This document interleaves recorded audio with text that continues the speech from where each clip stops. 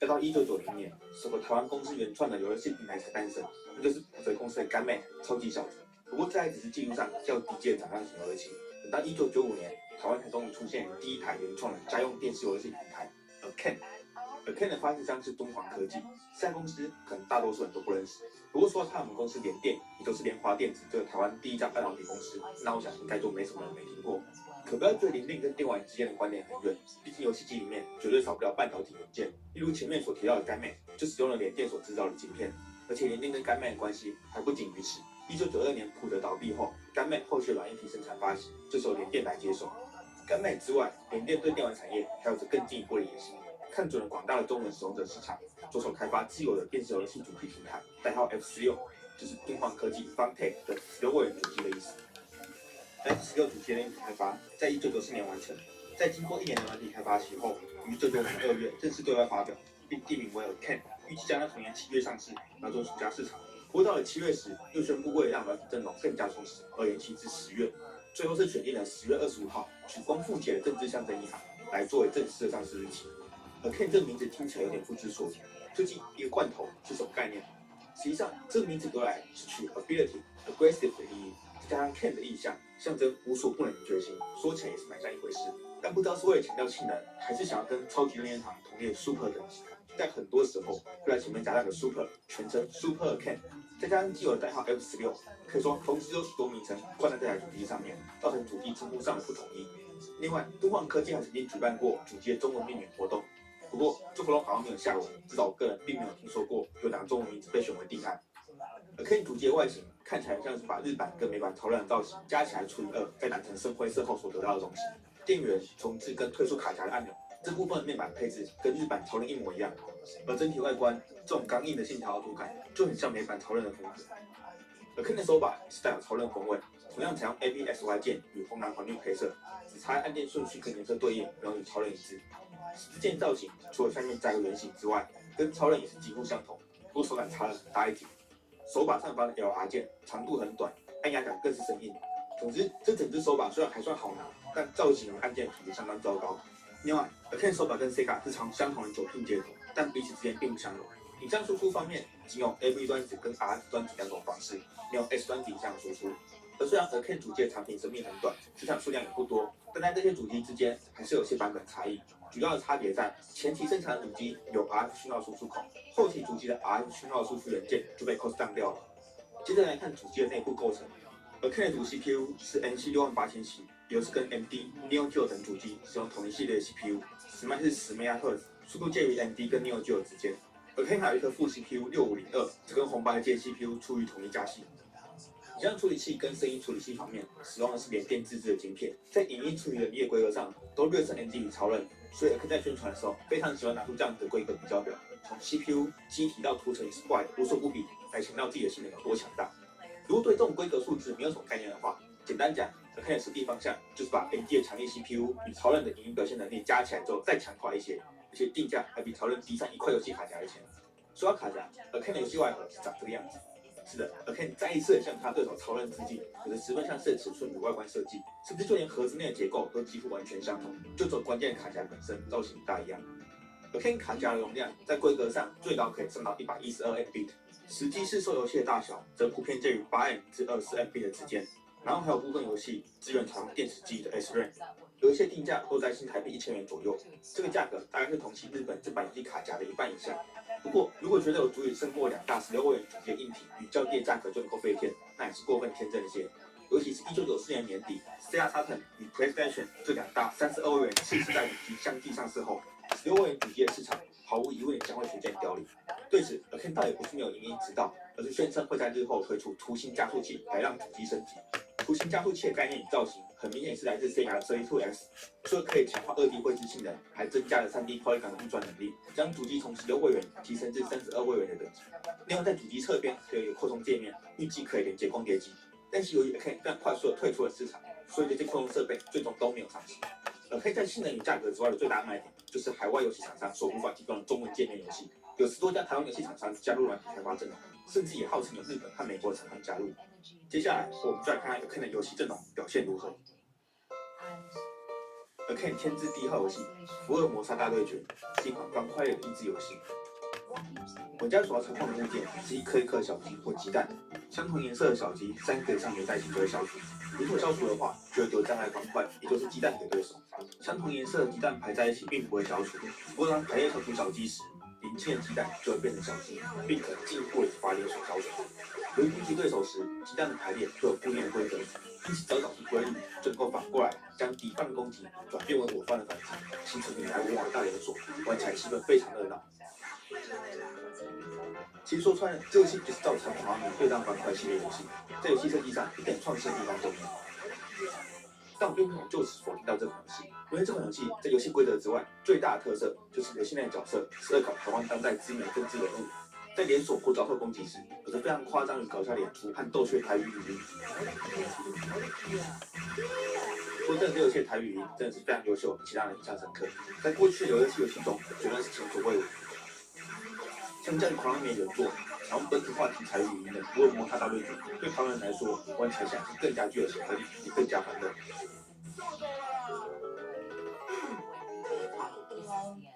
不过，《福尔摩沙大对决》内容相当单调，总共只有6名角色，音乐或游戏场景也缺乏变化，操作性还有点不灵敏。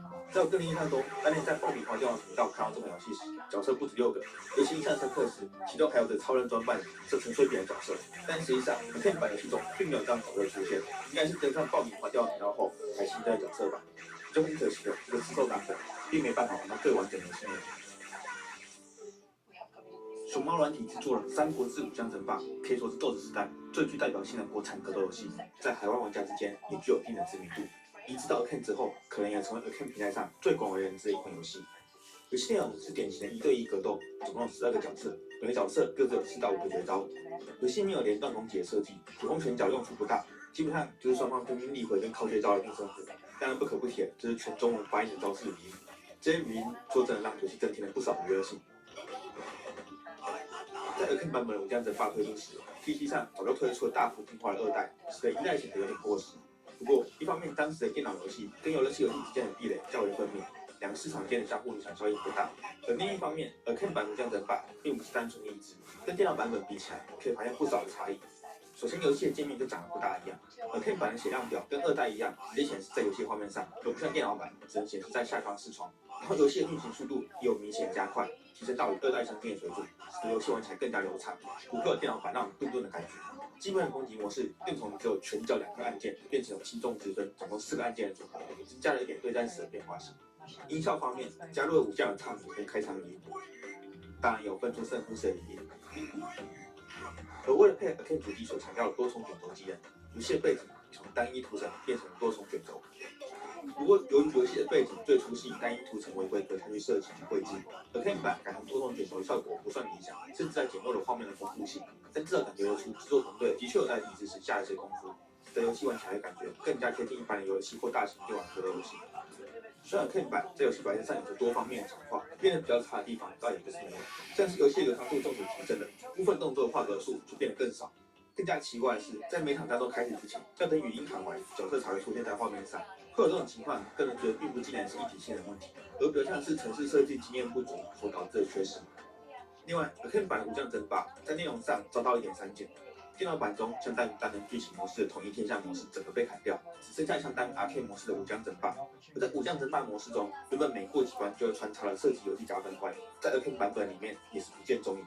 原本我想说 Arkane 版改变之多，拿《快打旋风2》的术语来说，都可以称得上是特波版的。就连游戏外壳上也宣称这款游戏是珍藏版，但实际上很可惜的，可能是开发容量的限制，或者开发时程的考量，使得这款游戏终究只能是个珍藏阉割版。严格说起来，武将争霸不算是一款真的做得很好的格斗游戏，无论是影音表现、流畅度、操控性、攻击判定与系统深度等各方面，比起《快打旋风2》等格斗游戏名作都还有一大段距离。但作为 Arkane 平台上唯一一款格斗游戏，至少也算是具有一定的可玩性。不过要玩武将争霸的话，还是建议去玩 PC 上的2代啦。这系列就随着熊猫公司的消失而成为绝响。在 Arkane 5款首发游戏中，《邪恶之子》是唯一由敦煌科技本家所开发的作品，也被视为是 Arkane 的旗舰级作品。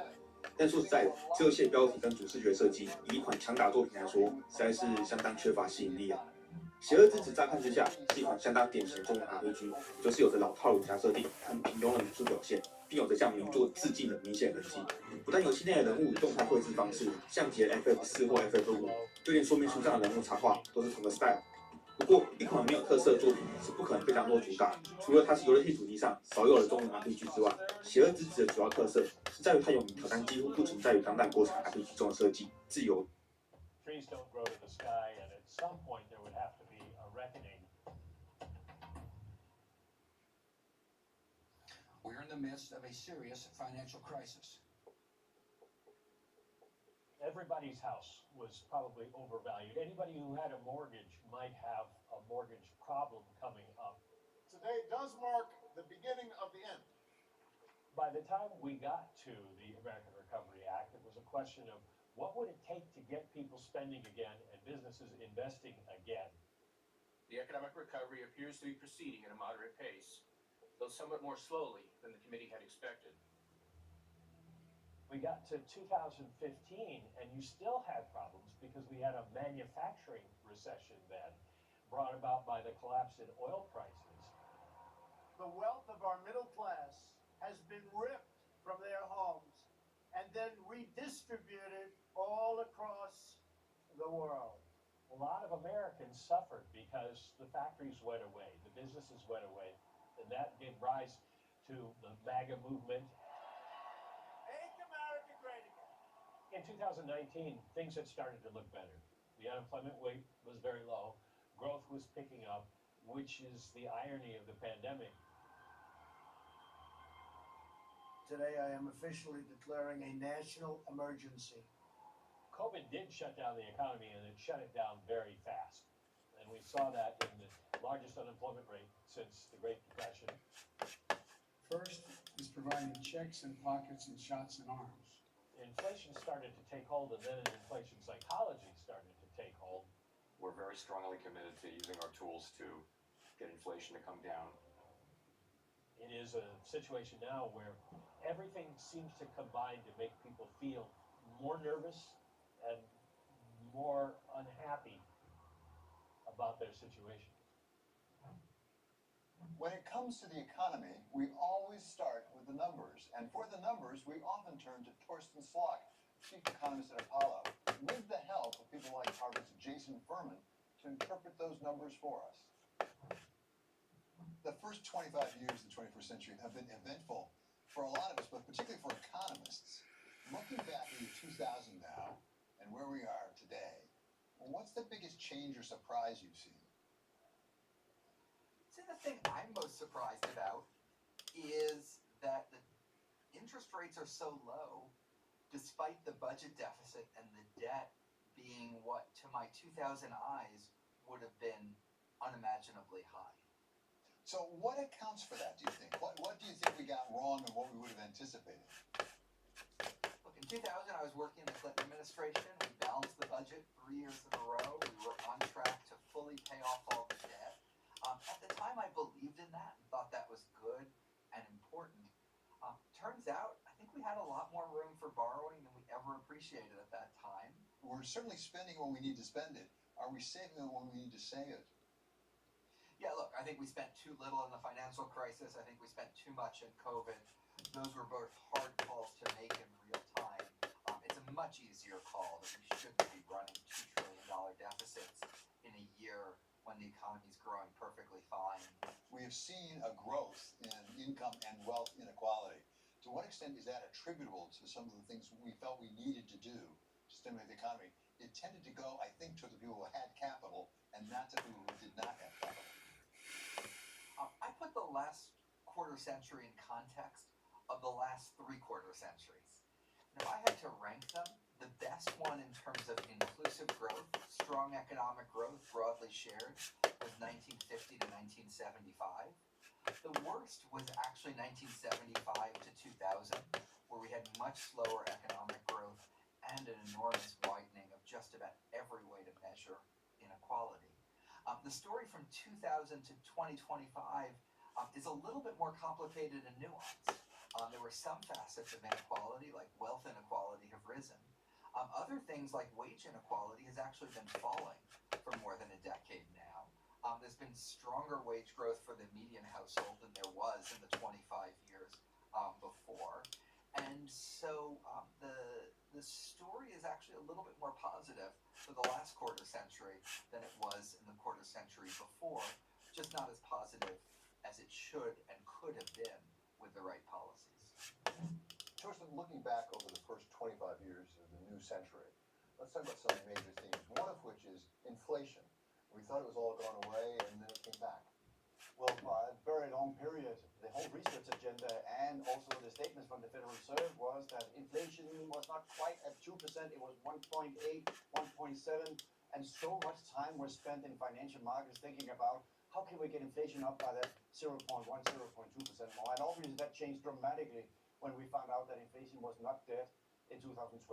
So what is a very important feature of what has happened in the last 25 years is that inflation can come back under certain circumstances, and this becomes very important when we look into 2026, namely, are the circumstances still here for inflation potentially to begin to move higher next year? Which leads us to what were the larger forces that kept inflation down, and have they gone away? Well, a very important force that was keeping inflation down was globalization. It was the case after China entered the WTO 25 years ago that goods were coming out of China and was holding goods prices down. At the same time, immigration globally also went up. That also meant that the cost of labor and wage inflation was also held down. So those forces were weighing on inflation for literally 2 decades after 2000, because we saw inflation therefore simply not move much away from 2%. COVID again has of course been moving upward pressure on goods prices. And now more recently, when we've had restrictions on immigration, we've also begun to see more upward pressure on wage inflation. So that's also therefore beginning to become an issue looking into next year. Deglobalization and restriction on immigration could drive wages up. On the other hand, artificial intelligence seems to be on the brink of really making a difference the other way. That's true. So AI is of course also a very important development over the last 25 years. We have certainly seen some very significant technological advances. We've not quite yet seen that show up in wage inflation or even in the unemployment rate. So therefore, there's a lot of discussion about data centers, AI, large language models, voice recognition, etc. But at the end of the day, we're not quite yet seeing the productivity gains in the dramatic way that is holding inflation down. One of the big developments in the last 25 years has been ways that the U.S. and European economies have diverged. Stephanie Flanders, Bloomberg's head of economics and government, explains just how differently they've developed. At the beginning of the century, you would have said the big project that the European countries were embarking on was the single currency, and a much broader single currency, a much broader collection of countries joining the euro than had previously been anticipated, and there were lots of risks in that. And we can talk about how they managed that, but I think it's fair to say there ended up being a lot of other things on their plate. And we saw financial crisis, we saw COVID, and these were crises that, in different ways, I would say, the European governments did not always respond to well, but they did, as one senior policymaker said, European governments do the right thing when they're all on the window ledge looking down. The euro was a very big move. It came under a lot of siege over the last 25 years. I mean, certainly, great financial crisis put everything under stress. But then we also had I'll call it the Greek crisis, when there were people literally speculating the euro might not survive. I would say in the first few years of the euro, there was a kind of false calm and a sense of great, achievement on the part of European leaders that turned out to be also complacency. They were all borrowing at the same rate, almost, not taking into account those differences, and ultimately the imbalances that were caused by that was why you had not just the crisis in Greece, but actually a broader Eurozone crisis. But I would say it's a game of two halves, because the second half, the years since the global financial crisis and the Eurozone crisis, have been, although they were very painful for countries like Portugal, Greece, Spain, Ireland, that period of crisis and adjustment has produced some convergence. Are you moving toward something beyond convergence, into really coordination on the fiscal side? Very slowly, David, I would say we are moving in that direction, and we've seen a little bit more flexibility on that front from German governments in the last few years. But boy, that has been a very slow process, and I think it is still an area where the politics has yet to really catch up with the economics. The history of the EU has been getting bigger for the most part for a good long time, with one notable exception. It got smaller in the first 25 years with Brexit. What has that done to the economy of the UK and of Europe? The deal the UK actually negotiated with the EU turned out to be actually a lot worse than I think any of us would have reasonably expected. We wouldn't have expected such an extreme version, a hard Brexit, as they call it. That has ended up, I mean, the estimates range from 5 to 7% of GDP hit at a time when, as you know, all European countries, and certainly the UK, have struggled to have very much growth. I would also say it's affected the capacity of the UK to respond and move forward in other areas, because so much effort and political energy was absorbed by that long period after 2016, after the referendum, trying to negotiate and then trying to pass a deal with the EU.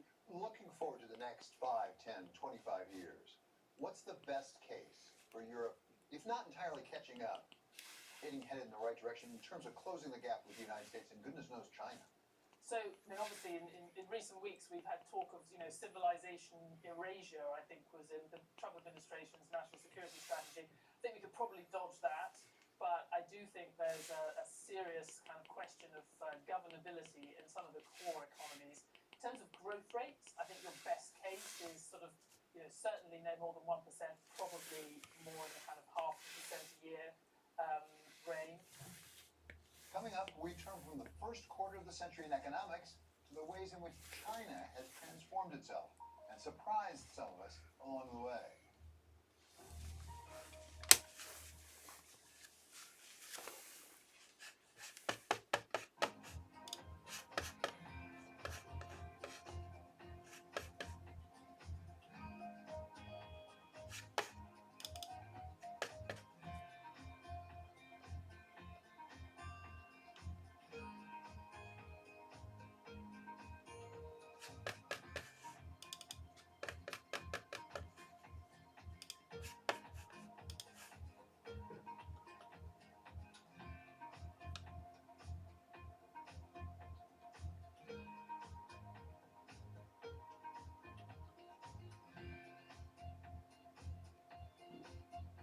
It's the world's second largest economy, with a growing influence in global affairs. Bloomberg The China Show brings you the unmatched expertise you need to keep track of breaking news, in-depth market analysis, and the most influential newsmakers in and around China. We need to do more to engage the market more. Where this on, I think we caught a little sweet spot. Massive savings right now. It's already a different game. Bloomberg The China Show.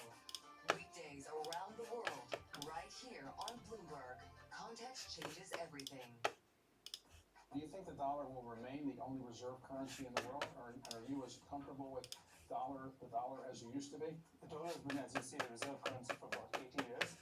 Actually, if you wanted to go further back, you could say it's almost after World War I, when the US had lent money to Europe and the UK for ammunition and so on, and then they had to get paid back in dollars, and that's when the strength of the dollar really began.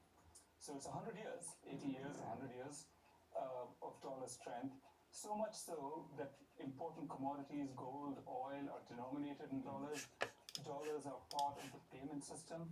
When countries talk to each other, they represent their GDP and various figures in dollars. I think undoing that will take a long, long time, and 3% in foreign exchange terms is not that much.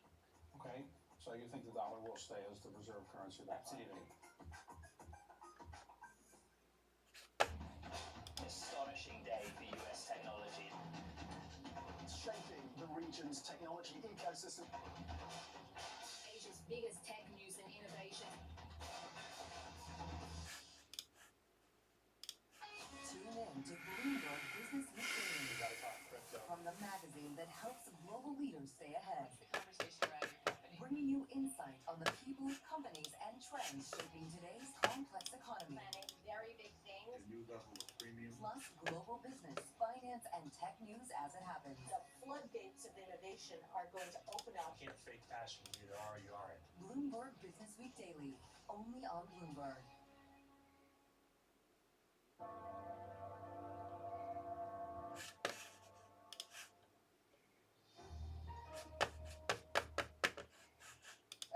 continue our review of the first quarter of the 21st century, we turn to one country that has been a story, well, really many stories, in and of itself. Our colleague Enda Kern takes us through China's remarkable transformation. China joining the WTO in 2001 was probably one of the most consequential decisions, not just for China's economy, but for the world economy. The WTO agreement will move China in the right direction.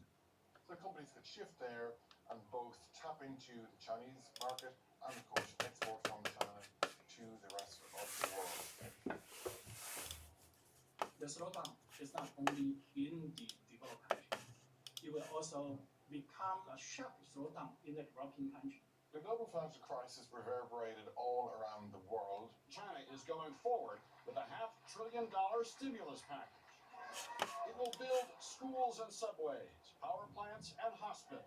China played a crucial role stepping up, spending that money, generating all that demand and activity, and in that period, China did become the world's second biggest economy.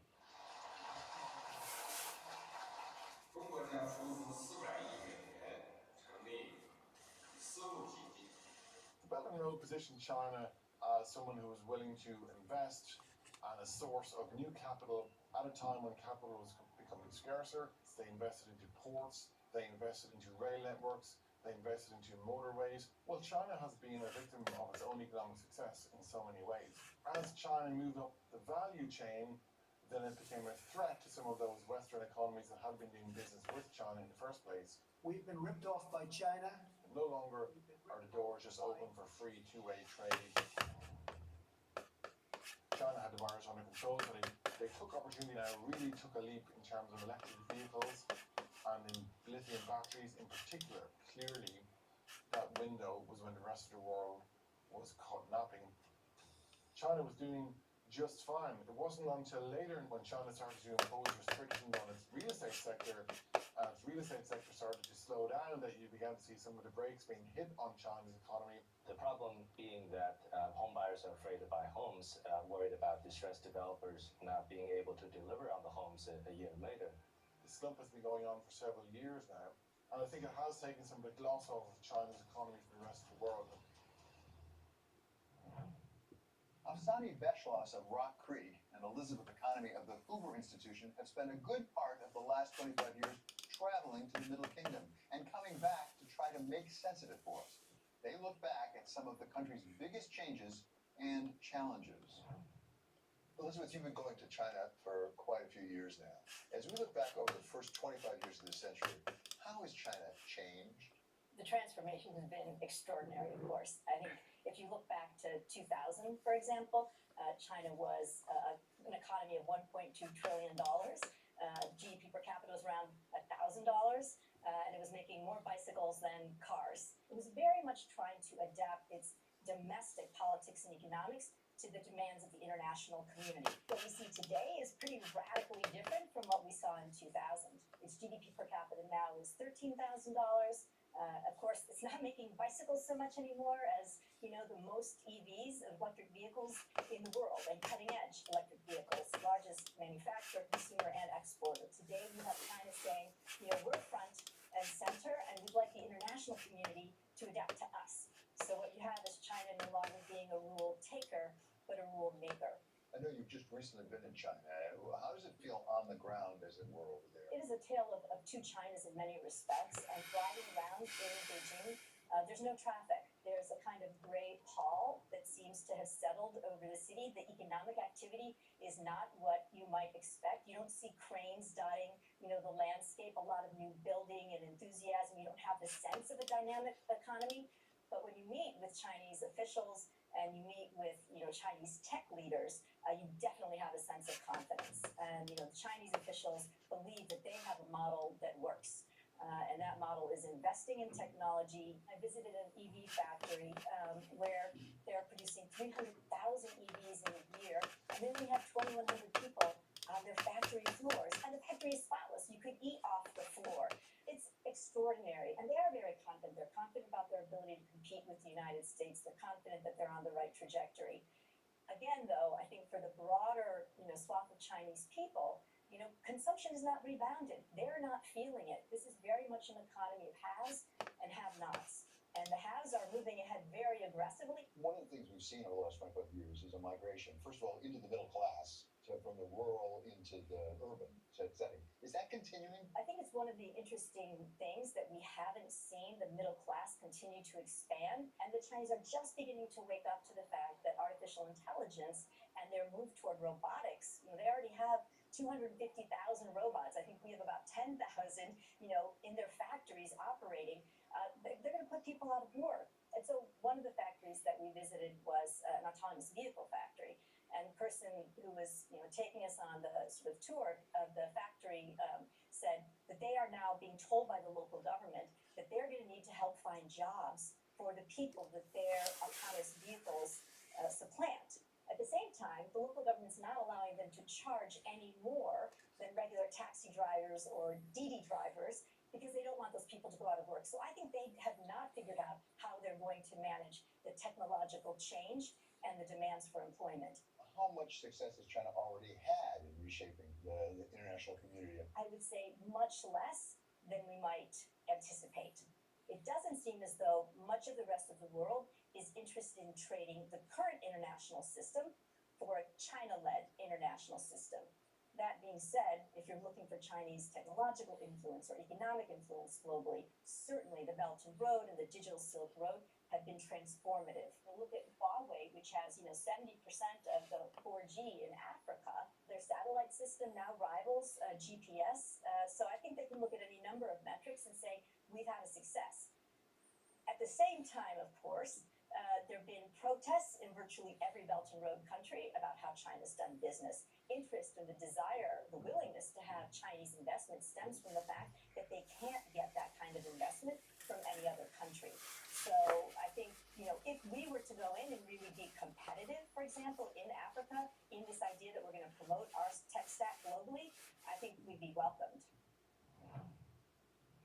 Do we understand in the West just how far ahead China is getting in some respects in technology and manufacturing? I think most people think of China as producing consumer goods, the toys, basic goods.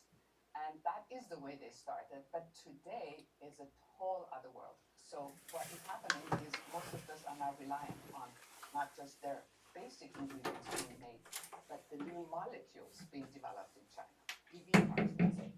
The batteries that they are producing are so far ahead than the ones we're producing. So they are jumping ahead in ways that we did not expect. They might have less power constraints, the way they're building nuclear plants and the way they're using clean energy and renewable energy, the opposite of what we're doing in the US. And that's because the government in China is putting so much capital to work alongside the private sector, something that in the most recent past we're not doing. What is that enormous move forward for China as an economy, as a government, and for the people of China? So if we look at the people of China, when this whole process started 20, 25 years ago, there was hope. They were growing fast, double-digit growth. A lot of opportunities for people to get new jobs, move from agriculture to industry into cities, and get out of that extreme poverty. And right now, what's happening because of the overcapacity, let's say, if you're producing EV cars, you might be getting paid less because they have the overcapacity. You're lucky to have a job. So the situation for the individual may not have got better, but China as a whole continues to do well. I think one thing that I found very interesting is we in the US always say China should start consuming more. And if they consume more, they will export less. We will have less of a problem, and they will deal with their growth with domestic consumption. What is very clear with President Xi, but also really maybe people who came before him, they're not interested in domestic consumption. They're interested in world supremacy, as has become evident. So you need to do the quantum, you need to do the AI, you need to be ahead on robotics, you need to be ahead on producing things so that you control your own destiny, but potentially you control other people's destiny. And I think that's what we've missed, really realizing ourselves here. How have Chinese relations with the United States and with the West changed over these 25 years? obviously, when we had the Nixon and the Kissinger period and the opening up and WTO, it was the West hoping that China would open up to U.S. goods and to a more liberal democratic system. And as one went to China and you would talk to your Chinese counterparts, it was always a very open dialogue. What has been very different the last few years is that China has become more closed. If there's one thing that is changing with the Chinese, because they've always been very careful in how they show their hands to the rest of the world, they are showing more overconfidence than before. The other thing is that if you sit in China today, who would expect that the US would be kneecapping its own universities, its own research, its own biotech, is investing less in technology at scale, is not investing in nuclear power, and is not working with its allies. So in a way, that's, if you're sitting in President Xi's seat today, you see a lot of potential for China. Up next, in the year 2000, we were caught up in a tech bubble. Now there's talk of a different bubble altogether. But in some ways, bubbles were the least of what the markets had to contend with in the last 25 years.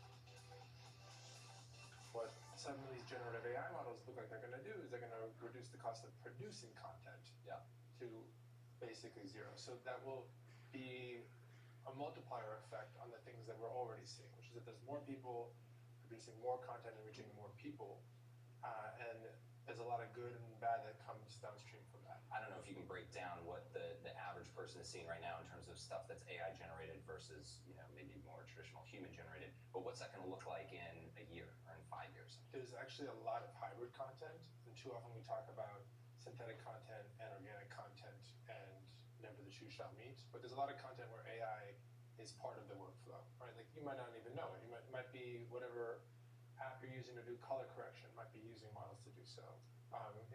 Stamp tool in Photoshop in the old days to get rid of a pimple, those types of things. But that line is going to be more and more blurred. So it's going to be a little bit less like what is organic content and what is AI synthetic content and what the percentages are. I think there's going to be actually more in the middle than pure synthetic content for a while. But you will also see experiences that are purely AI. Right? You've seen this in the last 2 weeks with Vibes in the Meta AI app and with Sora 2 from OpenAI. So I think you're going to see both. It's a multi-trillion-dollar industry. We'll show you what's happening in ETFs like no one else. ETF IQ, only on Bloomberg. The countdown is on. Everything you need to get the edge at the end of the market day. Get ahead of tomorrow's trading with the close. Weekdays on Bloomberg. Context changes everything. From the beating heart of global finance, economics and politics, and wherever newsmakers are moving markets, Bloomberg brings you conversations that allow for deep discussions and important insights. What do you think the future is for inflation? Is this new normal? Are markets too optimistic? How do you worry about the things that are outside your control? How does the current fighting completely stop? I'm Francine Lacroix, and this is The Pulse, every weekday only on Bloomberg. The first quarter of the new century brought us a great financial crisis, a global pandemic, and several revolutions in the ways markets coped with it all. Our colleague Romain Bostick gives us highlights and lowlights.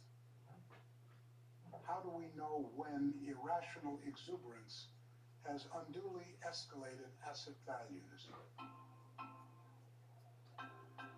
You had a market that hit a peak in early 2000. It proceeded to dropped by about 30% in the span of just a few months. The big question is hard versus soft landing at this point. My expectation is the fundamentals will probably get worse before they get better. The bursting of the housing bubble was a little bit less of a panic and more of an orderly exit. We've seen triple-digit swings in the stock market. Major financial institutions have teetered on the edge of collapse, and some have failed. Most people began to sell stocks that were directly tied to the housing market, but eventually that began to spread to other areas of the market that had nothing to do with housing or credit. By far, the most important thing is the program be successful, because if it's not, those that are going to pay the biggest price are some of the ones we all care about the most. Quantitative easing was the effort by the Fed to stabilize the markets. In fact, it was so ambitious, they actually did it 3 times. Once they ended QE3 back in 2014, they had to restart it a little bit less than a decade later when the COVID pandemic hit. If the epidemic become pandemic, Global pandemic. I think it was a panic, a whole lot of panic. The COVID pandemic was undoubtedly one of the biggest exogenous shocks for financial markets in modern history. The market in the span of really about 5.5 weeks plunged 20 to 30%. This will deliver urgently needed relief to our nation's families, workers, and businesses. We saw inflation, headline inflation rates top 9%, the highest for the modern era. ESOP is one of the most compelling asymmetric opportunities in the market today. Really, I don't understand how you could disagree with that. Meme stocks. The best way to describe the meme stock boom can probably be summed up in one word: boredom. All eyes seem to be on GameStop. GameStop to the moon and back. Gains and GameStop. This has now reached levels of insanity here. You're witnessing the French Revolution of finance. There's a rebellion aspect to it. There's an anti-establishment aspect to it. At this point in 2025, the vast majority of activity that we see in U.S. public equity markets are actually driven by individual investors rather than institutional investors. That has a big impact on prices. It has a big impact on valuations. As we begin the second quarter of the 21st century, we're returning to talk of bubbles. In 2000, it was the tech bubble. Now people are wondering if we could be building an AI bubble. Bridgewater founder Ray Dalio has studied the mechanics of bubbles through the years. I think you have to relate the markets to the geopolitics, the politics. We have a bubble in 2000. And then 2001, you have a international geopolitical problem in terms of 9/11 and then the war on terrorism. And so we spend about $8 trillion in our wars on terrorism, and we run big budget deficits. And then we come into the period where we get down in 2008, we have the great global financial crisis. And the great global financial crisis is not just a financial crisis, it brings over the wealth gap issue. In other words, Occupy Wall Street. And it also was a shock to the rest of the world. And in 2008, very important, that was the first time interest rates hit zero since 1933. And so what happened for the first time since 1933 is we did quantitative easing. We printed money and we bought bonds. That's a marker. And we start to learn that large budget deficits can be monetized. So we learned about monetization. And from that, then we drive it down to negative interest rates. And of course, through this fall period is the digital technology, the development of all the digital technology. You know, devices like this, think about this. This is the everything object and the communications and so on. Very unexpected in many cases in terms of what the effects would be. And then 2016, the change. The big change in the world order and the big change domestically, the beginning of populism and Donald Trump being elected president. And so we have this greater polarity, left and right. That reflects the wealth gap differences. And then that meant a big change in the relationship with China. In other words, recognizing that there's a great power And that great power conflict goes from globalization to nationalism and the change in that world order. And of course, at the time, in order to be stimulative, there's the printing of money and buying a lot of debt, which drives interest rates down to be negative in some places, and certainly real interest rates to be negative. And what that does is it causes the leveraging up of assets. In other words, private equity, the emergence of private markets, venture capital, private equity, all being leveraged up. At that point, we begin to have the tightening. We're beginning to feel that effects, the deterioration of the venture capital market, and the private equity market, and the fragility associated with that. So now we have an economy where so much of it, since really 2020, large budget deficits, and necessarily the monetization of that, large gaps in wealth and values and in populism, a great power conflict, acts of nature, droughts, floods, and pandemics have been a major force in history, and that certainly was the factor in terms of seeing not only the pandemic, but also climate change and its effects. Ray, some of the major developments over the last 25 years you referred to, like the Great Financial Crisis of 2008 and the pandemic of 2020, have caused the government, the United States, but also other governments, to play a more active role in the markets. Some people have said they've gone from being a referee to actually being a player in the game. What are the consequences of that for financial markets? That's always been the case in times of great conflict. If you look at when there's great geopolitical conflict, there becomes the necessity to go from a consumer-based economy to a more directed economy of how do you use the resources. If people just get rich and buy expensive things, like expensive handbags and so on, and it's not directed, you're not going to have the country be competitive. In the AI world, you have to build infrastructure. You have to build sources of energy. So it has always been at similar times the bringing in industrial policies, as we call them, in order to create that direction. And so, for example, in AI and related technologies, quantum computing and the like, it's quite typical in history to see what's now happening in terms of the competition, or let's call it the tech war, between the United States and China. Because the tech war is also related to the military war.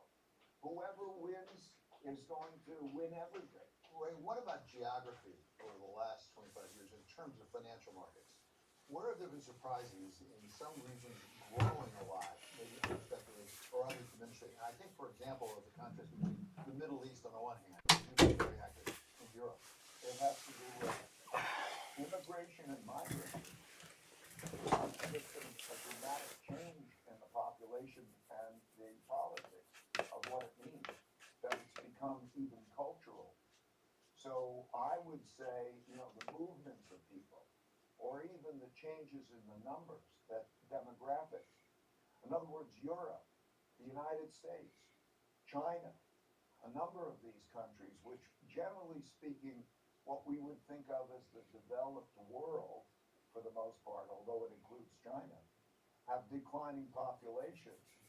And in the emerging world, the global south, as we know, they have growing populations that want to migrate. And that's connected to climate change. Because as climate change creates greater heat and so on in these areas, it drives migration. And so as we're looking at the migration and the immigration issues, they become greater issues. I think if you just look at the administration's new report on its strategic objectives and the way it views the world, you can see that there are even cultural issues. In other words, which are the areas that maintain their culture, or do they have migration issues? So these are geopolitical issues that are all connected. I suspect if we talked to you 25 years ago, you would have predicted China would be a major force. Would you have predicted that the Gulf, Saudi Arabia and the surrounding countries would become as prominent as they have? Basically, all you need is three things to happen to have a successful country. First, educate your children well so that they can be productive and earn incomes and that they're civil with each other. And then second, if they come out to a country where people can work well to be productive and that there are financial resources like the capital markets to be able to be productive and everybody earn. And in other words, the basics, earn more than you spend and have more assets than liabilities. If you're financially sound and productive and civil with each other, that's key. And then stay out of war. Stay out of internal conflicts, that when you have that internal conflict or an internal war of sorts or an international war, that's a problem. So some of these places, I can see that over maybe now I see it better than I saw maybe 25 years ago. Coming up, as we draw to the end of the first quarter of the century, in some ways it's all been about tech, one way or the other, from Y2K to .com to AI. What did we learn from the innovation and the turbulence?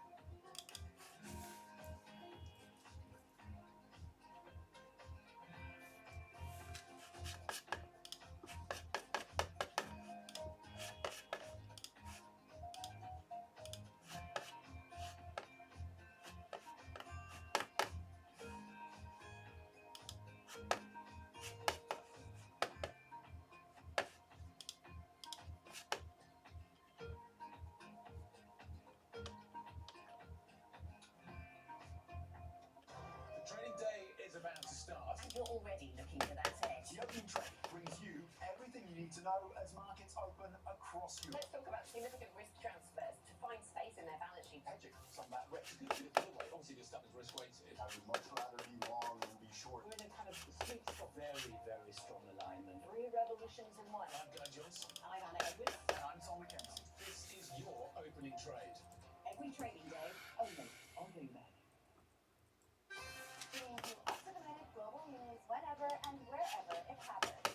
I'm Jemima Versace Beirut, and this is Bloomberg.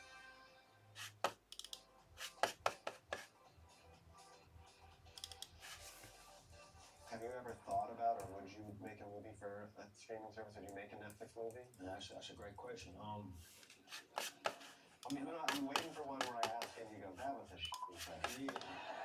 I mean, you're good at your job, bro. Like, this is actually the first time you guys ever asked me that. I'm not here to say what I would and wouldn't do in the future. But the theatrical experience is one that means a great deal to me. It means a great deal to us. I feel a certain responsibility. Like if Fruitvale had happened a calendar year later, it probably would have come out on streaming. I've been fortunate enough that everything that I've written and directed has been a theatrical release. So I feel a duty to try to protect that. But that's where I'm at today. Why do the biggest names in business choose Bloomberg Television? Great question. Good question. Great question. I so appreciate that question. You certainly ask interesting questions. Bloomberg Television, top experts, great questions.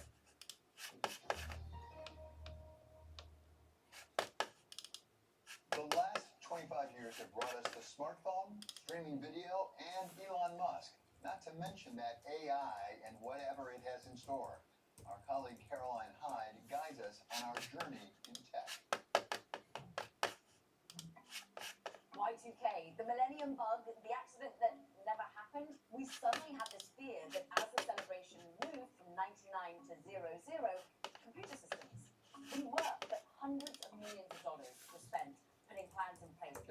some Y2K glitches somewhere.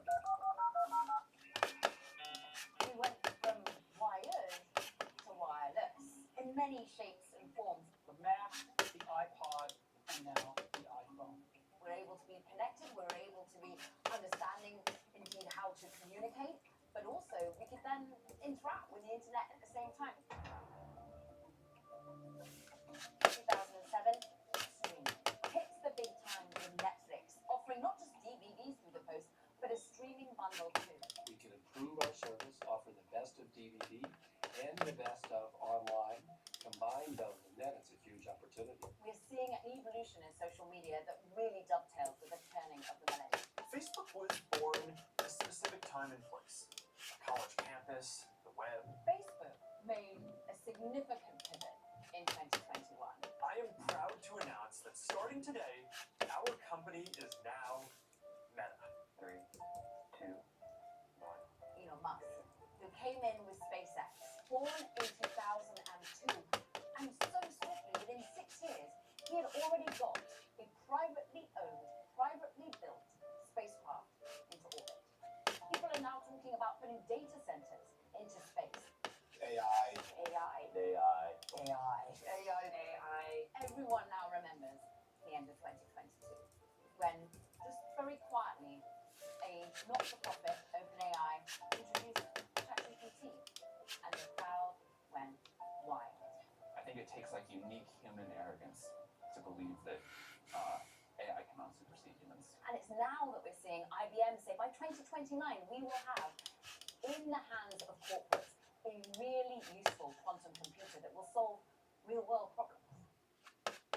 For more on the evolution of technology over the first quarter of the 21st century, I spoke to former IBM president and CEO Sam Palmisano and MoffettNathanson partner and senior analyst Craig Moffett. Take us back to 2000. Yeah, and how the world looked in 2000 and how differently it looks today in technology. Well, it's incredible. In 2000, at that point in time, I wasn't CEO yet, okay, right? And I was running the hardware business at IBM. And that was so semiconductors, it was storage, mainframes, all PC, and all those sorts of things. And basically, the dominant architecture for development, for research and development, was we called it the Wintel duopoly, Windows plus Intel. They were the dominant for client server, and client server had become the alternative to the mainframe. Because you could do a lot of the applications in the client server environment, you didn't have to run this big centralized computing environment. So that's the world we lived in. The internet was just getting started, actually. The internet started in the late 70s. And people, again, didn't realize what was happening is because it was basically research laboratories passing technical journals to each other in standard format. That's how it began. But all the things that made it the internet as it is today had to be built up. What do you see converging right now in tech?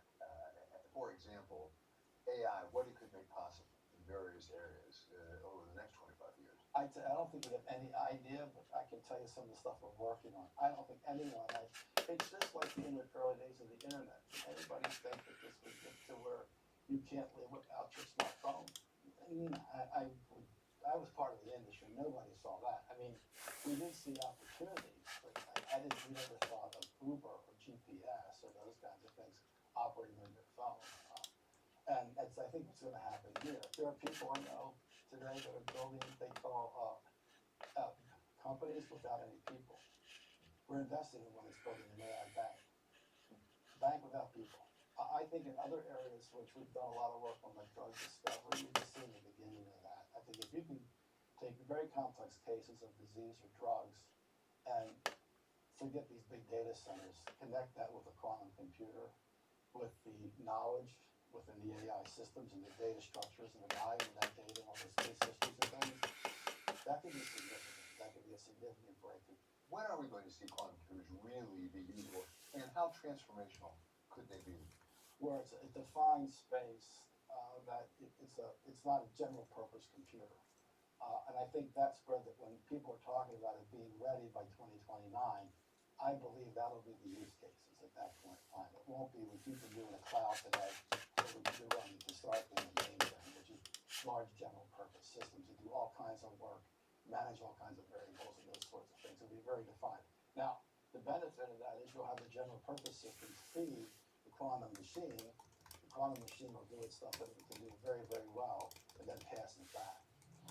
A lot of changes in a lot of places, but certainly in the telecommunications area. Give us your perspective about that 25 years. What did it look like in the year 2000? It's quite interesting if you think back to that period for a number of reasons. One is people talk about it as the bursting of the dot-com bubble, but the bursting of the dot-com bubble in reality wasn't terribly consequential. There wasn't a lot of market cap involved. There weren't all that many jobs involved. The bursting of the telecom bubble was much more significant, and it set in motion things that have lasted and echoed for 25 years. I think you can make a case that the jobs lost and the potential for a really serious recession coming out of the bursting of the telecom bubble was why Alan Greenspan and the Fed cut rates aggressively to forestall a recession that ultimately inflated real estate prices and arguably was one of the main precipitants of the bursting of the housing bubble that created the Great Recession of 2010. On the other hand, it created a tremendous amount of telecom capacity that continues to benefit us to this day. And the connectivity and the cost of connectivity that fell so precipitously because of the overbuilding of the late 1990s had really, really salutary effects for the tech economy for another 2 decades.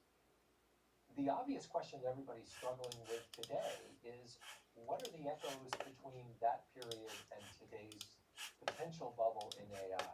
And if the bubble bursts, the most important question is really, will the capacity that's being built, all these data centers, for example, but also the power that supports them and the facilities themselves, will those facilities actually have a long enough useful life to have a benefit even if the bubble bursts? Or are they such short-lived assets that unfortunately it simply brings all the pain of the bursting of the bubble without any of the benefits? When we think about the so-called bubble in the year 2000, often we were thinking of things like Pets.com. Yeah. But there was also fiber optic, which got really overbuilt. Access capacity.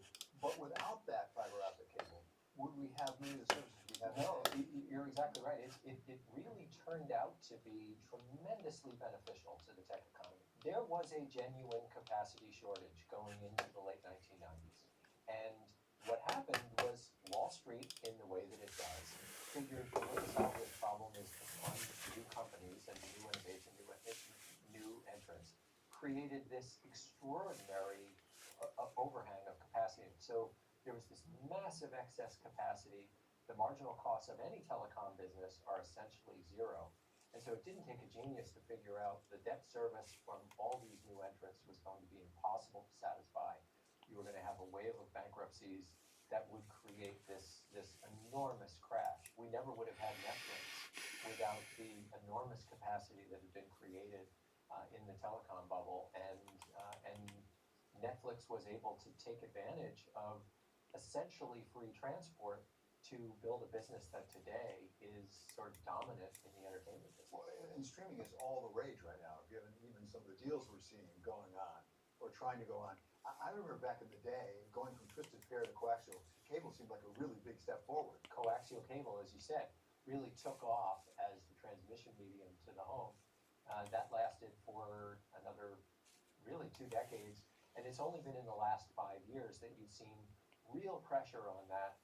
Because, and by the way, I would argue we're back in a telecom fiber bubble, this time in FTTH, as it's called, or fiber to the home, overbuilding by not just AT&T and Frontier and Verizon and the big companies, but by a host of privately funded private equity companies are building in markets where the density simply isn't high enough anymore to support the returns, and it looks to us like you're going to have yet another bubble bursting, not anywhere near the size of 1999, but we suspect that bubble will burst. Looking back, you know what we thought we saw in technology in 2000.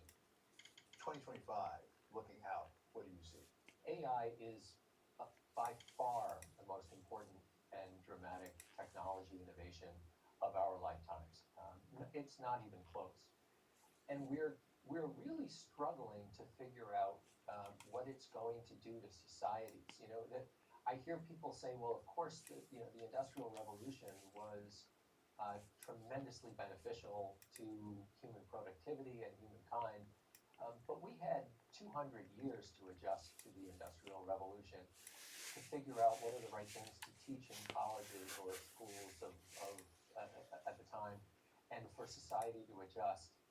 This is a revolution that's happening in a decade. We've never seen anything like that, and I think the next 10 years are therefore the hardest to predict of anything I've ever seen in my lifetime. Is just how is society going to respond to what is certainly the case that huge numbers of jobs are going to be replaceable by AI. To try to figure out how will society try to adjust to something this profound that comes this quickly. It is an incredibly difficult question or set of questions to answer. That does it for us here at Wall Street Week. I'm David Weston. See you next week for more stories of capitalism.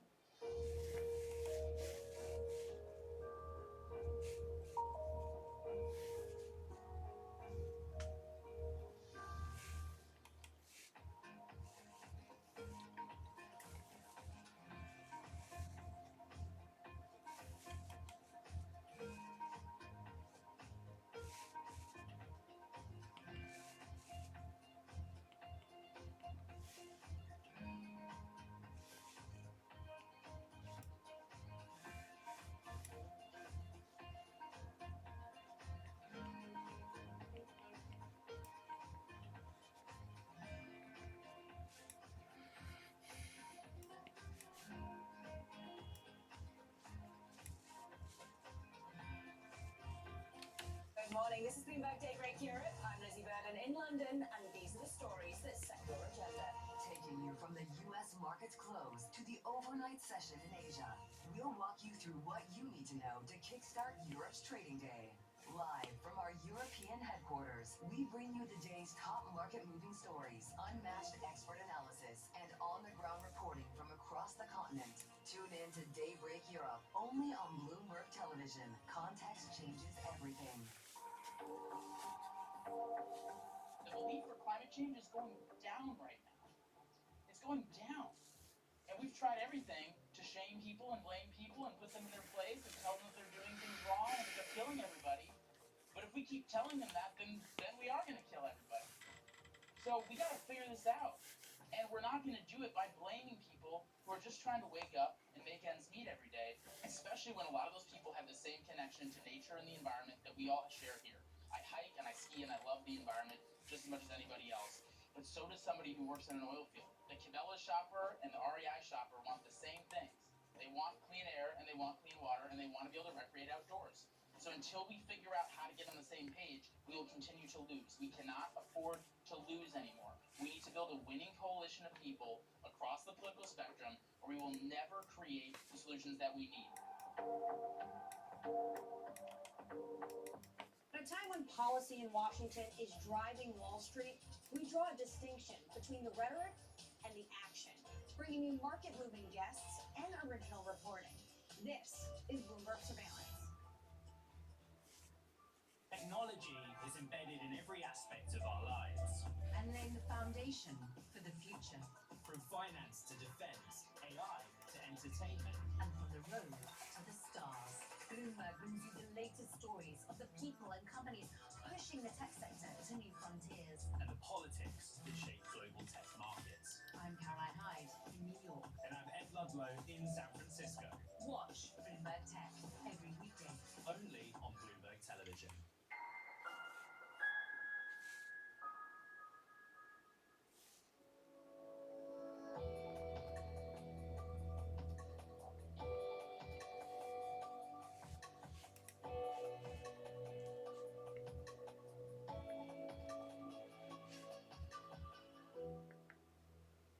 On this edition of Next Africa, the continent's booming tech ecosystem with the rise of several unicorns in recent years, the startup community is finding its feet.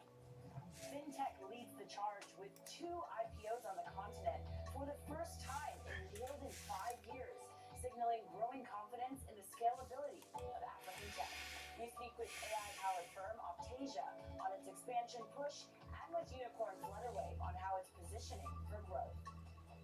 Plus, bridging the digital divide from the startup helping to bring affordable and reliable internet to townships, to the leaders looking to telecom infrastructure to build AI growth, how the players are building the backbone for Africa's tech revolution. Welcome to Next Africa. I'm Jennifer Zabasaja. Africa's tech ecosystem is thriving. The continent has produced several unicorns, and the startup scene is also steadying after a few rocky years. New data shows that venture activity is slowly recovering and settling into a more stable rhythm. While it's not the explosive growth we saw in the boom from years back, data from AVCA shows investor appetite is growing, albeit with a more cautious and focused approach. Regionally, we're also seeing the map of tech investment evolve. While Southern Africa leads in total capital raised, West Africa remains the busiest hub for deal making. But some of the most interesting shifts are happening in East Africa. Over the last decade, Rwanda has been positioning itself as Africa's testbed for technology. From drone delivery to electric transportation solutions, the country is quickly becoming a launchpad for the next wave of African innovation. Bloomberg's Andira Oganga reports. Zipline is one of Rwanda's biggest tech breakthrough stories. What started as a small drone pilot in Muhanga is now a global logistics leader.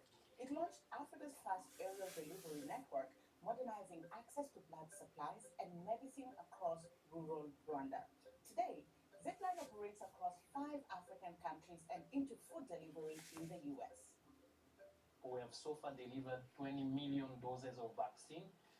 The drone really supports in vaccine delivery because it can reach even in places where there are no hospitals. It can reach in hard to reach places and make sure that we avoid to have zero-dose children. At the heart of Kigali City Center is Norscan, a startup hub that is leveraging on Rwanda's testbed ecosystem to launch businesses into East Africa and beyond. Norscan House Kigali supports 300 farms through community, networking, and access to capital, while its investment vehicle manages $208 million backing high-growth African startups. Fixer, an HR fintech, has raised over $1 million while piloting at Norscan, and Edencare, an insurtech company, used Rwanda as a testbed environment to refine its health insurance product before scaling regionally. Let's say if it was taking you 3 years to get your license to operate, that is 3 years where you're not operating. If you get it in 6 hours, you can already start to work on your solution. Despite the success stories, the industry still faces challenges such as limited technical expertise, a small domestic market, and the difficulty of funding innovation at an early stage. In order to compete with Africa's tech hubs in South Africa and Kenya, Rwanda is capitalizing on the gaps in the market, such as an unfavorable policy environment and tight regulation to attract early-stage startups. The intention we've made as a proof of concept hub is to say, let's not wait until everything is in place. If it's a regulation that is missing, are we able to build one as we test and pilot some of these applications? When Zipline arrived in 2016, Africa had never seen drone delivery, but Rwanda's unique approach to regulation made it the perfect testing ground. There were no drone regulation at the time, and our industry was falling across multiple regulators, but Rwanda was like, if we don't have this regulation in place, we will learn together. The bet is paying off. In 2023, Rwanda received $107 million in foreign private inflows, accounting for 12% of the country's total foreign private investment. Today, the percentage has grown to 18%. The government hopes to leverage this momentum in its long-term efforts to establish Rwanda as a leading tech hub. What's also most interesting is not that Zipline was able to scale out of Rwanda. What's interesting is that because of the faith and the bet that we put on Zipline, we created the right policy and regulatory environment, and today we have over 10 drone companies. Rwanda's favorable policy is moving beyond tech into adjacent sectors. Authorities stopped registering internal combustion engine motorbikes, which account for more than half of all vehicles in the country. The green shift is aimed at cementing demand for early-stage e-mobility adoption. Ampersand and Spiro, two startups known across East Africa for their growing fleet of e-bikes, are setting the example for the race to rev up Rwanda's tech hub ambitions. I asked Dipali Nangia, partner at Speed Invest, to help unpack Africa's funding landscape and what the next wave of investment could look like. Here's what she told us. The models that we are seeing right now that are super interesting on the lending side, obviously AI is going to have a big impact, as you know. If you can convert some of this unstructured data to structured data using AI, you can use the data for better underwriting and more fraud prevention, as well as personalized payment plans, right, leading to more financial inclusion. On the payment side, we've also seen a lot of stable coins, as I'm sure you've heard. Stable coins are becoming more and more prominent, and for African freelancers to get paid for the work for some of the American companies that they're doing, or for African exporters to get paid in stable coins, it reduces some of the currency volatility that are inherent in some of the local economies. So, on the credit as well as the payment side, we are seeing lots of interesting innovation. On the infrastructure side, growth capital and equity capital is always slightly harder to get as the companies grow, and we're seeing lots of models around, interesting things around securitization, which would unlock more equity, or credit against stablecoin, for instance, which would unlock more debt. So lots of really interesting innovation coming out of Africa, so very excited about it. Are you seeing the same level of activity, I guess, as we could call it, when it comes to exits for some of these companies that you're investing in? I mean, to be honest, Jennifer, exits is always a very interesting topic, right? Whether it's Europe or Africa, it's a fragmented continent, as you can imagine. But if you think about exits, most exits, at least for venture capitalists, will come from M&A, right? M&A from the domestic market.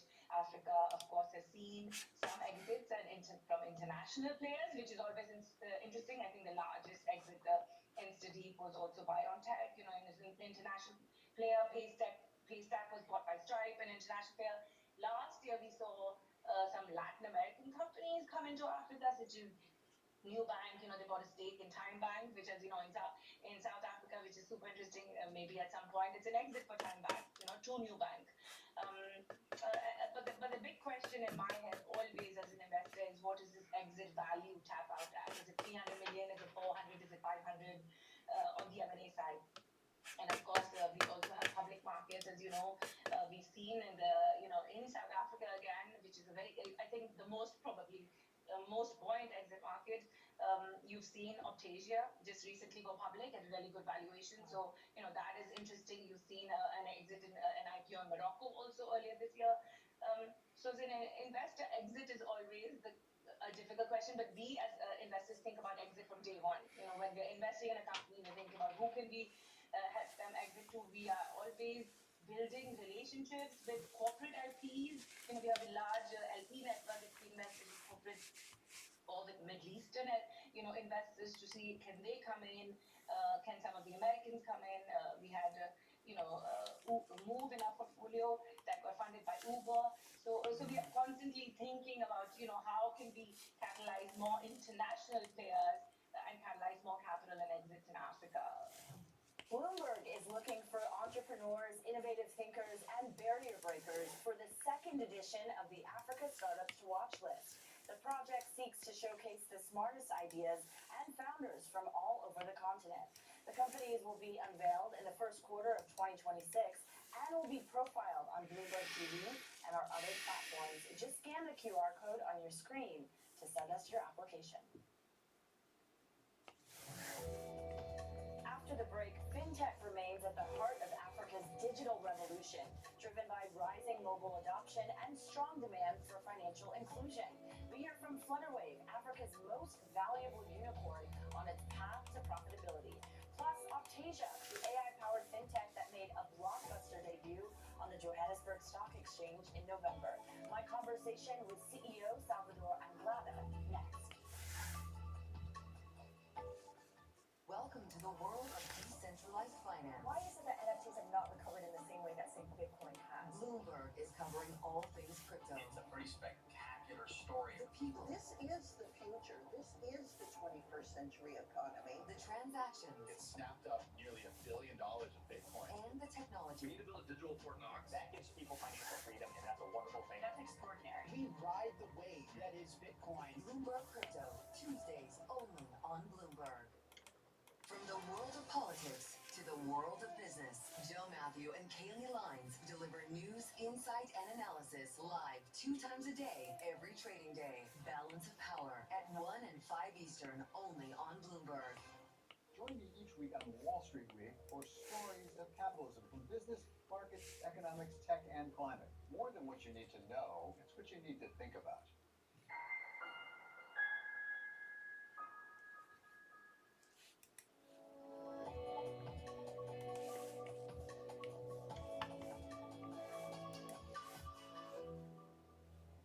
Welcome back to Next Africa. I'm Jennifer Zabasaja in Johannesburg. Africa's fintech sector has seen remarkable growth over the past decade. It's now a key pillar of Africa's tech economy, reshaping how people access and use financial services. According to a McKinsey report, fintech revenue in Africa will reach $47 billion by 2028, a sign of just how fast the ecosystem is expanding. One standout in this momentum is Optasia, an AI-powered fintech firm that made a successful debut on the Johannesburg Stock Exchange in November. I spoke with Group CEO Salvador Anglada on the company's expansion plans. We are in 38 countries, but if you think about the population that is underserved from a banking perspective or from a financial service perspective, there are more than 1.7 billion people in the world. So even if we are quite extended our presence, there is still only in Africa there are 54 countries and we are only 20 countries. So the expectation is of course to continue expanding in those countries. Also we are opening up our presence in Asia, in countries like Philippines, Indonesia, or Malaysia. Very interesting for us. We serve today 130 million active customers, but the goal would be in the next 3 to 5 years to duplicate this amount, hopefully to be in 80-85% of the countries in Africa, because I mean for them sometimes it's the only formal way to access to credit. When it comes to fintech in Africa, no conversation is complete without mentioning Flutterwave. It's the continent's most valuable unicorn, valued at more than $3 billion. The Lagos-based firm operates in over 30 countries and processes more than 500,000 payments every day. I spoke to Flutterwave CEO Olubenga Agboola What a about sec. the company's path to profitability and its plans for an eventual IPO. 2026 for us is the year that everything just comes together, right? We're not just moving money. The last decade, literally, we've been the race for Africa's growth, right? And the future of Africa, in our opinion, is not hype, it's infrastructure led. When Africa wins, the global economy wins. We're building the pipes, and those pipes are now of age. Now, as of right now, we are the biggest fintech in Africa, the most licensed non-bank entity. In the last 10 years, we built that muscle. Now we're putting that to test, all right? Now we've covered the entire world. We have UK, US, UAE, Canada, Europe covered, through our partnership with Global Revenue, for example, and Nubia. And the point behind that really is, how do we ensure we use that infrastructure to drive the next piece of growth for Flutterwave by empowering our customers across all our segments? Do you expect to add more markets then potentially in 26, or is it just continuing to build on some of the infrastructure you mentioned? A combination of both, actually. We'll go deep. We're going to go deeper and not wider. But that said, we're doing UAE next year, and we're not doing direct. We're doing through a partnership, right? Because payment is partnership. We're doing a lot of markets like Hong Kong next year through partnership. Because again, we want to be in every major trade route for Africa. Where money flows from Africa, we need to be there. Because if African customers to get paid and pay, we have to enable that corridor for them. For example, KPC Airline, we're able to expand from Nigeria to the UK and another regions this year actually, and we enable that growth because we are also in the UK, or we're in the UK through our partner, and that's what we bring to the table. We have to be for our customers. We have to be where they want to be to actually protect their business and enable their growth. GB, we're seeing a number of fintechs on the continent reach unicorn status in addition to Flutterwave. I wonder if you look at the current environment right now and see potentially opportunities for other types of startups to join this very exclusive group. What does the environment is it conducive enough for other sectors, or is fintech going to continue to dominate in your opinion? actually, other sectors will start growing. You start seeing that going forward. Credit is so key and pivotal. I said that typically, if you look at how an economy is growing, three things are key: payments, logistics, and commerce. Now you're seeing payments is being solved in Africa, thanks to Florida and other folks as well. Commerce is booming right now. So is logistics. Right? Once those three layers, those foundational infra are built, which we're getting there, naturally you see a lot more companies grow even faster than we are going to follow because we are now infrastructure. So you see it's at AWS. AWS is great. But you can imagine, companies like OpenAI who are building on all these pipes, they'll be faster. And that's what you will see. So I anticipate that you will see a lot more unicorns, global companies growing massively in the next decade. Coming up, Axiom CEO Hassan Yurji tells us why building Africa's digital backbone will be key to supporting the continent's next wave of innovation.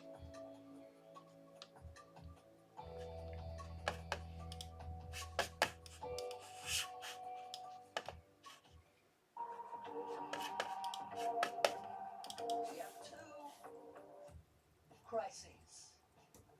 two essential crises, and for both it's now or never: democracy and climate, and they are absolutely interlinked.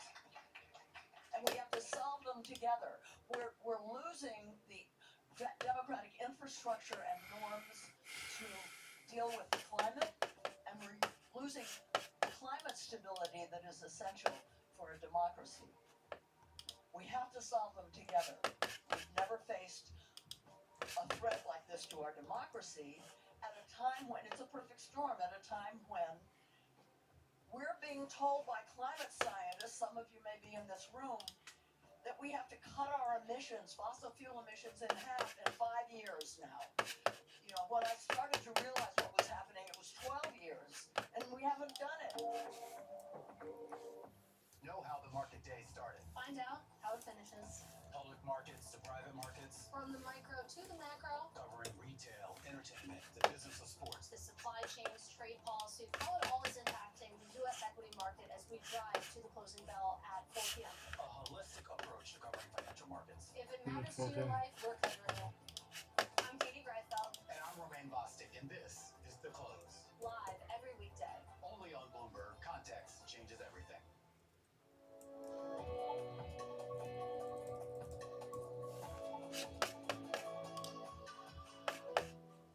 Welcome back to Next Africa. I'm Jennifer Zabasaja in Johannesburg.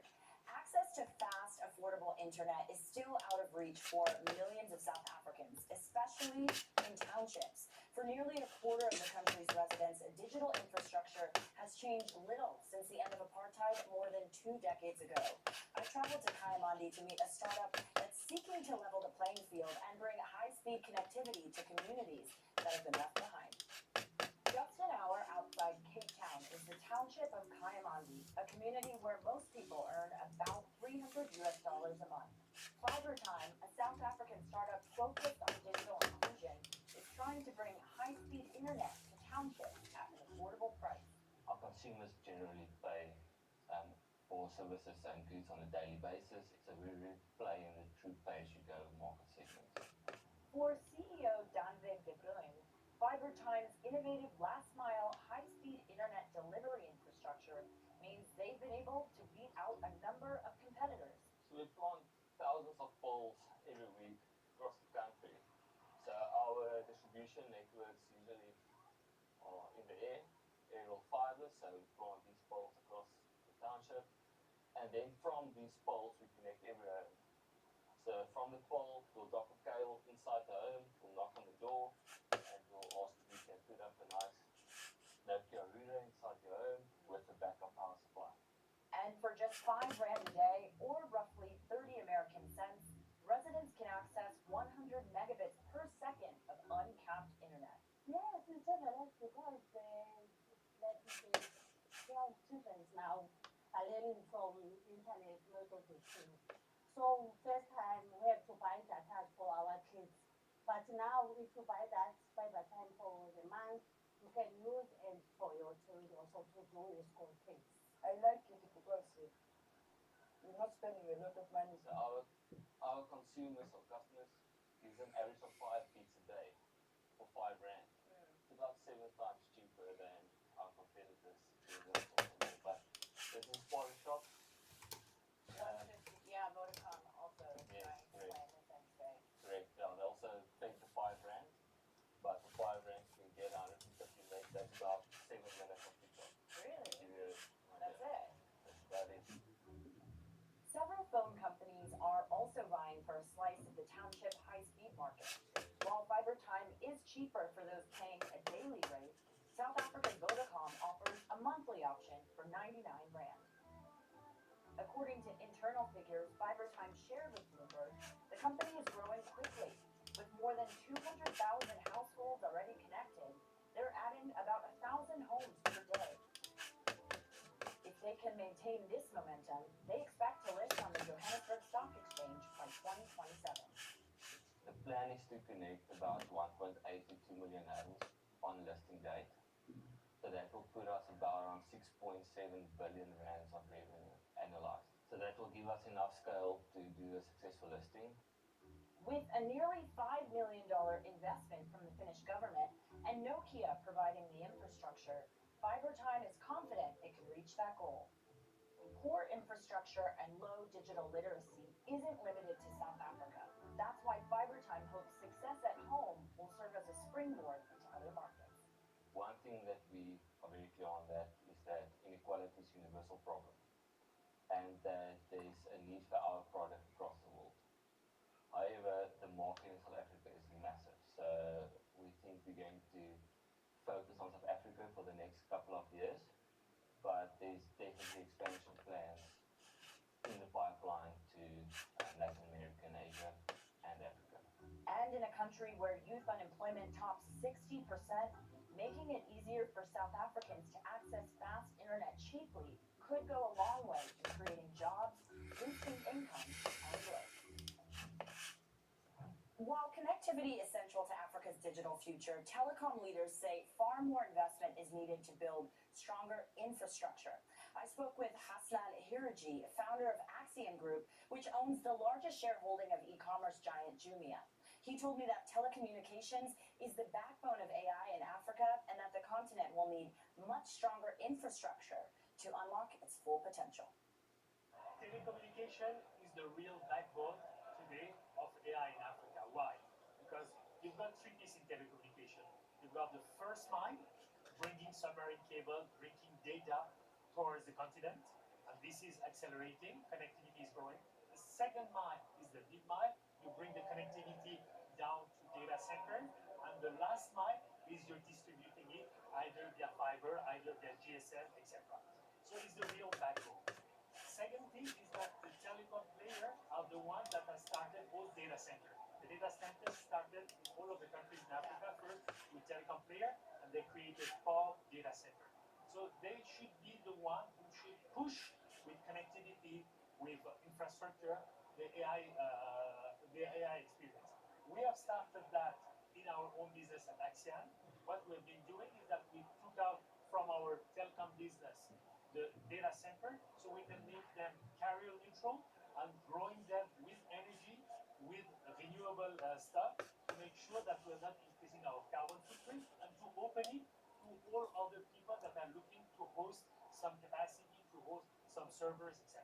Does it concern you, though, that we're seeing a lot of international players, maybe Western players, bringing their own cables, fiber, trying to develop their own technology onto the continent? In some way, it's taking away from some of the local players, right? I mean, how do you think about the competition that's ensuing in Listen, telecom?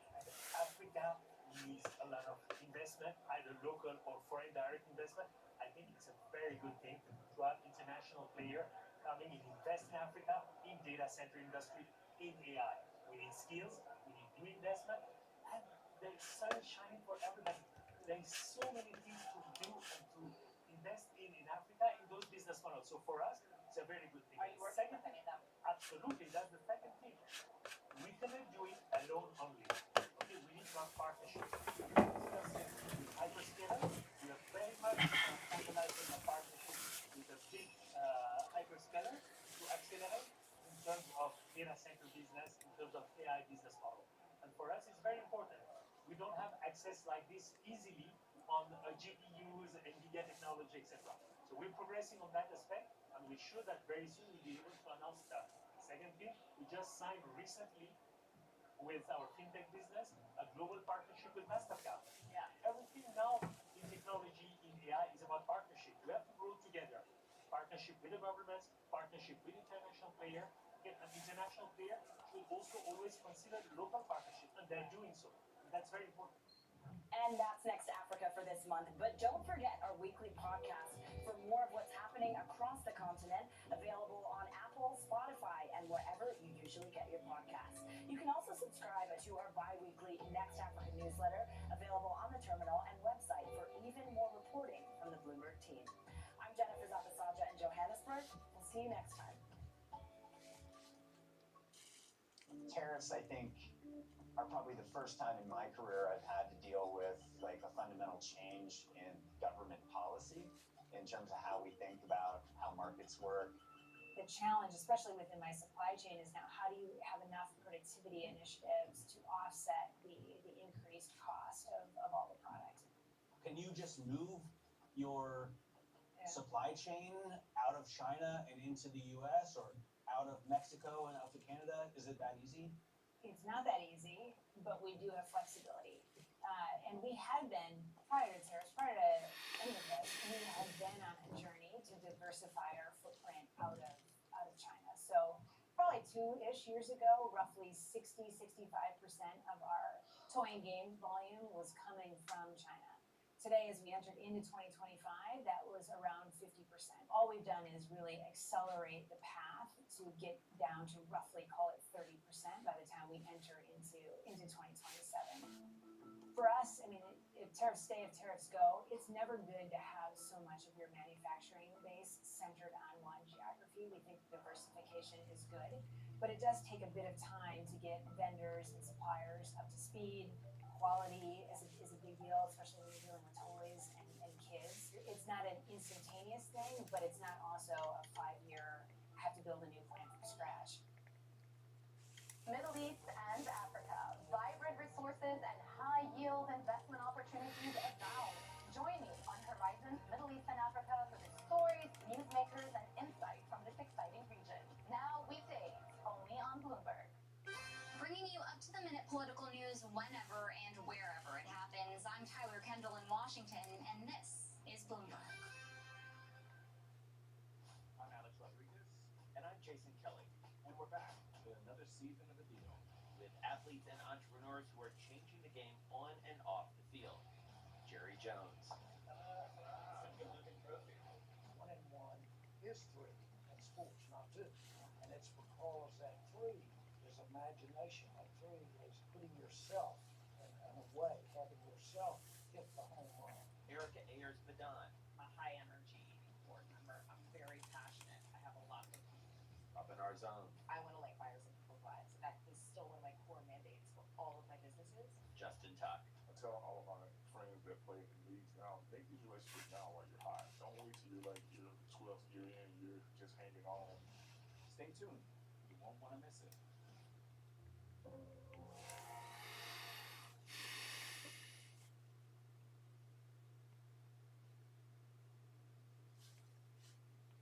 Africa, a region rife with potential for growth and opportunities, but not without its challenges.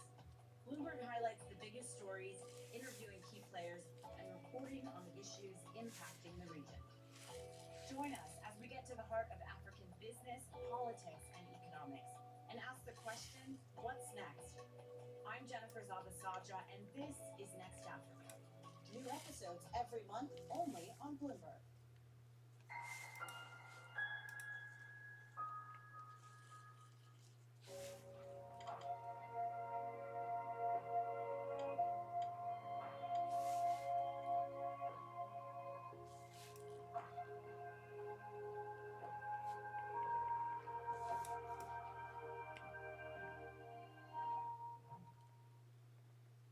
Hello and welcome to special coverage of Bloomberg New Economy, thriving in an age of extremes. I'm Eric Schatzker. It's time to rethink some long-held assumptions. Assumptions about trade, technology, and investment. At the New Economy Forum in Singapore, we brought together CEOs, investors, and government leaders for candid conversations about how to navigate and prosper in this age of uncertainty. The strategic shifts reshaping our world are accelerating with profound implications for businesses, for countries, and for societies. We are living in an age of extremes. Hard power is back in vogue. Weapons are smarter and deadlier.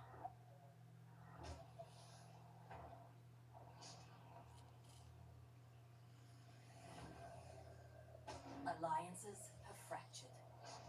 Anger is toppling regimes. Pillars of the global economy are under attack. Climate is sliding down the priority list. Intelligence is becoming a commodity. These extremes mean dialogue matters more than ever. The world is at an inflection point. The choices we make now will echo for decades. So we must choose well. Few places epitomize the challenges these changes present more than Singapore, a nation balancing deep ties with China, its largest trading partner, and the United States, its biggest investor and key security ally. We'll start there with Bloomberg editor-in-chief John Micklethwaite speaking to Singapore's Prime Minister, Lawrence Wong. The intense competition and rivalry will continue. I'm sure the mutual suspicion and distrust remains, but the guardrails will ensure that the rivalry does not slide into a full decoupling or worse, confrontation and conflict. You also talked about a post-American order, which sort of interests me because it implies that America's move towards isolationism and protectionism is not just Donald Trump. That America no longer will be a champion of globalization, no longer be a sort of partner that you can rely on in the same way as you did. Do you really think that America has gone? We hope not. When I said post-American order, I was referring to the forces that are driving us towards a more multipolar world. So the unipolar moment where America was a leader that helped to guide, underwrite the global system, that moment I think is over. So the old rules that are no longer apply, but the new ones have not been written.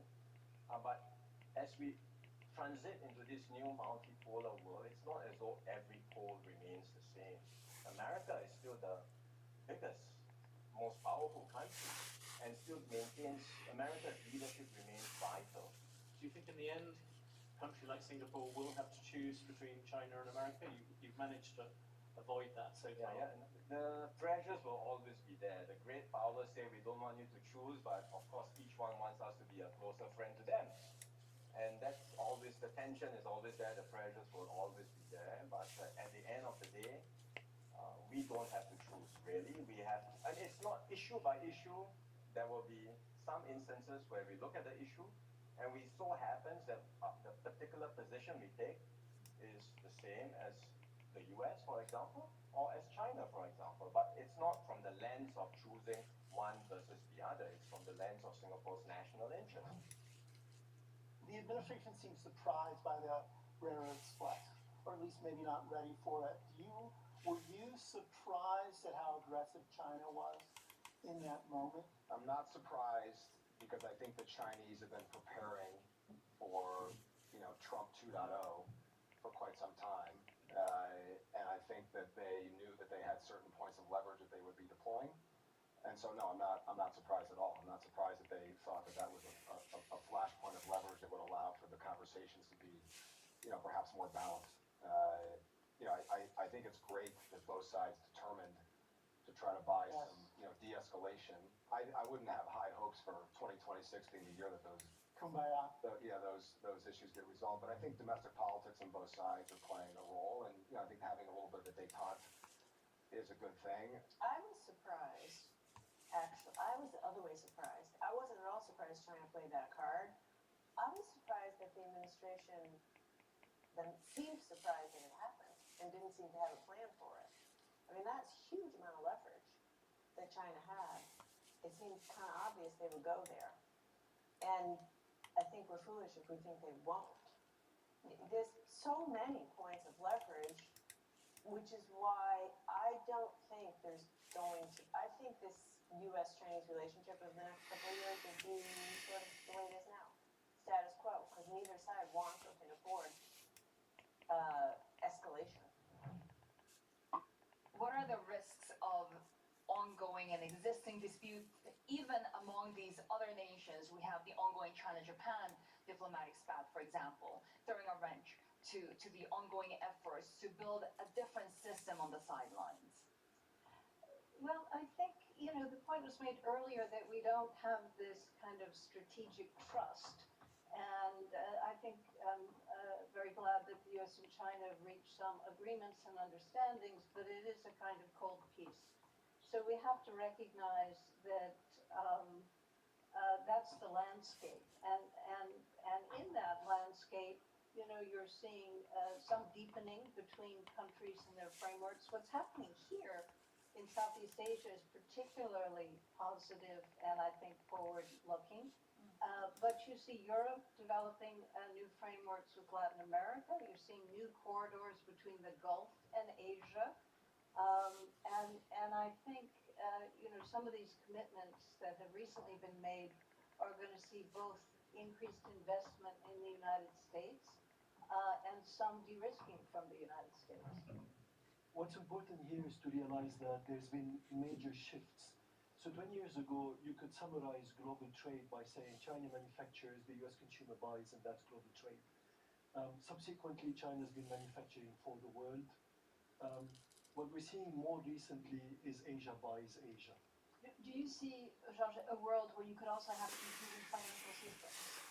Actually, splitting off in different networks? Is that a step too far? So the short answer, Francine, is no. Now there are some countries, some jurisdictions that have been excluded from the financial system for many for years, some for decades. Those countries have been excluded for various geopolitical reasons, and they're not in the financial system. Everything else, we see it as a cohesive financial system. I want to give you some illustration, Francine.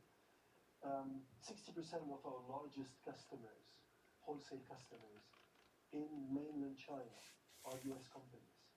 And mind that these are not US companies who are looking to manufacture in China to sell back into the US. The vast majority of them are actually manufacturing in mainland China for the China domestic market or for the Asian market opportunities, right? Now, they are very successful. They're making very good revenues and very good profits from their business, and they're paying very large dividends back into the US to the US shareholders. So that is not going to go away. That is the reality of how this world is integrated and how the financial system is integrated. Chacha, where are we actually in this global realignment? Are we 60% there? Are we 70% there? Or is it ever evolving? Right. I guess under this theme of realignment, there are several trends, right? Let's say on trade, with the tariff and all this adjustment, it's not really the fundamental, right? Because the fundamental has to come down to investment savings imbalances across countries. It's a very difficult rewiring of that. Eventually, I think the Chinese need to increase their consumption. The Americans need to reduce the consumption. But that's a very difficult sort of balance to achieve. Trade, in a way, is a symptom of that. Coming up, the world of investment is being remade before our very eyes. Why does the world need the next $5 or $10 billion public company when no one cares?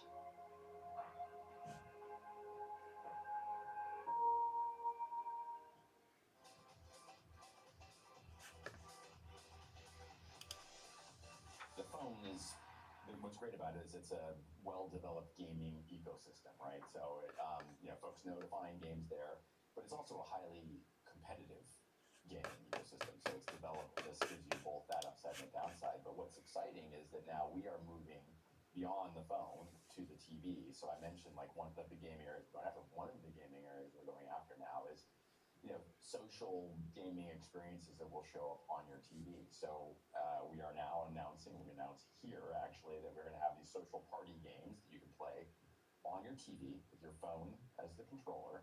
And it's things like, recognizable games like Boggle, we got Pictionary, we've got a Lego party game. We, basically are going to unleash this with a bunch of creators, and they're going to go figure out stuff that we didn't even imagine that they can do with that interactivity. Asia is at the forefront of some of the world's biggest stories. I'm Sherry Young in Tokyo. And I'm Heidi Stradwatts here in Sydney where the trading day begins. We're here in the centre of all the action to get you set up with the numbers, news and knowledge you need for the day ahead. The demand is indeed recovering. We've been waiting for this moment. The opportunity of a century. Join us on Bloomberg BHF3. Weekdays only on Bloomberg TV. Context changes everything.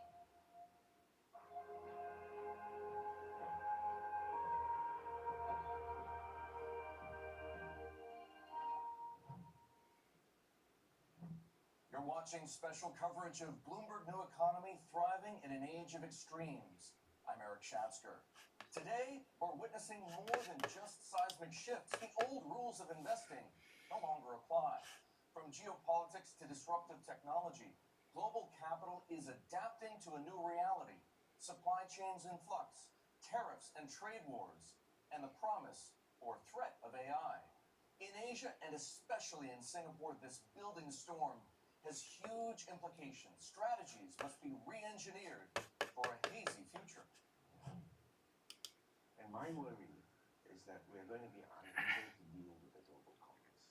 It means climate change, pandemics, the challenges from AI. We won't be able to respond adequately to it because the two key players either are disrupting actively or are spoiling for a fight and are certainly not willing to restrain themselves with multilateral rules imposed by Lilliputian countries, big and medium and small elsewhere. There is still a majority of countries, and even I would say the majority of global GDP, that still wants to operate on supply chain efficiencies, on economic integration, on rules-based globalization. The only thing is the enforcer in chief is no longer there. And there is a need, therefore, to assemble a coalition of the willing. So what you're watching now, all that scurrying around by medium and small economies, is to keep globalization alive, reform what needs to be reformed, and there's a lot that needs reformed, but to work together in a more collegiate way, knowing full well that the underwriter, the enforcer, is not going to be doing the heavy lifting. So that's where I think there is a glimmer of hope. We've made a massive change to the financial system in 2008. We collectively stared over the abyss and decided to reform. But while we were focused on the banking system, which was the focus of almost all reform, we really haven't kept pace with what's happened in our markets. So our markets have undergone massive shifts since 2008. So think about the following. 80% of trading, S&P 500. 10 companies, 40% of the S&P. Almost all the return in the market, 7 companies. Really 2 companies. And sometimes I jokingly say we levered the entire return of the U.S. retirement system to NVIDIA. It's not clear to me that that was the purpose. Why does the world need the next $5 or $10 billion public company when no one cares? And what's happened is other markets, private markets in particular, have grown large enough to be able to provide companies debt and equity for a really long period of time at large scale. Stripe is private, SpaceX is private, OpenAI is private, Mars is private, the NFL is private. It will not surprise me to see 50, 100 really large companies that have elected to stay private because they can. So is that good or bad? I don't know. But it certainly is different than the world that we grew up in, where everyone worked to get to the public markets to be able to raise capital. Business is deep certainty, right? And so that's what they foreign companies are asking, well, what do you think about tariffs? What do you think is going to happen with this? And I I think as Americans, we've had a pendulum swing approach from one administration to another that I think is very dangerous long term. And what I mean by that is, Oklahoma is heavy oil and gas, as you know, and we've got great pipeline companies. In the one administration, they kill the Keystone Pipeline, and the next administration brings it back, and then the next administration kills it. And we just can't have it. And finally, the businesses are just saying, hey, no more. We're not gonna keep investing these dollars. There to date have been very few restrictions, but some beginning on capital flows. So if you think about sort of the hierarchy of tariffs, if you will, it's goods, it's services, it's capital flows. And so I think the trend that we're seeing, you heard a little bit of this on the stage this week, of some of the large asset owners from other countries limiting their investment in the United States because they're unsure about that. But what I'm seeing around the world is friendshoring, if you will, of capital flows. In other words, people are increasingly putting capital into their own country or their friends' countries, and they are increasingly pulling their capital back from countries that are perhaps not on the friends list. And I think that's a huge change for the capital markets that we're seeing today, and will be long-lived. Well, I think we understand all the objective of the sanctions, and I think in the context of the Russian-Ukraine war, I think the objective was very clear. But I think one thing that often politicians do not always understand is the long-term implications of those sanctions. In the short term, it makes a lot of sense, but there is an erosion of trust, which is really driven by those decisions. Is Europe really going to stomach the reforms that it needs to do to be able to compete? Honestly, how many German entrepreneurs ended up in the U.S. because they'll say, I can get capital there, I can get innovation there. It's not that the talent isn't there, it's just that the market isn't there, and the mechanism, the regulatory environment isn't such that people can be successful there. And so if you look around the world, I mean, it's really U.S. and China that has the great innovation of that. What we see is that China to U.S. traffic is down because of the sort of the de minimis going away. However, China intra-Asia flows are up. China Europe flows are up. China Latin America flows are up. So, and then the intra-regional numbers is also now started to change as well. So this is a much more complex question than just China plus one at this point. Like I said, there's a new equilibrium state being formed in these new supply chain patterns, and they're much more regional in nature. And like we said, a mix of China's exports are now fundamentally shifted away from the United States, primarily to B2C now, perhaps more B2B later, and then they're moving into other things. Are these disruptions permanent, or are we looking at them lasting through President Trump's term? I think disruption doesn't follow election cycles. They follow actually fundamental changes in the market. So I think these disruptions, they will stay. Coming up, how to tackle the disruptive forces of AI. When we had the previous digital revolution, people even in the US and the UK were very positive about the technology, and they are not in the same way today. They are more fearful. It's the world's second largest economy, with a growing influence in global affairs. Bloomberg The China Show brings you the unmatched expertise you need to keep track of breaking news, in-depth market analysis, and the most influential newsmakers in and around China. We need to do more to engage the market more. We're this far. I think we caught a little sweet spot. Massive savings right now. It's already a different game. Bloomberg The China Show. Weekdays around the world, right here on Bloomberg. Context changes everything. We're at the epicenter of a global realignment on a scale not seen for decades. At the intersection between markets, economics, and geopolitics, a forum for sophisticated conversation. This is Bloomberg Surveillance. What is going to be the consequence for U.S. markets? We are seeing bullish gains across European equity markets. Take a look at how we're faring when it comes to Asian markets. Good morning. This is Bloomberg Surveillance. Welcome back to the opening trade.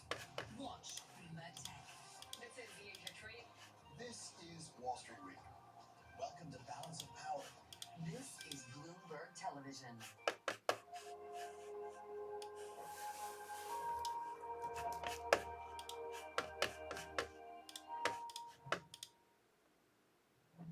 You're watching special coverage of Bloomberg New Economy, thriving in an age of extremes. I'm Eric Schatzker. In the 3 years since ChatGPT burst on the scene, AI has become a disruptive force, reshaping business models, balance sheets, and the employment landscape. Most leading AI developers foresee a future in which AI doesn't just match human intelligence, it goes way beyond it, redefining what we thought possible. For businesses, the question isn't just where do we invest, but how do we protect what we have while preparing for what's next? For governments, the challenge is managing both opportunity and disruption. The same AI wave that promises productivity also threatens jobs, social structures, and competitive positioning. We'll begin that part of the conversation with the former Prime Minister of the United Kingdom, Rishi Sunak. We're living at a time which is both paradoxically the most dangerous of our lifetimes, but also the most transformational. I say dangerous because the old unipolar world order that we were used to is gone. We're not quite sure what's replacing it. Great power competition is back. Technology is obviously a part of that. But also, this is transformational because AI, I genuinely think will be a general purpose technology like electricity, like steam. And these things don't come along that often. And when they do, they have the potential to transform societies, economies. And that's really exciting. What kind of grade would you give generative AI in terms of how useful it is today, with A being the best and F being it's a total flop? I give it an A. Okay, and why is that? And I will tell you why I give it an A. It's not because of what we see today, but what might come. Because I truly believe that artificial intelligence is going to create a new age of innovation. There is so much capital being invested. So when I look at the potential today of artificial intelligence, not just generative intelligence, you have industrial AI, artificial intelligence coming in, and all of the things that are currently in development, and the amount of capital that are being deployed. We are only witnessing the beginning of a new innovation age. I truly believe that. And the last time we saw that was 25 years ago. Amongst Western countries, Anglosphere in particular, there is actually an enormous amount of fear and skepticism about AI. There's a lot of fear. And that is interesting, and it's different in two respects. It's different to what you're seeing in countries like China or India or the Gulf or here in Asia more generally, where people have just a different view about it. They're more positive about it, impacting their lives. They feel good about using it. You are not seeing that in the West in the same way. And secondly, it's different to the past, because if you look at the last digital revolution, you didn't see that. And so when we had the previous digital revolutions, people even in the US and the UK were very positive about the technology, and they are not in the same way today. They are more fearful. This is actually something that is really important. We have to make sure as we're building AI that we're thinking about the global implications of this technology. Part of this means how do you develop the models as well with the world in mind. It's not something that we can think about as an afterthought. AI is not a technology where we have national borders. You launch a model and it's available worldwide. So we have to think about everything from access to literacy to actually making the models easy to interact with. Things like making it multimodal from the beginning, which we've done with Gemini, which is you can talk to it, you can type it, you can take a picture, and being able to do that in many different languages, being able to transform that output. So you're lowering the barrier for people in general to use it. Very few countries in the world will be able to have all the elements of a AI ecosystem that are desirable, that are good. It's a given, it's a reality. I don't think it's going to change. But I also think we are not without agency. Within each of our own countries, we do have the ability to reshape things. And some of the areas that are worthwhile reshaping in order to be more ready for an AI future is investing in infrastructure, making it happen. You may not be able to do it on your own, but there are organizations like the World Bank, IMF, even the United Nations Development Program that are very alive right to this problem and leaning forward to help. And for young generation, it is our responsibility to ensure they must understand AI and they study AI because the future is there. It is also time for us to redesign how human and machines build the future together from data and machine learning. The intelligent economy is not only about technology, it is about preparing people. I believe that there will be more jobs and more opportunities to come. That's just some of the discussion and debate from Bloomberg New Economy, thriving in an age of extremes in Singapore. You can find much more at Bloomberg.com and on the Bloomberg Terminal. I'm Eric Schatzker. This is Bloomberg.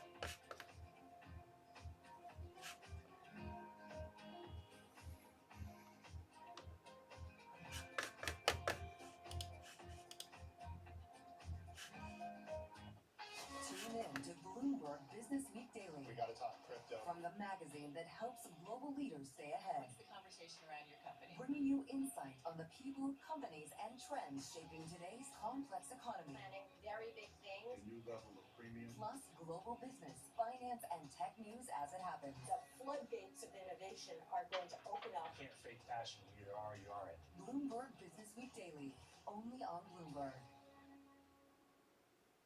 Key investors, top executives, global innovators. Join me for in-depth conversations with the biggest newsmakers on the day's top stories. Insight with Haslinda Ahmed, only on Bloomberg. In case you missed it, on Bloomberg Crypto. There's a debate going on right now in DC that I think folks need to start paying more attention to, and that is the yield.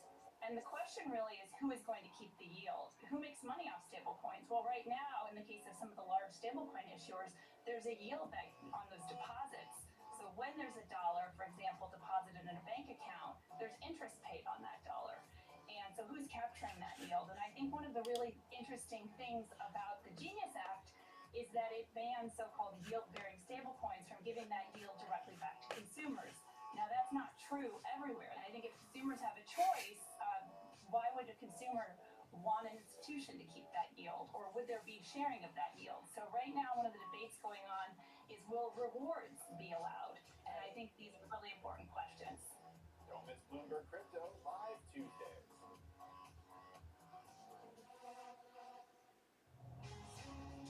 From the beating heart of global finance, economics, and politics, and wherever newsmakers are moving markets, Bloomberg brings you conversations that allow for deep discussions and important insights. What do you think the future is for inflation? Is this new normal? Are markets too optimistic? How do you worry about the things that are outside your control? How does the current fighting completely stop? I'm Francine Lacklow, and this is The Pulse, every weekday only on Bloomberg. All right, so we've taken this show many places, but this is our first time in Dallas at the Star. This is the brainchild of the Jones family, and we're talking to the man himself, Jerry Jones. Jerry's my North Sergeant owner, and what he's done with this franchise, taking it where he bought it from to where it is today, pretty incredible. No one's done it better. Literally, no one has built a more valuable sports franchise on the planet. $17 billion is the estimated value of the Dallas Cowboys. That's the lessons we're going to learn from Jerry Jones. I can't wait. Let's do it.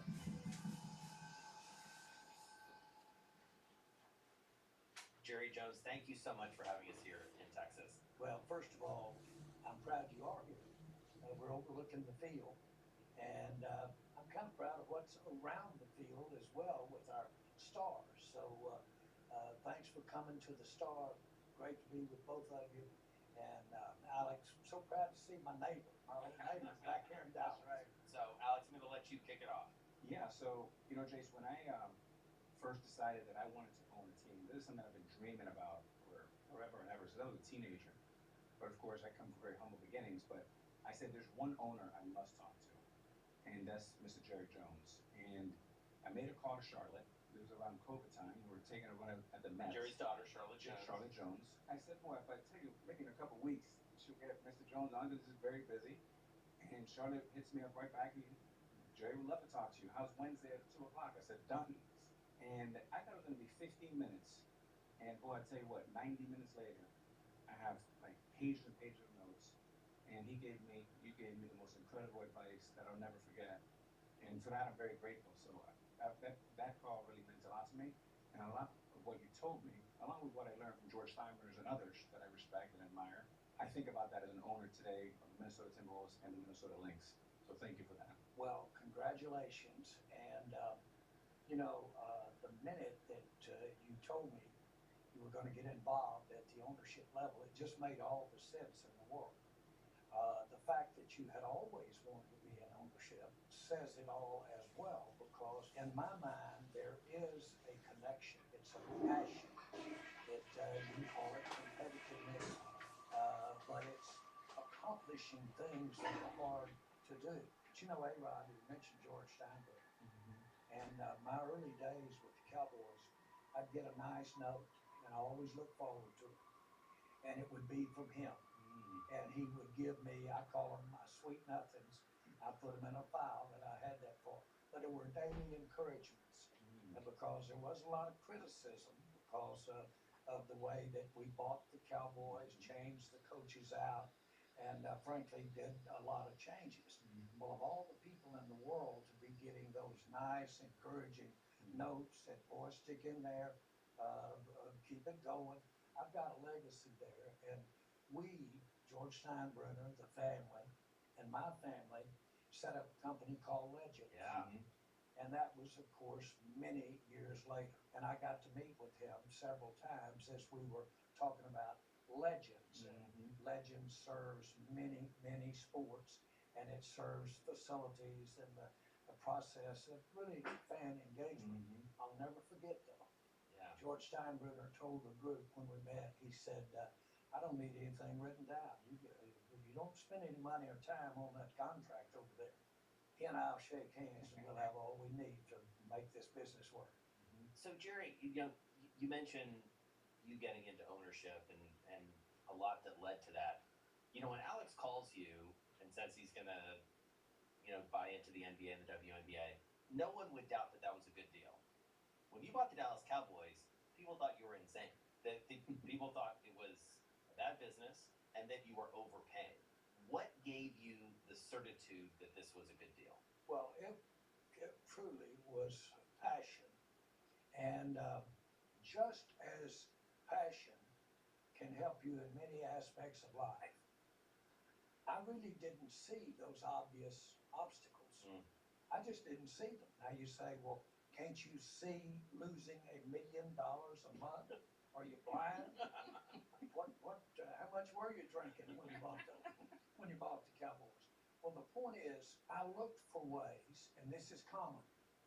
I looked for ways that were maybe a little ambitious, but I looked for ways to solve every one of those problems. And while there may have been long odds, there may have been a little imagination in those ways. I took those problems and I thought I had a solution as to how to address them. That's what you will do when you want to do it real bad. And yes, the Cowboys, it was daunting, but the point is that it was always there. The interest in becoming involved and becoming involved in a way that, let's say, unlike A-Rod, becoming in a way that didn't swing the bat or didn't make the block, which I certainly appreciated as a great fan. but becoming involved in a way that would make it better. Mm-hmm. I found no sports franchise anywhere in the world that was making any money. You see, sports had been a great, great portrayer of what sports is about. It's called publicity. Mm-hmm. Well, the difference in publicity, in my point of view, than marketing is that publicity has great audiences, it has great, if you will, interest, and can create interest. Marketing is when you take that publicity and you bring it home and set up a plan to monetize some of it and go out and get that and have enough coming back in to go again. That's called a business model. Yeah. Well, sports had not only the great passion and the natural instincts of competing and everybody and the appreciation of people that do it, but sports had this massive, massive publicity and massive understanding, but yet it had no business model to make it called marketing where you could bring back a little and go again. Right. That was totally necessary for me because I couldn't go again. Now, what happened with me was, candidly, is that the amount of money I had wasn't what was needed. Mm-hmm. But because the NFL and the Cowboys were really slow, we were really down and out financially, frankly. Because of that, then the NFL knew they had a problem.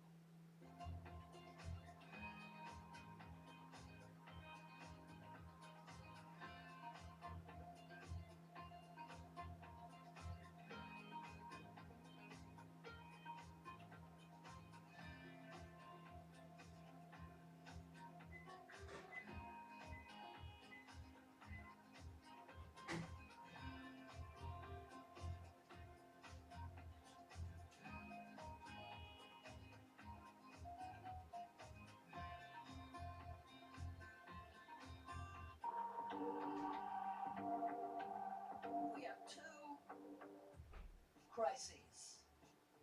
two essential crises, and for both it's now or never: democracy and climate, and they are absolutely interlinked, and we have to solve them together.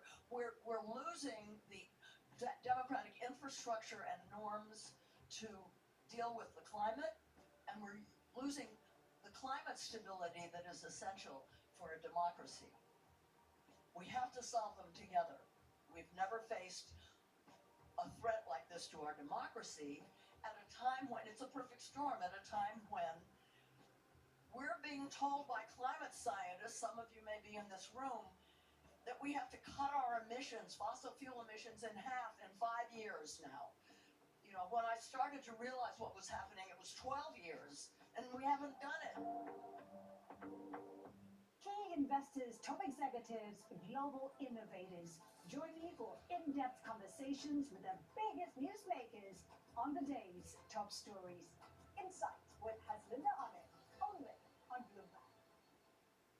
U.S. jobs numbers are released. Bloomberg has the report under surveillance with crucial data and expert analysis at terminal speed. Nobody covers jobs day like Bloomberg. The bankers didn't worry about me because they didn't loan anything on the Cowboys. The bankers loaned it on a receivable that I had.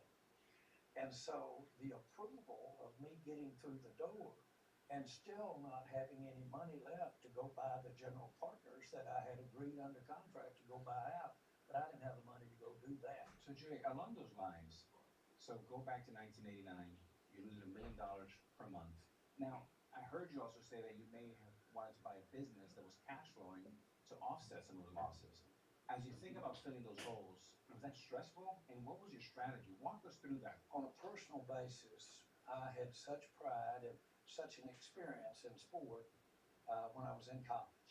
And my senior year at Arkansas, we won the national championship. Well, I had been schooled in selling insurance. I could gnaw that leg off the chair selling. But what I hadn't done was been really schooled in financial. And so I thought because I could tell a good story and could borrow all that money, that was the way to go. And so my first year or two out of college, I borrowed more money than you could even count. And my first year out of school, I think my commissions were $30,000. my interest was 150,000, to give you an idea how over my skis I had gotten. It took me years. It took my Jean, my wife, getting her purse taken out of her hands and credit cards cut in two. It took the bill payers coming. So I had really gotten a lesson in how not to do it as far as buying something. Well, I managed to come through that, and it was the greatest education that I'd ever had. Well, then I was very fortunate and got some real finances with the oil and gas business. After all that butt kicking that I got for getting out over my skis, after all of that, to show you how passionate or crazy I was, after going through that, of thinking that the old financial debt had been at bay, I turned around and bought the Dallas Cowboys. That shows you how much passion was involved. But I remember when we talked, Alex, I said, listen, I said, nothing can stand in the way of passion. So I think Alex would probably validate this, that when he goes to buy a team, part of the advice that he gets is sit, don't make any big moves, no sudden moves, don't get rid of a bunch of people right away. You didn't follow that advice. Basically, the minute you come in, you get rid of this legendary coach, you fired everybody from the guy announcing the public announcements to the head of publicity and the general manager. Why? What did you see that was so wrong with them that you felt like you immediately had to act? You have to assume when you buy something that who you buy it from knows what it's worth like it is. Give them credit, or certainly their creditors might know, they know what the business is. So a big mistake is not to automatically build in, know that you've got to change the scenery if you pay what you're going to pay. Assume they're getting top dollar when they got your money. So you have to really go in thinking change. When it was as dramatically out of kilter as the Cowboys were, I had to have radical change, and I had to do it yesterday. So there was an urgency. You didn't have time to have a good time, so to speak. That plus, again, the fact that I can't emphasize enough, I felt like Herschel Walker running through the line. It was just bouncing off of me. There were all kinds of hurdles that were popping. And of course, where was the bad day? Well, I couldn't have a bad day because I was getting to do something that I wanted to do all my life. And that ruled the day. So one of the other most seminal deals that you make is, you mentioned Herschel Walker, got rid of him, you traded him. It turns out to be arguably one of the most brilliant trades in the history of football. Did not seem that way at the time. Talk us through that decision.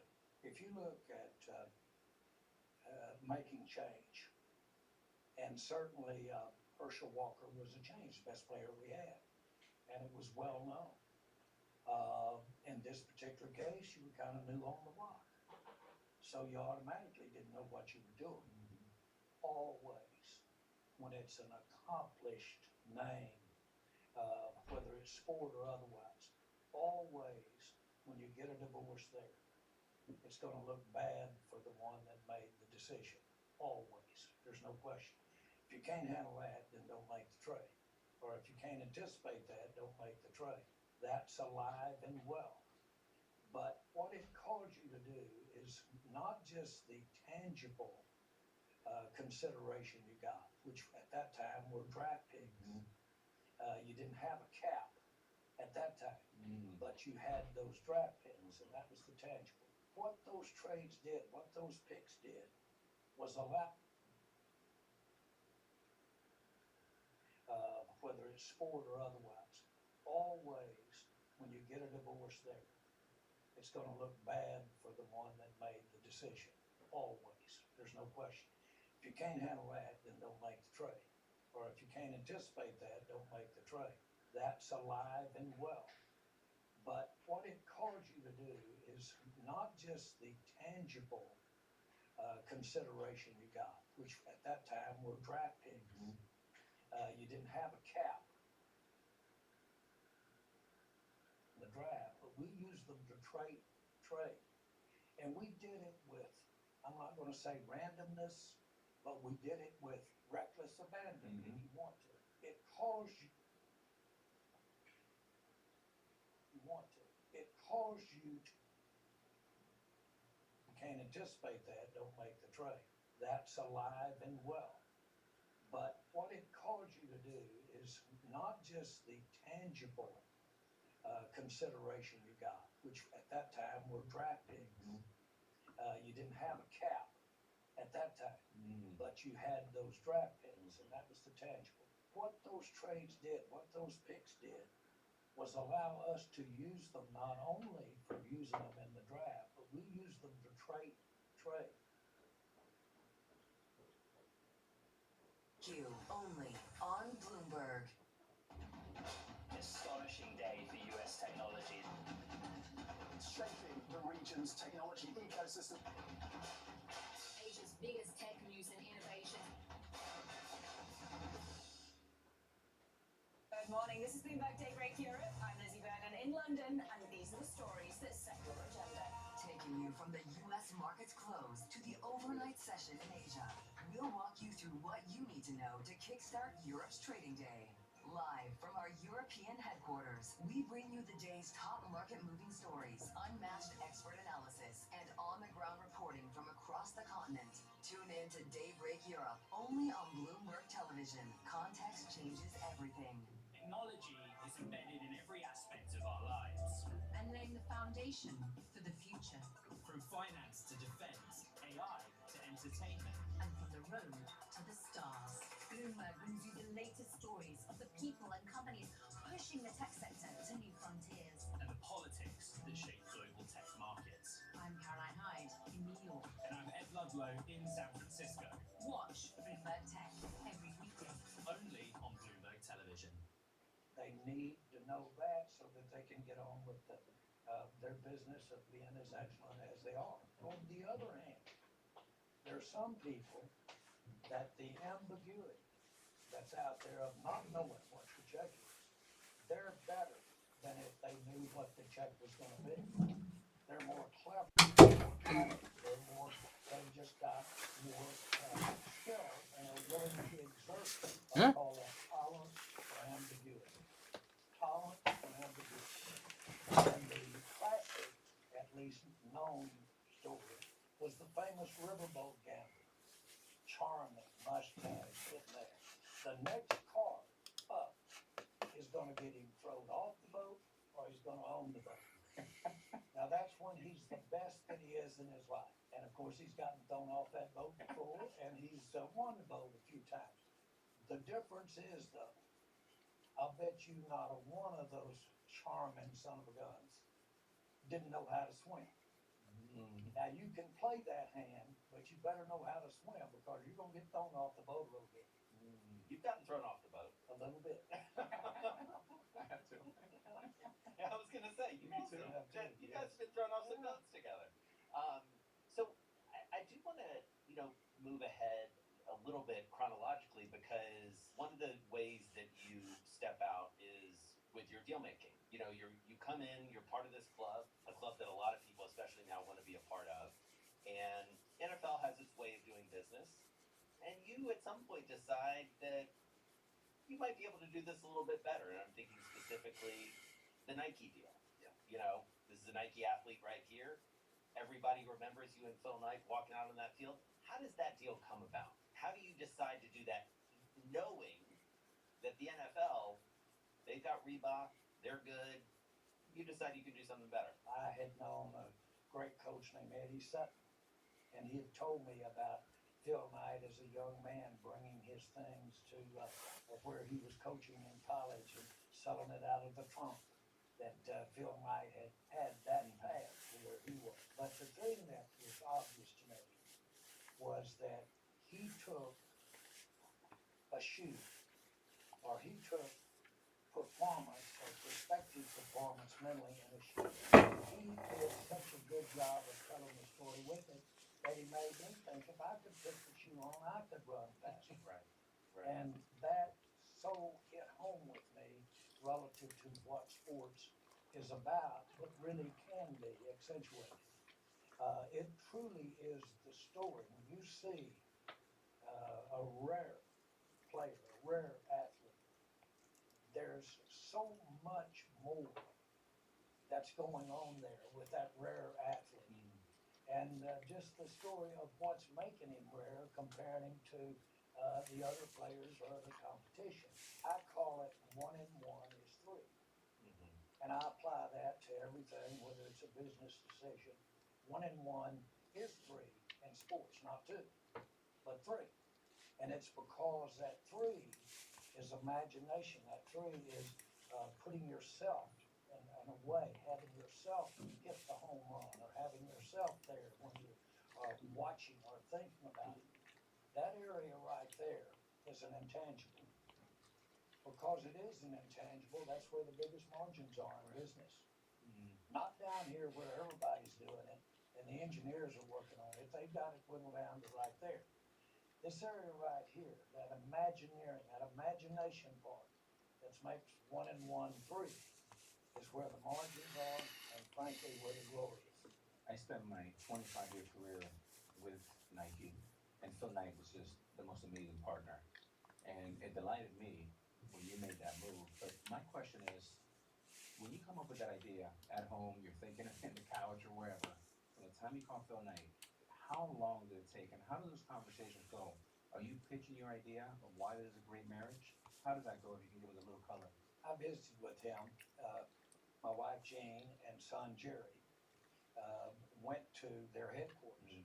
I'll never forget us visiting with a couple of his folks about what this might look like. And he came in, and we had gotten pretty far along. And he looked over at me, I'll never forget it, and he said, I have never paid so much for nothing in my life. But he said, this thing, there's something about it I like. When we initially made our deal, he couldn't use Cowboys or he couldn't use the Star.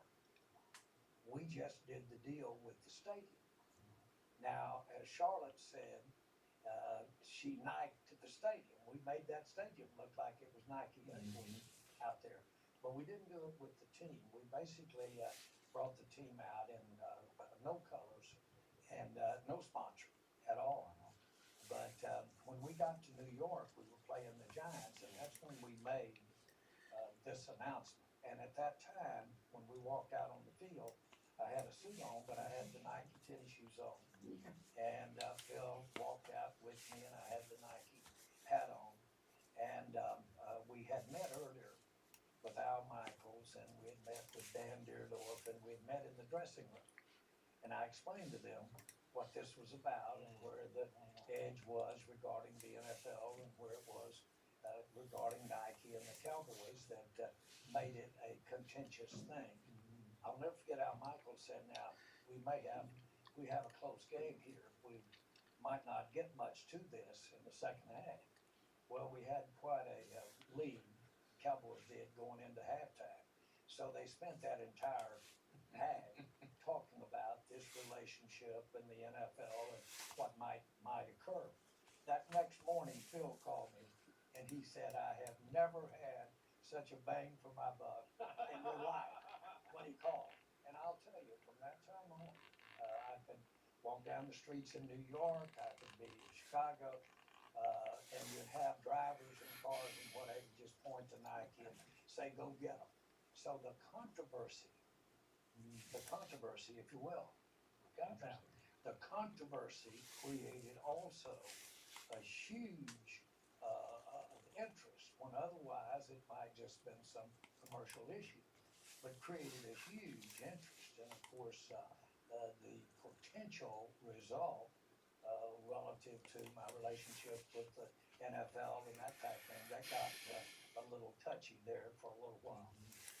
But in general, I can't say enough about Phil and his buying into the idea of taking a team.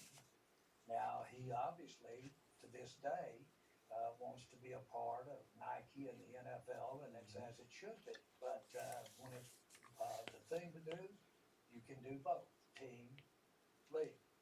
Take everything you say and I believe it. And yet, Paul Tagliabue, the commissioner at the time, was like, "What's Jones doing down there? We've got this deal. What makes him think that he can go and do this?" Did you have that in your mind? Well, I had and have all the respect in the world for Paul Tagliabue, but I was operating on different gas lines. I had the ultimate. They had to come through me. It was my fanny that was going to get put out on the street. But the Cowboys didn't make more sense financially. And if something happened to the Cowboys, frankly, it had a good chance of happening to in the NFL, other teams in the NFL. And so I didn't see a solution to get in line, get in sync, get right in with the other, at that time, 29 teams, 30 teams. I didn't see that answer either because I hadn't found that answer to do that. And so candidly, it wasn't comfortable. I'm not going to say it's comfortable, but it was inspirational to think that I was doing something about the problem.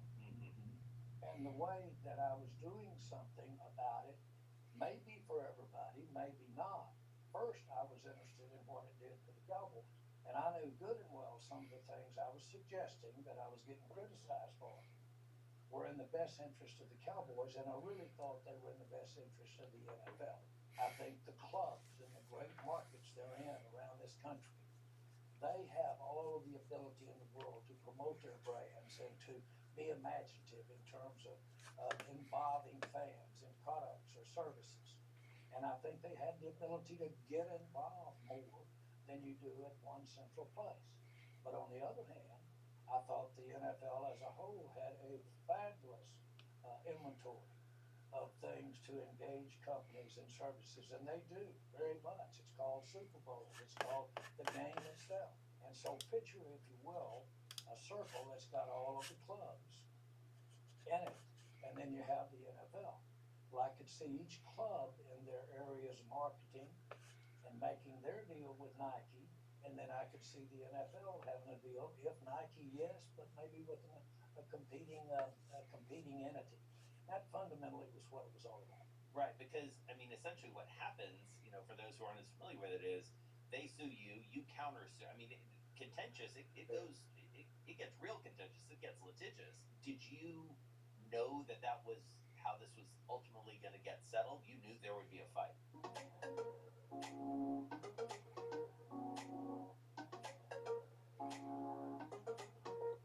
Asia's not sitting around waiting for politics to dictate what's important here. It has already been a leader and is continuing to be so. People come to me and say, well, Trump's been, sort of saying, well, we should be focused on this, but yet the corporate world knows that it needs to support this. Asia's role in global supply chain allows it to influence the transition in ways that many other regions cannot. All the companies that I've been talking to they have not stopped the work of looking through their supply chains with ESG in mind, because that is just where the puck is going.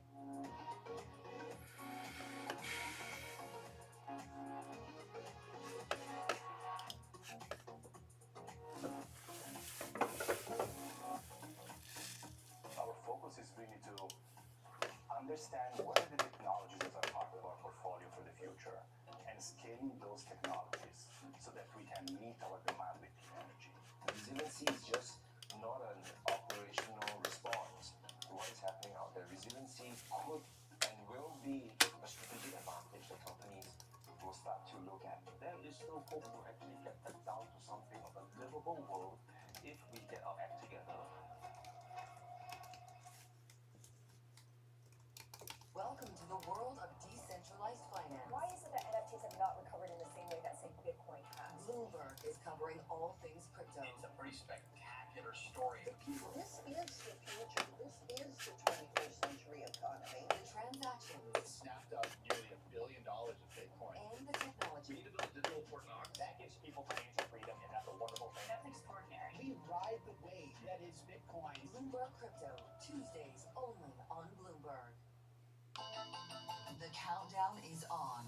Everything you need to get the edge at the end of the market day. Get ahead of tomorrow's trading with The Close. Weekdays on Bloomberg. Context changes everything.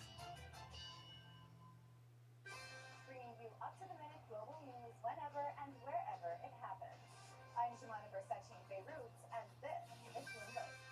should.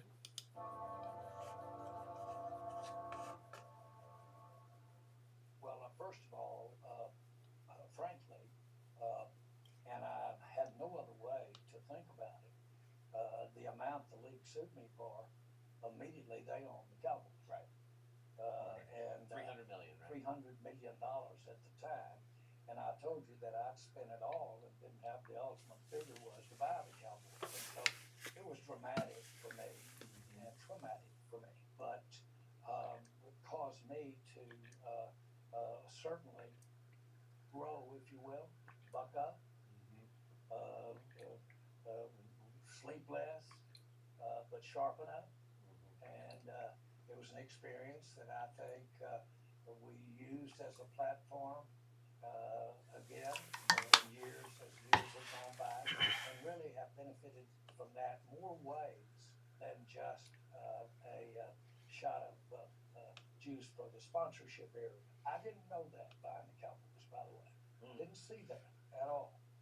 I did see and say, look, I'm going to have to find something, or I'm going to have a lost leader of millions of dollars for the rest of my life. So I'm going to need to go get something to associate the Cowboys with that can help me toe the bill, toe the freight for owning the Cowboys. Jerry, we were sitting at a game, at a Cowboy game, maybe 3-4 years ago, and you said to me, Alex, I'm about 79, 80, and I work harder today than I worked when I was 39 and 49. Where do you get that work ethic from? Because it's remarkable. You haven't slowed down one bit. Well, first of all, we were talking earlier, and when you bought the team, you were 50. If you could possibly, from 50 to my age today, if you could have 10% of the fun that I've had over the last 30 years, I'll say 5, 10, okay, take 5 of it, I promise you. There's no way to measure what life has been since touching sport and touching the Dallas Cowboys. But it's given me such an inspirational base that has caused me to do things and really things that aren't necessarily directly associated at all with the Cowboys. And the moral of the story, the lesson is, if you got a dream or if you got something that you're passionate about, boy, give your passion a whole lot of value in terms of putting your assets together to go do it. And so, Jerry, to that point, you know, for those of us who've watched you more closely over the past, call it 10, 15, 20 years, certainly the last 5 or 10, we see someone who is very comfortable with risk, very comfortable with controversy. What becomes clear in watching your whole history is this is a feature, not a bug. This is who you are. What gives you such comfort with risk? Because you seek it out. You run toward it, it feels like. Yeah. Well, I think that the experience, if you've taken risks, then certainly you have failed. I think as much as anything, it's the ability to deal with the failure and ask the question, okay, when you get up a month from now and it's gone totally the other way for you, look around at your relationships, look around at what you're about in life, and then you live with how that's going to feel when it didn't work. It's that test. It's that next day test, that next week test. Can you go? If you can do that, then you go back over there and say, okay, now what do I have to do, and financially what the work you have to do to put it together. The one thing I've always been able to do is borrow more money than I should have. And I'm real good at it. And it crippled me when I was much younger, just getting out of college. So I've really never seen something that I didn't think that I could figure out a way to financially make it happen. Ever. Now, what I also, though, have in these cobwebs back there, and if you ever cut me open, that's what you've got in there, is all of those times when I couldn't pay. When I first got involved with the Cowboys, it was pretty, frankly, very negative in this area. And I had a reporter come up, and we won one football game our first year. And the reporter asked me, said, these have got to be the lowest days of your life. I said, about 15 years before I bought the Cowboys, I came in Love Field. At that time, the airport here in Dallas. And I went up to a little stand, it was a rent-a-car stand, small by today's standards. Put my card out there and said, I need to rent a car for my work down here. They looked down a list, took my card right in front of me and just cut it in two. They said, young man, you need to know how to learn how to pay your bills. You don't have any credit. That's a hard day in Dallas, Texas, not just winning one football game all year long. Those are the hard days right there. And so, again, not to overemphasize the point, the thing we're talking about, the interest in extending, the interest in sport, and certainly the years I've been involved, when it didn't quite work financially. Now, we're doing some good lately about how to make it work financially. And we're seeing that it's more there than we might have thought was there. I didn't necessarily see it. I really didn't. I found it out pretty quick that it was there. So looking back, seems like, well, you know, that ought to have worked. That should have, if you're sitting out here on now social media and all of the eyeballs there, you ought to be able to figure out a way to attach that affinity to a product or a service. You should be able to do that. Well, we haven't done that. I'm Alex Rodriguez. And I'm Jason Kelly.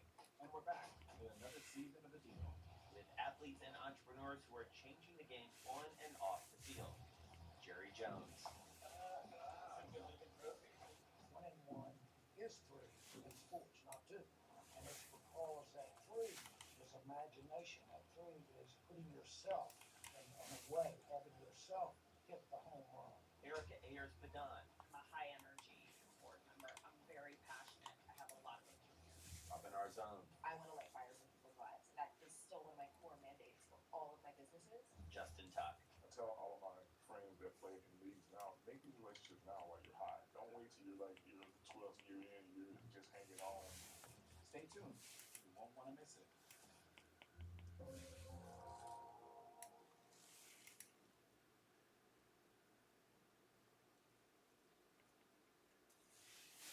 Know how the market day started. Find out how it finishes. Public markets to private markets, From the micro to the macro, covering retail, entertainment, the business of sports. the supply chains, trade policy, how it all is impacting the U.S. equity market as we drive to the closing bell at 4 p.m. A holistic approach to covering financial markets. If it matters to your life, we're covering it.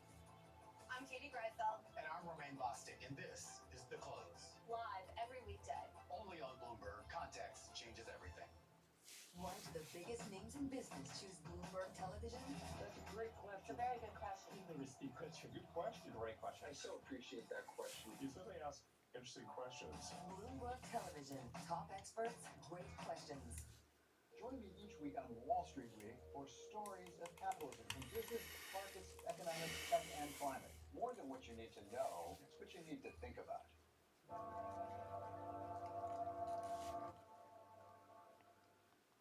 And to me, that's there today, and it's there more so than it's ever been. Well, and one of the things that, to your exact point, Jerry, around the value of sports, the value of teams, that has become very apparent. Private equity coming into sports, and specifically the National Football League, has been a seminal moment for the league.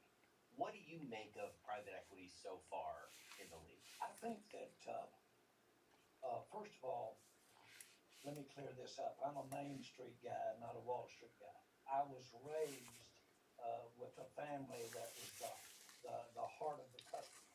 The customer is right. That approach to things.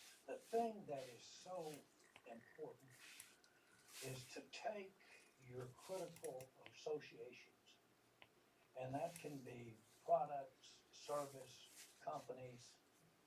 It can possibly be those very investors.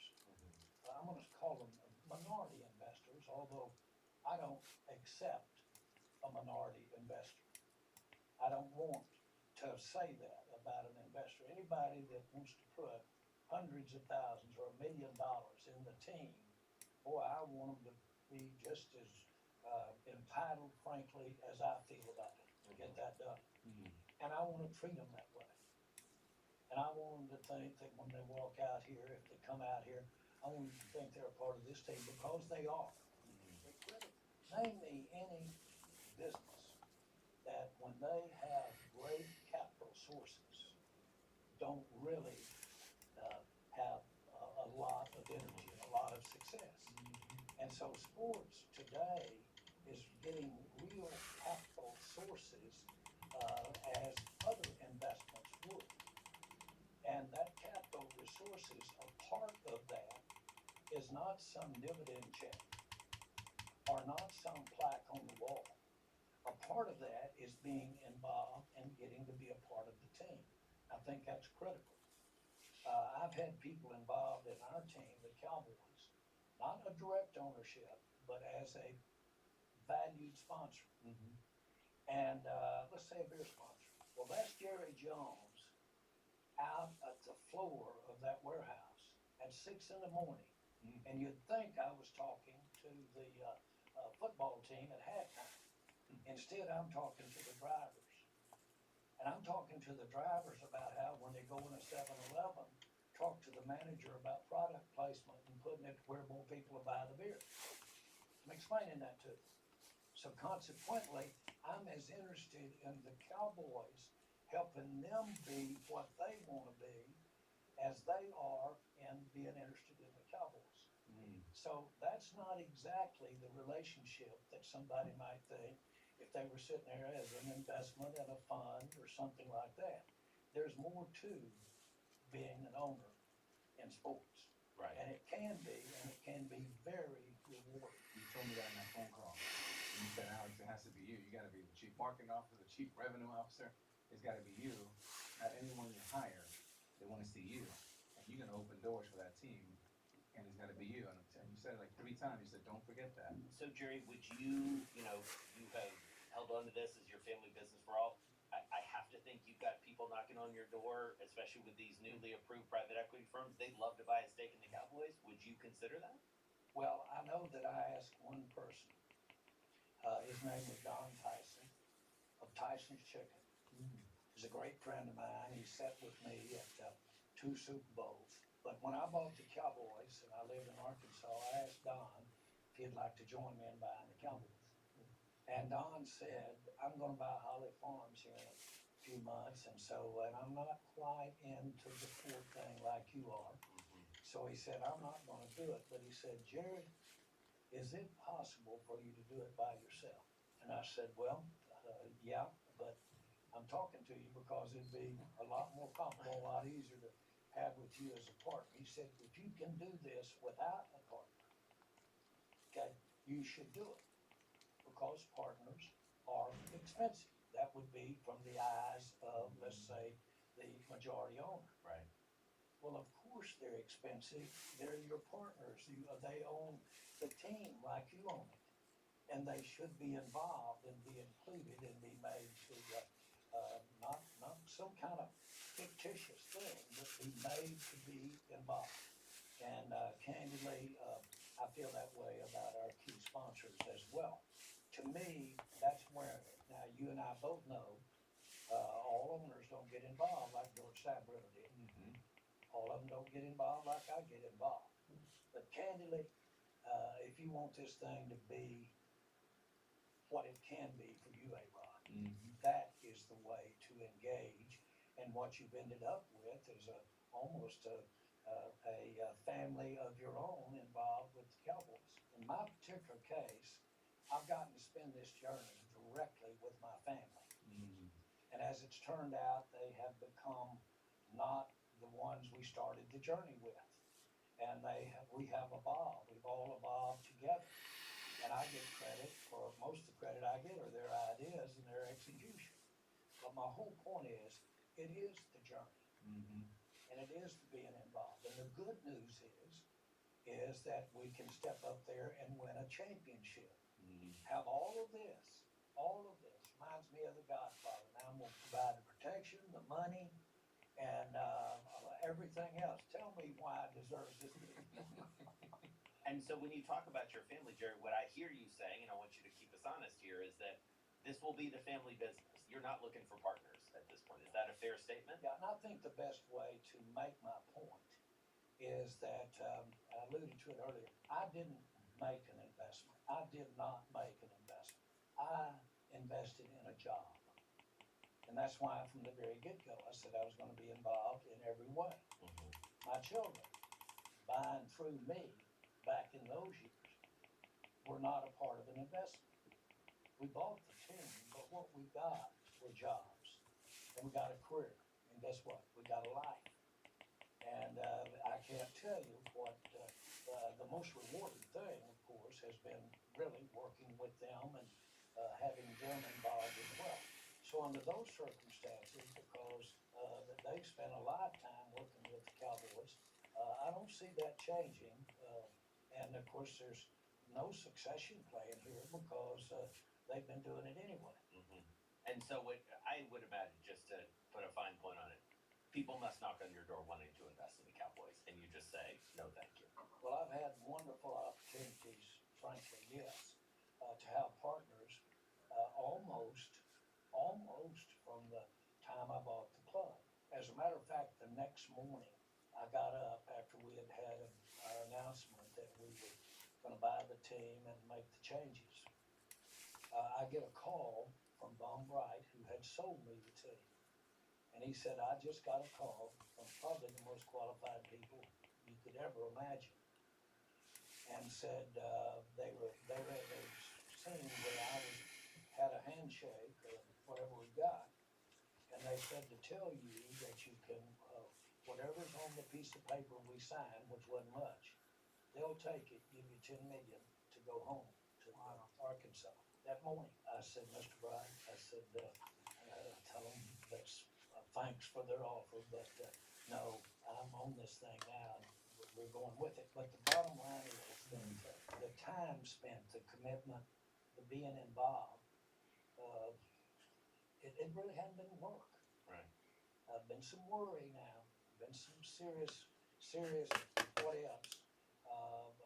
Principally early financial, very early financial. I could really have envisioned a disaster. And frankly, I had gotten to a point to where I shouldn't have risked that regarding my family, especially after what I'd been through and knew better.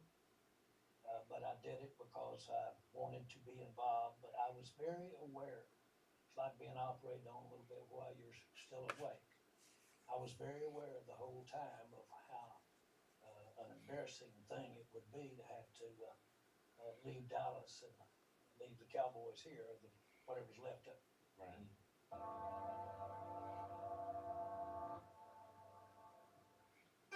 Bringing you up-to-the-minute political news whenever and wherever it happens. I'm Tyler Kendall in Washington, and this is Bloomberg. At a time when policy in Washington is driving Wall Street, we draw a distinction between the rhetoric and the action, bringing you market-moving guests and original reporting. This is Bloomberg Surveillance. Africa, a region rife with potential for growth and opportunities, but not without its challenges. Bloomberg highlights the biggest stories, interviewing key players, and reporting on the issues impacting the region. Join us as we get to the heart of African business, politics, and economics, and ask the question, what's next? I'm Jennifer Zabasaja, and this is Next Africa. New episodes every month, only on Bloomberg. From the world of politics to the world of business, Joe Matthew and Kaylee Lines deliver news, insight, and analysis live 2 times a day, every trading day. Balance of Power at 1 and 5 Eastern, only on Bloomberg. Bringing you up-to-the-minute geo-economic news whenever and wherever it happens. I'm Bonnie Quinn in Sao Paulo, Brazil, and this is Bloomberg.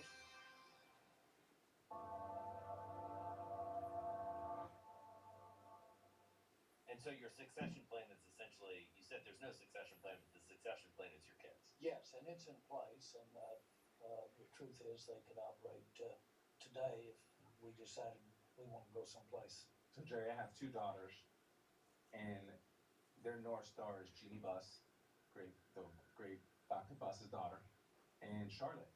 And, you know, they want to be involved with sports one day, so they watch, they admire, just like I have studied you over the years, they're studying Charlotte and Jeannie Buss. Yeah. So I hope to have that one day.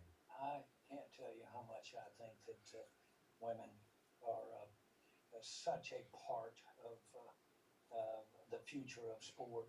We know it in the NFL. We're so proud of our percentage of women that are involved in sport. We're going to get to our lightning round in a second, but there's one thing that just sort of strikes me, sitting here with both of you who are larger than life characters, if I can say this about my partner, and characters who have had to deal with a lot of stuff coming at you over the course of your careers, from when you were a player to now, from all through your ownership. What's your advice for blocking out the noise? You get a lot of criticism every day in the paper, every day on social media. Stephen A. Smith, whoever it is, fussing at you or fussing about you. What's your secret? Well, first of all, sports gives you such a space. Entering it, you know that you're going to have criticism. You strike out, and you strike out at critical times sometimes. And the very thing that we encourage is fans' interest in that, and fans sitting there with opinions. And their opinions about whether or not we did it the way they would have done it or what their expectation was. That's what it's based on. And it's so authentic. And so you live in that. And certainly, I don't guess I should be proud of it, but I don't know of many that have had more criticism than I've had over the last 35, 40 years to be involved. But I've never, ever resented that in any way. As a matter of fact, I want to address it and want to be a part of it. Sometimes I think that there may be something wrong here. I seem to do better when they're criticizing me than when I'm not. But sports allows you to do that. Now, it really does allow you to show them. And it allows you to have a certain place within yourself. You're part of a team, always. But within yourself, it allows you to imagine coming back and showing. We just made a trade on Micah Parsons. Really? I missed that. No, yes. Well, we just made a trade with Micah Parsons. Well, of course, I want to show that we can be successful, but with the result of what that brings to the Dallas Cowboys. That's going to bat. Can you imagine?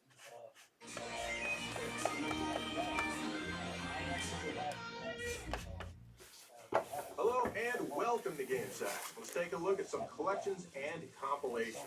These are basically releases that contain multiple games that have been previously released. And yes, something like Super Mario Brothers and Duck Hunt does count.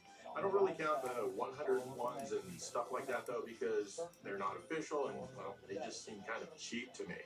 But let's start with one that covers one of my favorite series, Castlevania. This is Castlevania Anniversary Collection from Konami and M2. It's available for all of the modern consoles, of course, and I'm playing it on the Switch 2 here.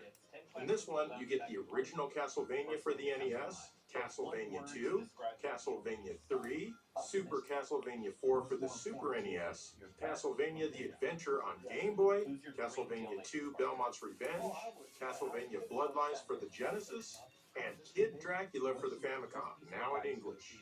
These are all absolutely fantastic games. Well, except maybe for Kid Dracula, which is perfectly fine and fun, but I could take it or leave it. And the games are presented here mostly well.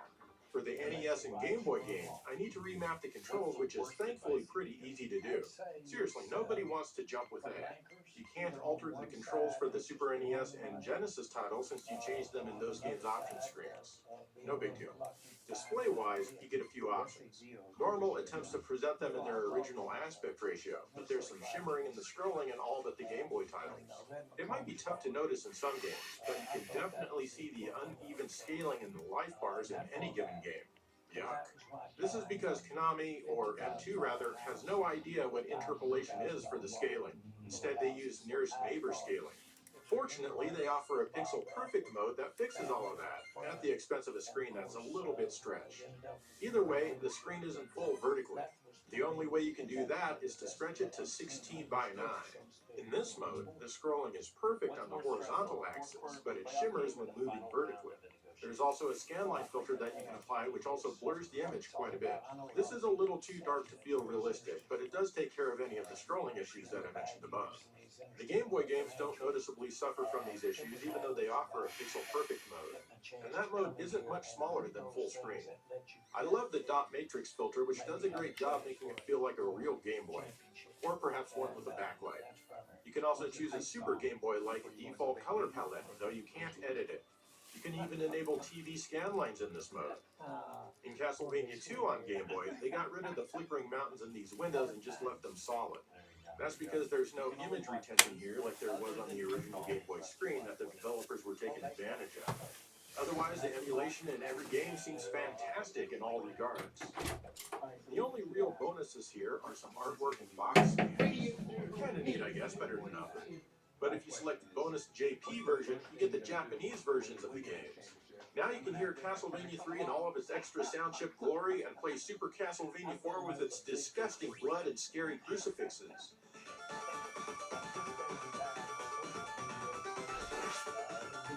Sadly, Castlevania 2's Japanese version isn't here, so you don't get to play that with the FM audio from the Famicom Disk System. I do wish they had included that, as well as the third Game Boy game and Dracula X on the Super NES. Still, this is an awesome collection, which could have a slightly better video presentation on most of the games.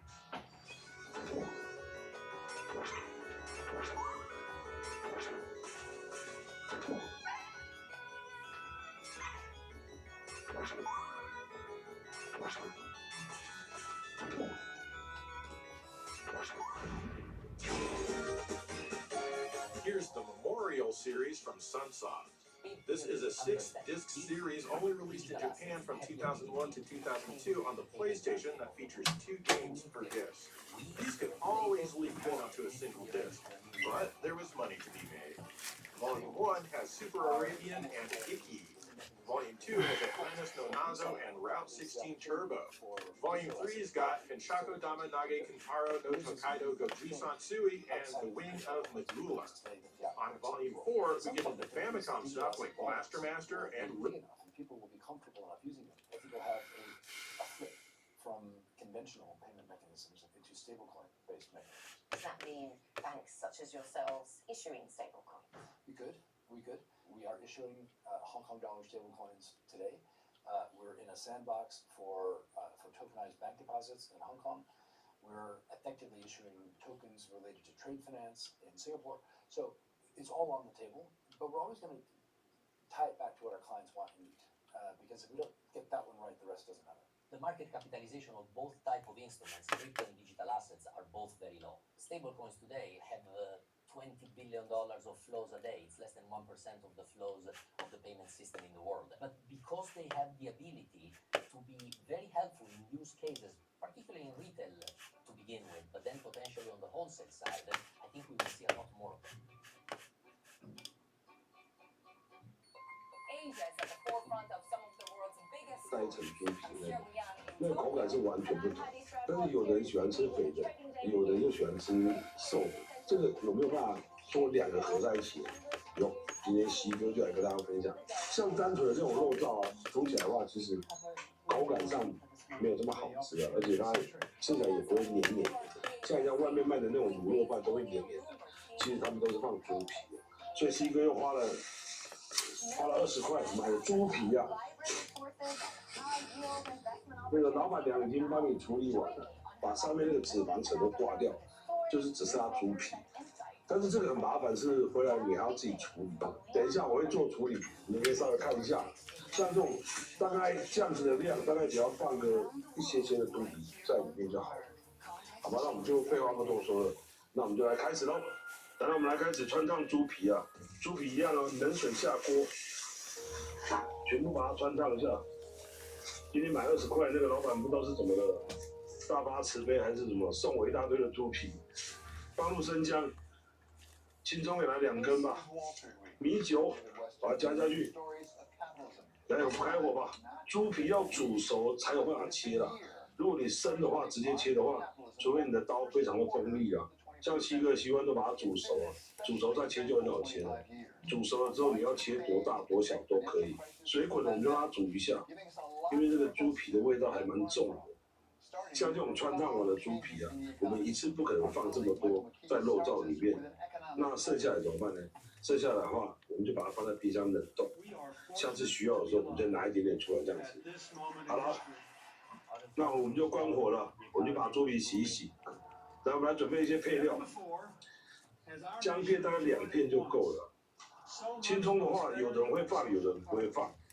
像我今天就会放一点点，青葱不用太多啊，大概半根的量就好了。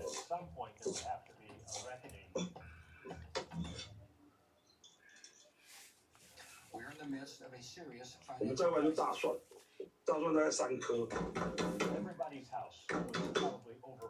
我们大蒜把它切碎了，这个都不用切得很碎，因为等下煮一煮它就化掉了。就这样，新香料就是这样而已，姜、蒜，还有葱，大家就准备红葱酥。这个红葱酥就买现成的，买红葱酥的时候要稍微注意一下，它有一种是纯的红葱酥啊，就是纯红葱酥比较贵，真的贵很多。像有含一些麸质的在里面的话，就是一些他们有一些添加物的话，那个价钱会便宜一点。但是纯的那个红葱酥可能要去网上买，或者是专门的食品材料店，它才有卖。它纯的味道一定会比较香。像这种有添加的话，它的味道就是没有比真的红葱的味道还要来得香。有时间的话，自己爆的话是更香了。像我们今天没有时间的话，我们就买人家爆好就好了。再来就准备13香啊，13香或5香粉都可以啊。啊，如果不喜欢香料的话，你就不要放。也没有关系，那个味道也是很好吃的。再过来就白胡椒粉，再过来就米酒，还有砂糖，还有酱油，就这么简单。那我们先把猪皮来处理一下好了，这个都要自己手切啊。生的时候会很难切啊，所以你们自己要注意一下。所以通常都是煮熟再来切啊。放这个猪皮下去煮的话，是真的有差别哦，它的粘稠度真的会很好哦。但是猪皮也不要吃太多啊，因为吃太多有时候会消化不太好。所以你们自己去斟酌吧。啊，如果在减肥的人的话，这一集就不要看了，因为这集吃下去可能真的会比较容易发胖。啊，如果你懒得切的话，用果菜汁机把它打成泥，这样也可以，那个粘稠度也很好。应该差不多了。大概1碗的量就可以了啦。咱们来开始炒肉了，开火吧。锅中放入一点点的油就好了，不要放油也没有关系啦。我通常是放一点点油了。我们把肉燥全部把它丢下去，像有人会把肉燥先洗过，有的人是不会洗过的，就是看那个卖猪肉摊的那个老板干净不干净的。如果是在室外的话，没有放在冷冻库的话，可能通常都要洗过啊。洗过的话，它在煮的时候它会出水，所以你要稍微有点耐心，要把它炒到完全的没有水分，炒到只剩下油脂。要有点耐心啊，炒这个肉燥的话，一开始会先出水，你们看到，像这个就是水分，水分就会噼里啪啦，之后炒到最后就只剩下油而已了。所以我们炒到差不多的时候，我们就放葱、姜、蒜。这个等下葱跟蒜头长时间煮的话，它都会消失啊，所以不用担心。然后再过来我们就要加入糖了。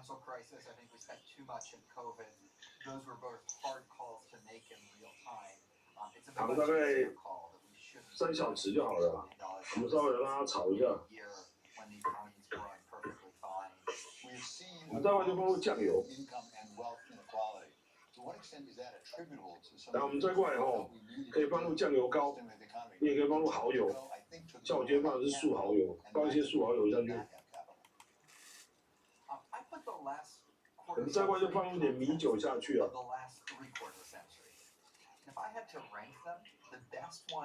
红葱酥要分2次放啊，我们一开始先放一点点就好了，因为这个等下煮到最后都没有红葱的味道了，因为这个红葱并不是很纯的红葱啊。然后我们再过来就白胡椒粉放一点下去， 13香或者是5香粉的话，放一点点就好 It's a 了。 little bit more complicated and nuanced. 最后把猪皮把它丢下去了。 Facets of inequality, like wealth 炒猪皮的时候要注意一下哦，因为猪皮不能炒太久，因为炒太久它会打噼里啪啦的坐下。我们也是稍微炒一下。 There's been stronger wage growth for the 最后我们就倒入水了， was in the 25 years before. And 水淹锅肉燥就可以了。滚的时候我们就盖锅盖，转小火煮1个小时，1个小时了，我们来看看好了没有。但是我中间大概每隔10分钟、20分钟，我稍微看一下，如果水快要干的话，可以加点水下去。 Looking back over the first 25 years, 看起来这个颜色还不错哦， let's talk about some major themes. One of which 只是水太少了， we thought it was 加点水下去， and then it came back. Well, for a very long period, the whole research 这个姜把它捞起来。 also the statement from the Federal Reserve was that 因为有时候小孩子看到有放姜，他就不吃了。 1.7 and so much time was spent 最后说红葱酥再把它加下去了。 how can we get inflation up by that 0.1, 0.2% more? And obviously that changed dramatically when we found out that inflation was not there. 因为这个时候加的话，味道会比较 So 重。 that is a very important feature of what is happening. 有的时候黏黏稠稠的， Inflation can come back under certain circumstances. 这个红葱下去还是要稍微煮一下哦，把那个红葱头给煮软哦。 Circumstances still here for inflation potentially. 好了，我们这个已经差不多了，那我们就起锅了，啊，准备一个白饭吧， And have they gone away? 淋一点肉燥下去啊。 That was keeping inflation down was globalization. It was the case after China entered the WTO 25 years ago. 这个就是西哥的肉燥饭，这个味道绝对比外面好吃。 At the same time, 再来烫青菜，烫青菜怎么做呢？很简单，蒜头把它加去， wage inflation was also 倒点肉燥 forces 下 were 去， weighing on inflation for literally 撒上一点香菇素蚝油， because we saw inflation therefore simply not move much away from 这样就完成了烫青菜。西哥今天带来这个肉燥绝对比外面好吃，你们可以回去自己试试看，因为这个西哥就已经是调配了很多次，最后调配这个是最终的结果了。今天西哥带来的肉燥是有放猪皮的，所以它的胶质会很多，所以我们这个肉燥吃起来它会有点黏黏的口感，它的味道也还蛮不错的。好吧，那我们就来试一下吧。这个其实我已经煮了很多次了。 very important development over the last 25 years. We have certainly seen some very significant technological advances. We've got 这个肉燥饭真的是非常好吃， in 你们回去可以自己试试看的。烫青菜我就不试了，放在就是一个很简单的东西而已。好吧，那我们今天就到这里了。喜欢我的影片，请帮我们订阅、分享、按赞、按小铃铛，随时接受我们最新讯息。跟大家说声拜拜。 that is holding inflation down. One of the big developments in the last 25 years has been ways that the U.S. and European economies have diverged. 嗨，大家好，我是西哥，今天我们来跟大家分享什么东西？今天来跟大家分享台湾的早餐店的炒面跟炒米粉，就是那种古早味了，而且那个每一家店都很赚钱哦，真的哦，不管你炒的好不好吃，它都非常赚钱哦，因为现在做的人越来越少，为什么你知道吗？因为同样是阳春干面，跟一碗台湾的炒面价钱是一样，可是问题是所有的食材跟料来讲，还有准备的一些功夫，那早餐店的炒面啊，成本都非常高，都比我们那一般的那种干面都还来得高，所以现在的人都不太想要去做这种早餐店的炒面了。像我们家附近啊，原本开了5家吧，大概现在只剩下2家，其中那3家都已经退休了，因为老了不想做。剩下2家啊，其中有一家还蛮好吃，另外一家就普普。但是这2家的生意都还不错。但是说真的，不管你炒的好不好吃，因为现在做的人少嘛，就变成是想要吃的人多，但是做的人少，所以生意都很好。所以今天有看到这一集的都赚到了。今天准备的食材会非常的多，所以大概稍微大家要有点耐心看。那我们就开始吧。然后我们要开始准备材料，青葱我们先把它切成段。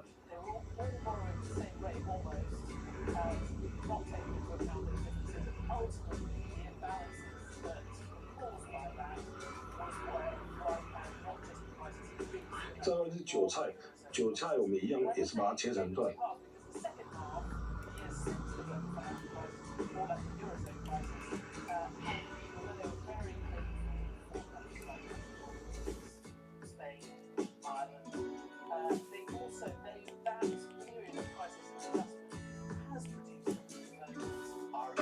这个是红萝卜，我们把红萝卜切成丝啊。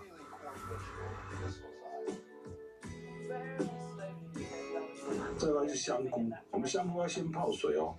香菇也是一样，把它切成细丝。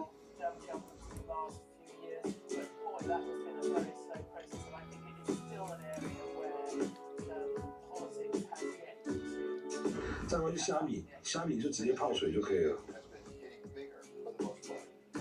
再来就高丽菜，高丽菜你把它切成像我这样手上的大小。再来是蒜头，蒜头我们这是要准备2份，其中1份是要拿来炒，另外1份是要拿来做蒜头水的。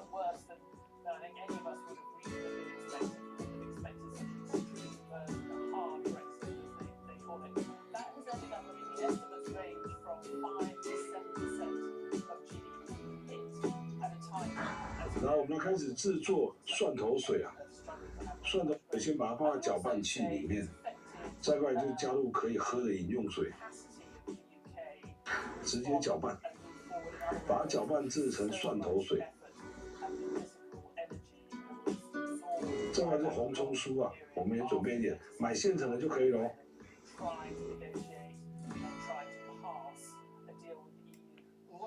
再过来就是黄面。黄面的话，我们这次是买的是已经处理过的，就是面店的老板他已经帮你稍微煮熟的。再外就是米粉，米粉这个话也是面店的那个老板他也帮我们处理过，只要稍微洗一下就可以直接下去炒了。锅中倒入油啊，之后再放入蒜头下去爆香，再放入虾米跟香菇。放入青葱，放入红萝卜丝，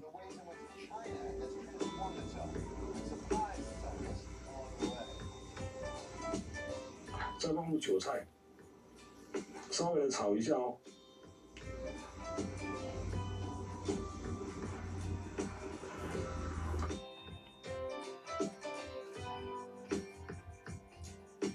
最后再放入一点红葱酥下去。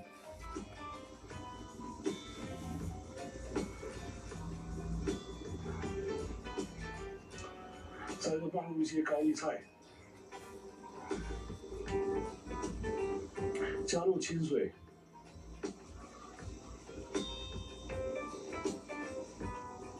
加入酱油，加入香菇素蚝油，乌醋把它加下去，一点点的胡椒粉，再来就是砂糖放一点点。稍微的给它滚一下，滚完之后，我们把所有的蔬菜都捞出来，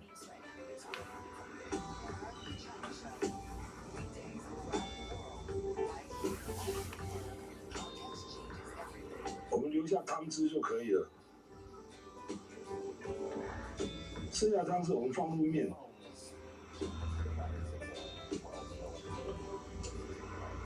然后我们下去稍微煮一下哦。面大概煮到8、9分熟就好了，不要煮太久，我们就把它捞起来了。然后我们现在来炒米粉，锅中放入一点沙拉油，放入大蒜、青葱、红萝卜丝、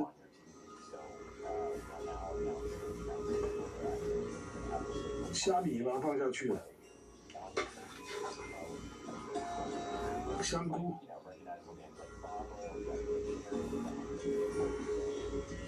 我们稍微的炒一下，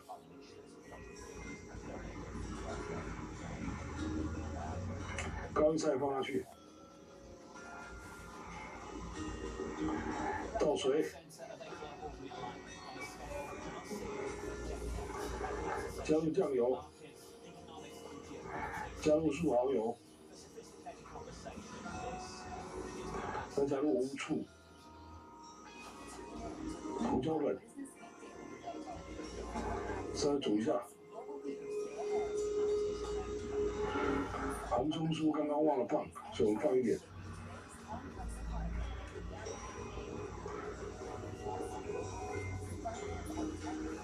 煮完之后，我们把菜全部捞起来，留下汤汁就可以了。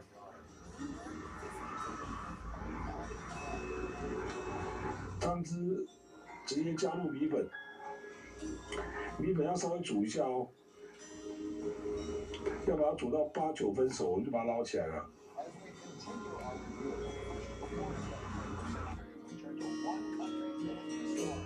从本来开始，要如何去调制这个炒面跟炒米粉？这个青菜记得要另外放，不要直接放在面里面去蒸。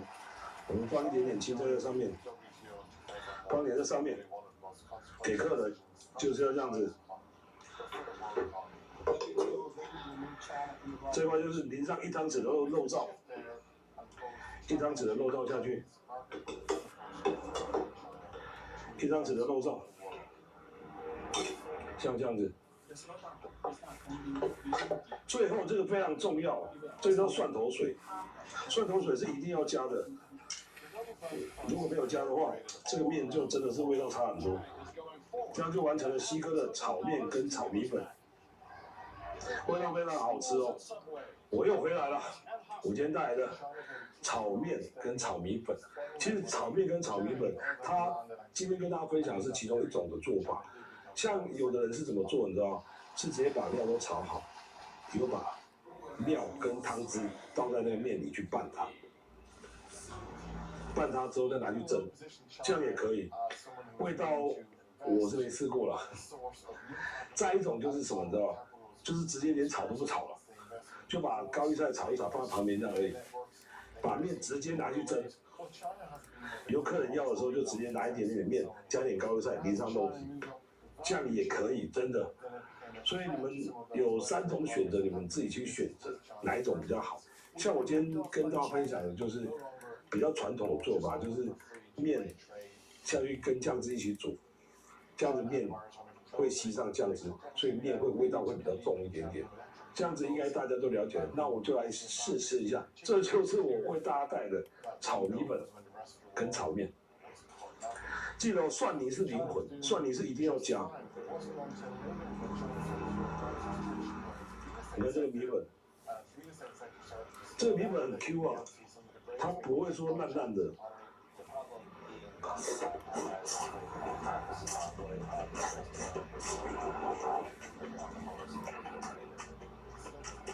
这个味道比外面好太多了。虽然已经凉掉了，但是味道还是很重。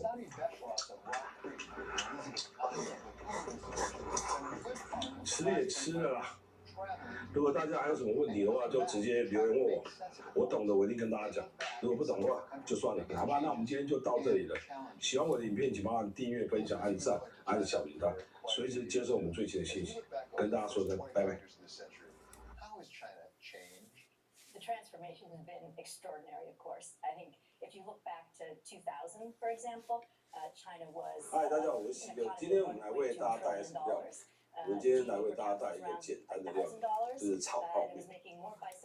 泡面这个东西一般的人大部分都是用泡的，或者是用煮的，很少用炒的。但是炒泡面这个东西又比泡的跟煮好吃很多。炒泡面的话要稍微要有点技术，因为如果炒得不好的话，那个面很容易软烂，烂到你都不太想吃啊。我大概也是花了大概煮了几10次，我大概才掌握到一点点要领，所以我今天来跟大家分享。好吧，那我们今天准备什么食材呢？我们今天准备就是泡面。泡面我都用这家的啦，因为外面的也是用这家，像外面的炒泡面也是用这家，因为它里面有个红葱油，其实还蛮香的，还有一些胡椒粉。等一下的话，我们可能就是红葱油会放一点点，再过来准备的食材，青菜。青菜的话就家里有什么就用什么，像我们今天准备小白菜，因为我们家里只爱小白菜而已，再就青葱一根就好。再来就是猪肉片，我今天准备是3层肉片，你要放也可以，你不要放也可以。再就是1颗鸡蛋，鸡蛋的话你要放也可以，不要放也可以。像我个人是觉得放的话是比较香一点点，就这么简单吧，食材很少。有调味料的部分大概就是酱， and they only have 2,100或者是酱油 people 膏， on 这 their 两种都可 factory 以， floors, 你就 and the 选一种 country's。但是我会比较 finest 建议 people 酱油 off 膏 the，floor. 因为酱油膏在调味的话 Extraordinary, 是 and 会 they are 蛮 very 方便的。 confident. They're confident 再就是 about 半 their 碗的 ability to 水， compete with the United States, 还有一点点 confident 砂糖， that they're on the right trajectory. 就是这么简单。 Again, 那我 though, 们就开始 for 喽。 the broader, swath of 这 Chinese people, 青菜啊，家里有什么青菜就用什么青菜，像我们今天用小白菜， very much an economy 我们把它切细一点。 and have-nots. And the haves are moving ahead very aggressively. One of the things we've seen over the last 20 大 years 小 is 就 the 这样子， migration. First of all, 小小 from 的 the 可以 middle 了。 class, so from the rural into the urban. Is that continuing? I think it's one of the interesting things that we haven't seen the middle class 我们切完之后就把它放在旁边 and the 备用。 people are just beginning to wake up to the fact that artificial intelligence and their move toward 再过来就 robotics, 切青葱啊，青葱也是一样， 250,000你把它 robots 切小小 and 就可以了。 10,000, in their factories operating. They're going to put people out of work. And so one of the factories that we visited was an autonomous vehicle factory. And the person who was, taking us on the sort of 一 tour 样，把它放在旁边备用就可以了。 said 再过来我们 they 就 are 打个 now 鸡 being 蛋吧。 told by the local government that they're going to need to help find jobs for the people that their autonomous vehicles supplant. 我们把它搅均匀一点。 Local government's not allowing them to charge any more than regular taxi drivers or Didi drivers because they don't 放在 want 旁边 people 备 to 用 go。 out of work. So I think they have not figured 再 out 过来我们就 how 要准备 they're 调 going 味 to 料， manage the technological change 酱油 and 膏 the 啊， demands for employment. How much 大概 is 是 China 半 already 汤匙到1 had 汤匙啊。 reshaping the international community? I would say 再 much 过来我们就要 less 放砂 than 糖 you，might 砂糖一点点就好了， It doesn't seem as though 一点点的 much 砂 of the 糖 rest 就好 of 了 the。world is interested in trading the current 再过来我们就 international 加水， system for a 半碗 China-led 的水。 international system. That being said, if you're looking for Chinese technological influence or economic influence globally, certainly the Belt 搅一 and 搅。 Road and the Digital Silk Road have been transformative. Look at Huawei, which has 70% of the 4G in 我们来试一 Africa. 下， Their satellite system now rivals GPS. So I think that you look 可 at 以， any 味道 number 可 of 以。 metrics and say we've had a 如果 success. 想要吃咸一点的话， At the same 你就 time, of 再 course, 多放一点点 there 酱 have 油 been 膏。 protests 这 in 是我是 virtually 个 every 人就不 Belt 推 and 荐 Road 的。 country about how China's done business. 最后就是 Desire, the willingness to have 泡 Chinese 面里面都会有一 investment 个红 stems 葱 from the 油， fact 所以我们就 that 加 you 一点下 can't 去。 get that kind of investment from any other country. So 他如 I 果 think, 想要让它香一 if 点的 we 话，就 were 加 to 多 go 一 in 点。 and really be competitive, for 这是红 example, 葱 in 猪油 Africa, 了， in this 加就好 idea 了， that we're going to promote 这样就 our 完成了 tech。stack globally, 那我们来开 I 始 think 煮 it 泡 would 面 be 了。 welcome. 水大概准备1碗泡面的水就好了，其实水不用太多。 Just how 开 far 火吧， ahead China is getting in 水已经滚了，那我们就要开始放泡面了。 I think most people 炒泡面不软烂的绝招就在这里，大家稍微注意一下。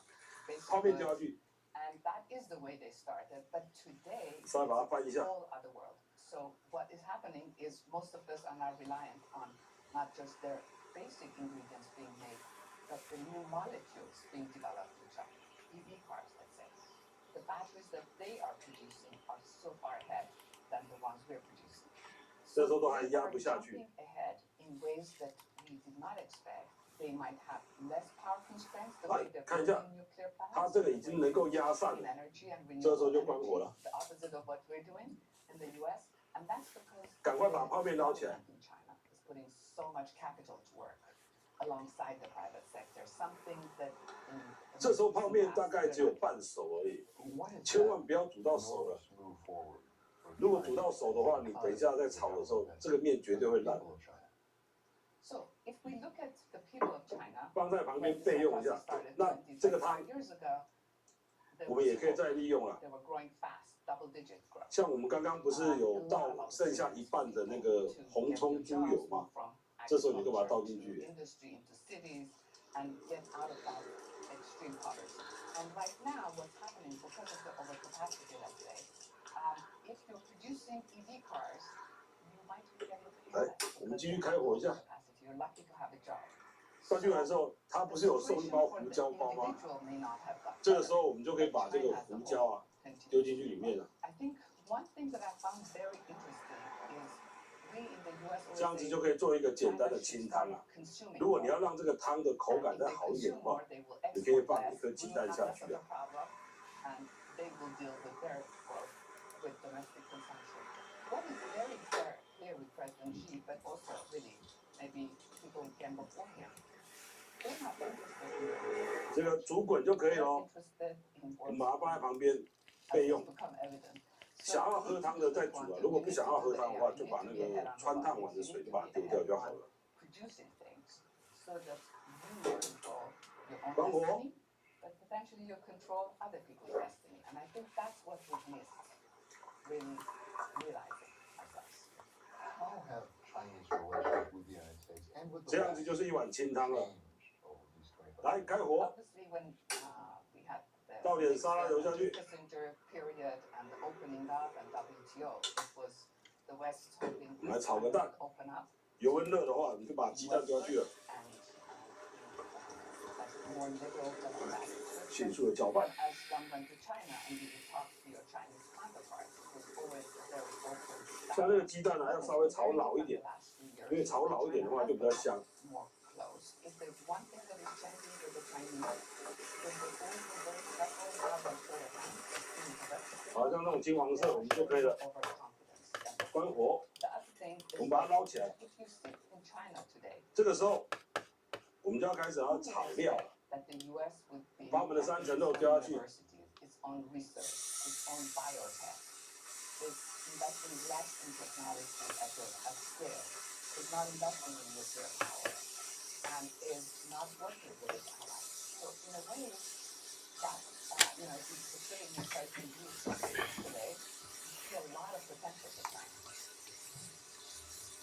Up next, in the year 2000, we were caught up in a tech bubble. 再过来就把我们的小白菜也丢下去。 Bubble altogether. But in some ways, bubbles were the least that what the market had to contend with in the last 25 years. 再过来就是把我们刚刚调的这个酱汁啊，全部把它丢进来。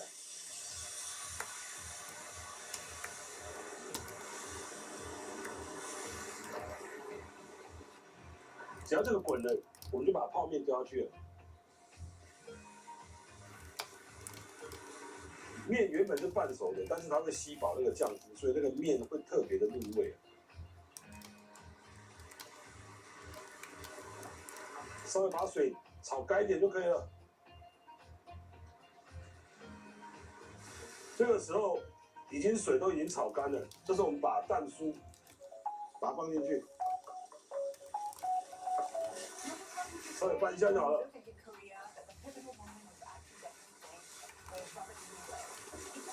好，关火。最后我们就撒上一点葱花，这样看起来就很漂亮了，对不对？撒点葱花，这个清汤的部分也撒上一点葱花。炒泡面已经完成了，这就是我为大家带来的炒泡面。看起来还不错，对不对？我回来了，这就是我为大家带的炒泡面，非常的香啊，因为它有蛋的香味。就一个重点而已，就是我们在煮泡面的时候，记住那个泡面只要能够弄散就好，不要整个散开来，就只要能够弄散，你就要赶快把它捞起来。如果你整个弄散的话，你再去炒的话，那个面100%它绝对是糊掉的，而且是非常软烂，口感会非常的差。再过来就是那个汤的部分了，就是可有可无啊。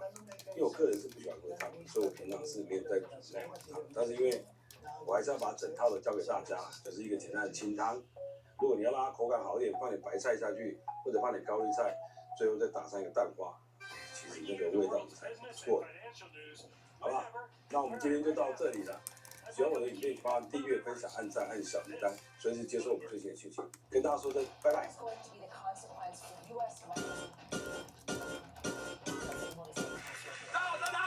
我是达康的康，大家好，大家好，哇，今年第一档好了，达康演出，对，说真的啊，这个节目一路走来呢，有很多感触呢，想跟大家分享啊。想起我爸爸曾经跟我说过一句话，我还没讲完，好不好？然后小康啊，想起我爸爸曾经跟我说过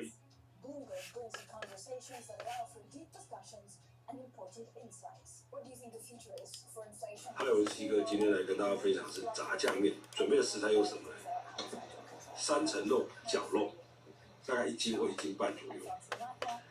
再来就是豆瓣酱，豆瓣酱你可以选择有辣味跟不辣的这2种，像我们今天选择的是不辣的。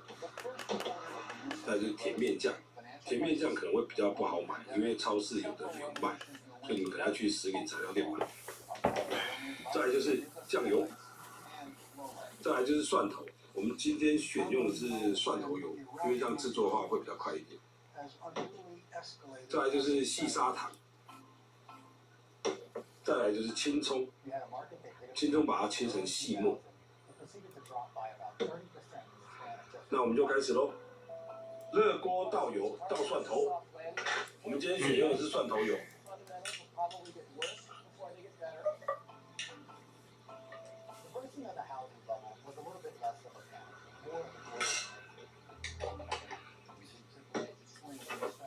稍微的炒一下。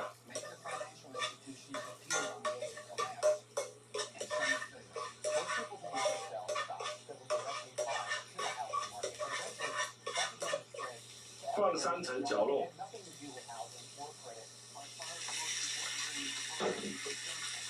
开小火，慢慢的炒。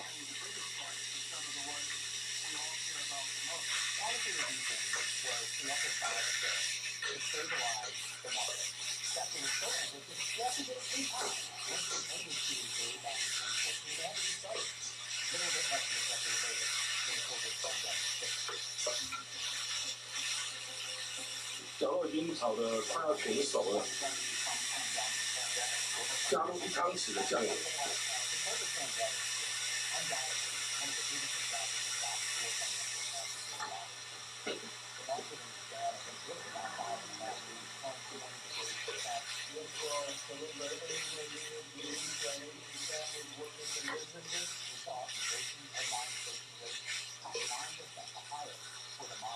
再来加入1汤匙的豆瓣酱。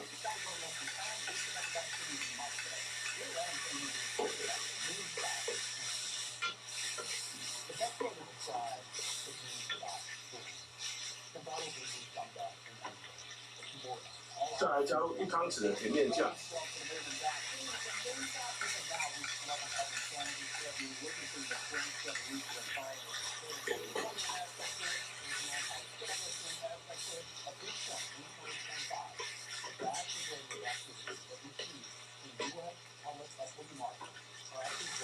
再来加入半汤匙的砂糖。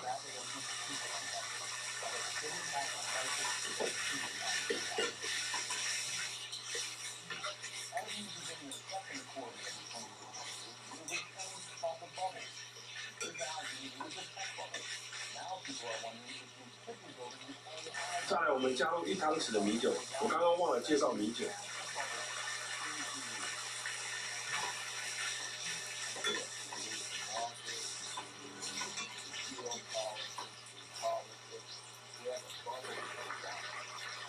再来，我们加入青葱。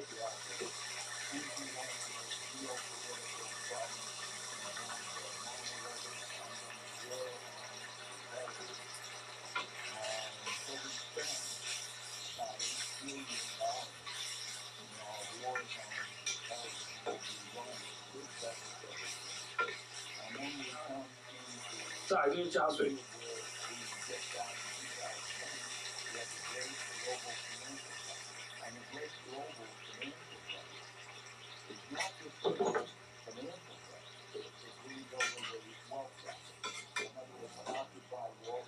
再来就是转小火，盖锅盖，煮40分钟。我们现在已经用小火煮了40分钟了，我们现在开大火，稍微把那个汤汁啊，把它收干一点点。有没有看到上面1层的油啊？那个油千万不要丢掉，整锅最精华的就是上面那层油啊，没有那层油啊，那个炸酱吃起来很干啊。颜色都非常的深，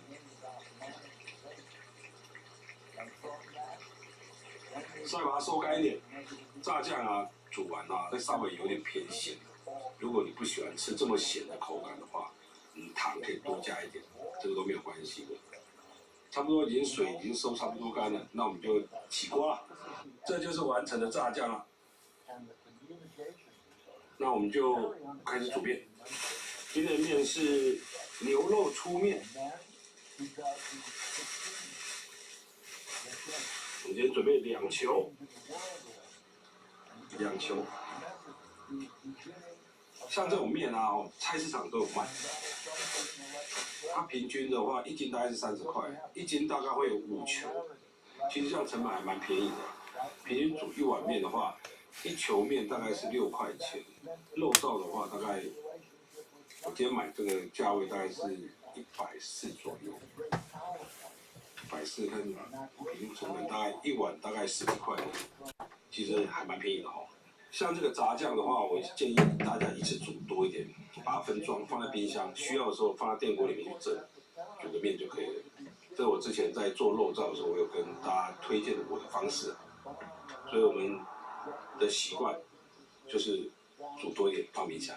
等一下有空的时候就切点葱花，还有小黄瓜丝啊，因为等一下面的时候放上这2样，其实味道还蛮好吃的。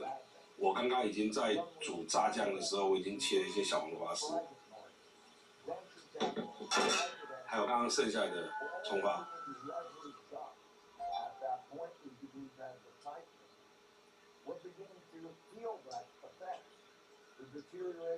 炸酱跟面都已经煮好了，那我们就准备开始摆盘了。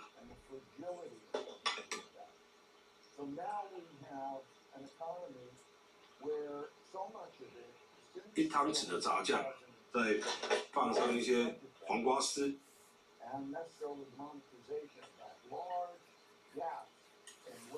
再撒点葱花下去。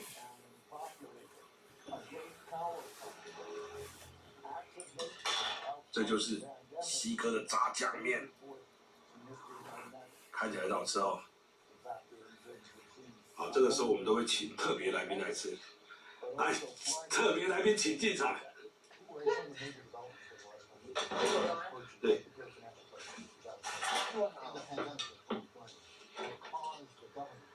特别来宾就是我老婆，今天中午又跟我一起用餐了。搅一搅。对啊，搅一搅试试看吧。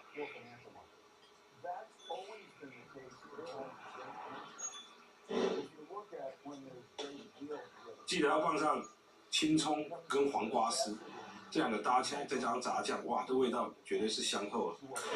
那我们就开始吃了。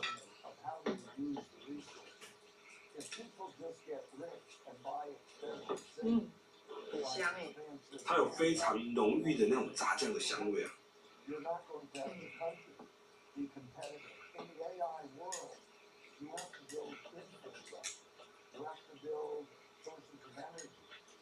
味道如何？这是豆瓣酱。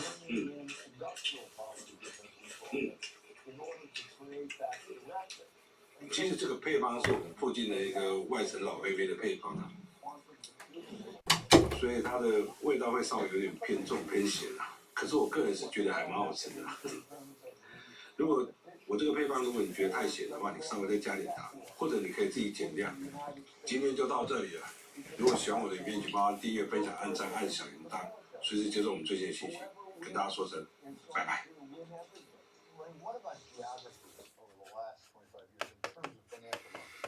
What have been surprises in some regions growing a lot, maybe unexpectedly, or others diminishing? And I think, for example, not just the Middle East on the one hand, where you've been very active in Europe. It has to do with immigration and migration. There's been a dramatic change in the population and the politics of what it means, that it's become even cultural. So I would say, the movements of people, or even the changes in the numbers, that demographics. In other words, Europe, the United States, China, a number of these countries, which generally speaking, what we would think of as the developed world, for the most part, although it includes China, have declining populations. And in the emerging world, the global south, as we know, they have growing populations that want to migrate. And that's connected to climate change, because as climate change creates greater heat and so on in these areas, it drives migration. And so as we're looking at the migration and the immigration issues, they become greater issues. I think if you just look at the administration's new report on its strategic objectives and the way it views the world, you can see that there are even cultural issues. In other words, which are the areas that maintain their culture, or do they have migration issues? So these are geopolitical issues that are all connected. I suspect if we talked to you 25 years ago, you would have predicted China would be a major force. Would you Hello predict everyone, in that this the video goal we are going to take a look at Happy Models Mobilis 6 2024 V3, and despite that V3 name, it's being released here late in 2025. So not really 2024 at all. Weird name, I know. But this has a new camera, the Happy Model Nano 5, which I think is made by Runcam. It also has, I think, a new flight controller, not to be confused with the new X12 from Happy Model, but we'll take a look at all those things, the weight and the measures. But first, You don't have to remind me every time.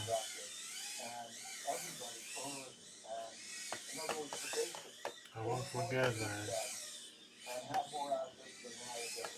It will financially sound and productive and privileged to say that speed. And then stay out of war. Stay out of internal conflict, that when you have that internal conflict, or an internal war of sorts, or an international war, that's a problem. So some of these places, I can see that over maybe now, than I saw maybe 25 years ago.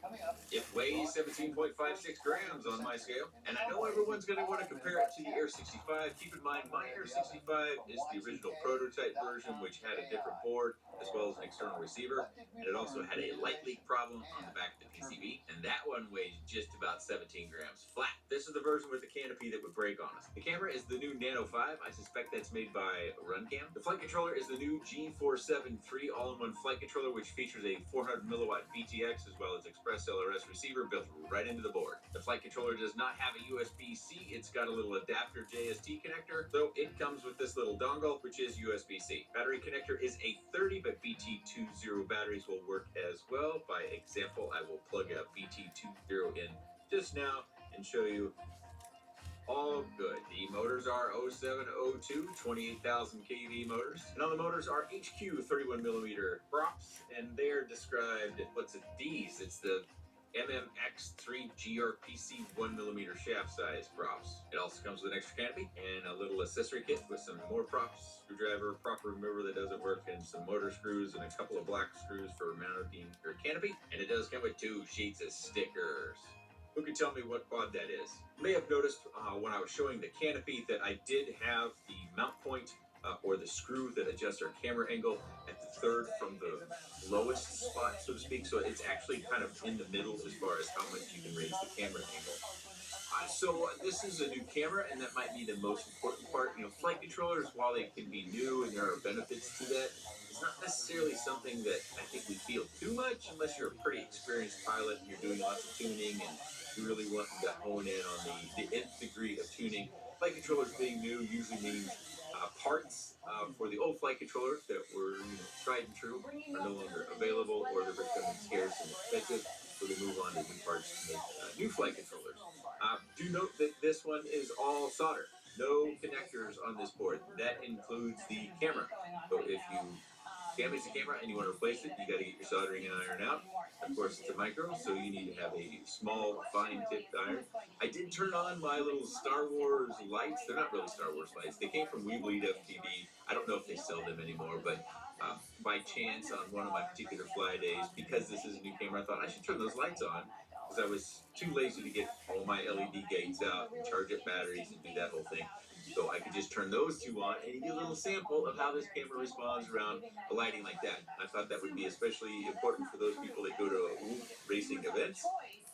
Might be something you're keen on, because I kind of like this camera. I think the field of view, I could be wrong, so take your own opinion into this. It felt like the field of view was a little bit smaller than what I was looking for.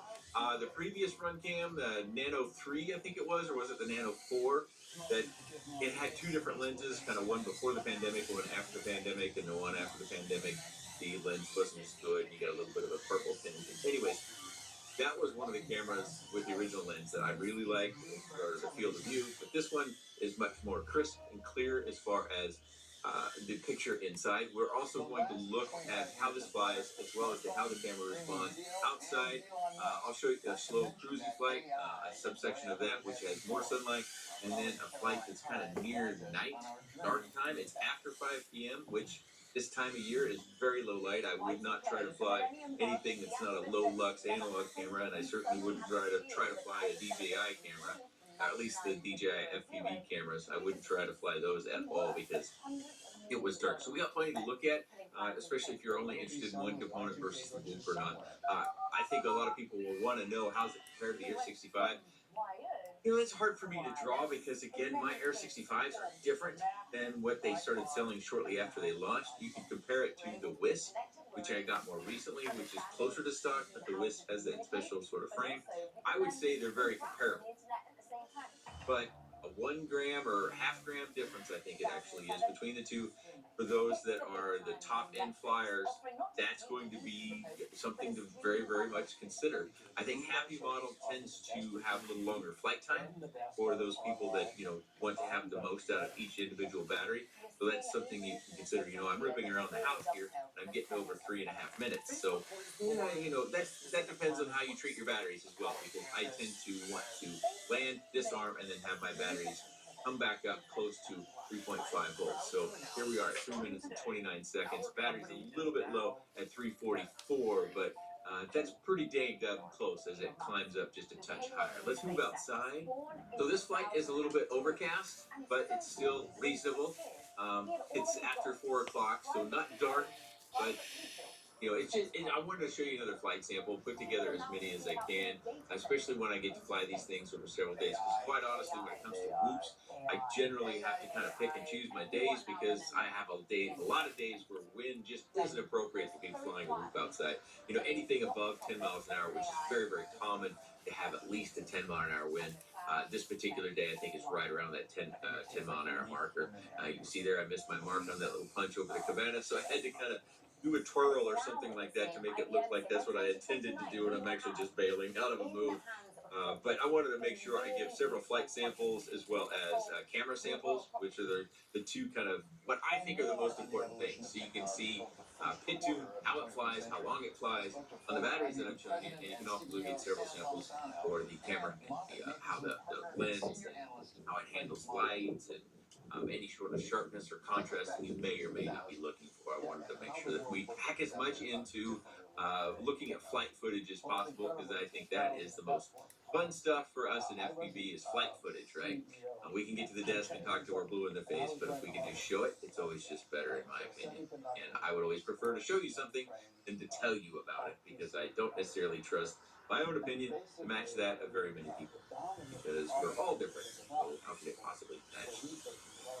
So outside flights, because you're going to be using more throttle, of course, for those that aren't familiar, you're going to be slightly shorter flight times to dramatically shorter flight times, depending upon what you're doing. And depending upon what you're doing, you may see more low battery warning. If you didn't notice, I do change the low voltage warnings on pretty much every micro that comes to the channel. And that's just kind of what I do, because I want that warning to come on screen as an actual warning, not just because I did a punch out or I'm high on the throttle right now.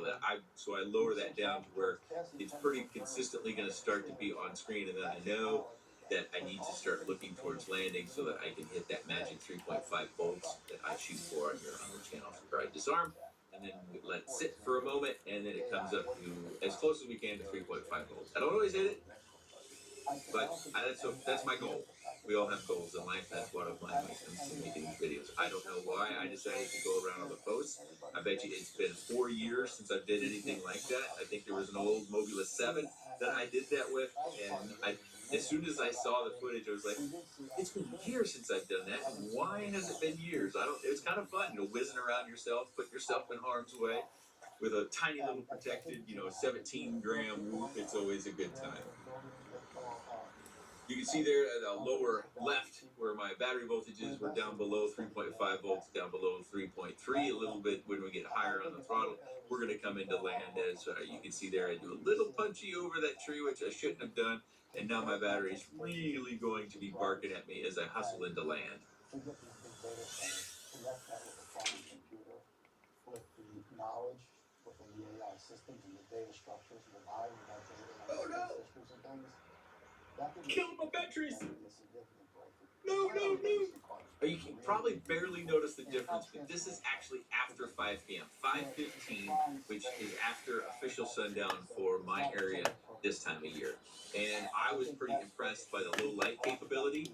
And I think you can kind of tell it's a little bit darker. You can see my neighbor's lights across the back fence. And you can probably actually here at a moment see their Christmas lights as well. I did took my flight camera. That's how I get flight audio. It'll be very defined. Now, the benefit of that is you'll have the general purpose systems feed the quantum machine. The quantum machine will do its stuff that it can do very, very well, and then pass it back. A lot of changes in a lot of places, but certainly in the telecommunications area. Give us your perspective about that 25 years. What did it look like in the year 2000? It's quite interesting if you think back to that period for a number of reasons. One is people talk about it as the first thing.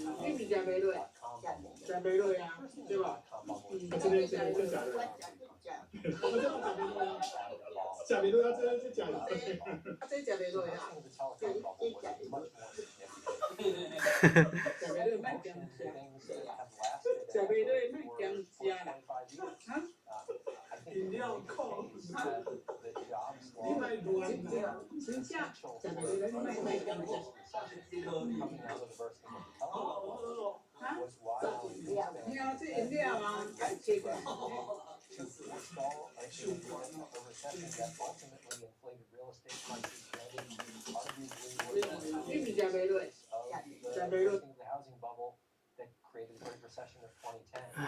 On the other hand, it created a tremendous amount of telecom capacity that continues to benefit us to this day. And the connectivity and the cost of connectivity that fell so precipitously because of the overbuilding of the late 1990s had really, really salutary effects for the tech economy for another 2 decades. The obvious question that everybody's struggling with today is, what are the echoes between that period and today's potential bubble in AI? And if the bubble bursts, the most important question is really, will the capacity that's being built, all these data centers, for example, but also the power that supports them and the facilities themselves, will those facilities actually have a long enough useful life to have a benefit even if the bubble bursts? Or are they such short-lived assets that unfortunately it simply brings all the pain of the burst? 嗨，大家好，我是喜哥，今天来跟大家分享什么东西？今天来跟大家分享粉浆蛋饼，就早餐店的那种粉浆蛋饼。其实这个粉浆蛋饼的话，它其实有很多版本啊，每一个版本都不一样。真的，我不骗你，你去网络上去搜寻的话，他们每一个人做出来的版本真的完全不一样，而且比例都完全不一样。等一下我也会示范一个西哥版本的粉浆蛋饼，而且等一下的话，我还会顺便的跟大家分享一个我之前做过的蒜蓉酱油膏，就是早餐要配的蒜蓉酱油膏的做法。那我们就开始喽，来，我们来开始准备佐料，青葱啊，把它切碎啊。不好意思，西哥做的切比较不好切啊。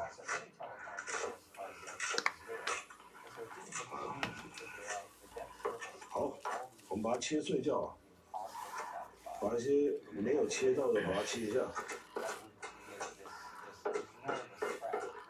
好，稍微把它切碎就好了。再过来，我们来制作蒜蓉酱油膏啊。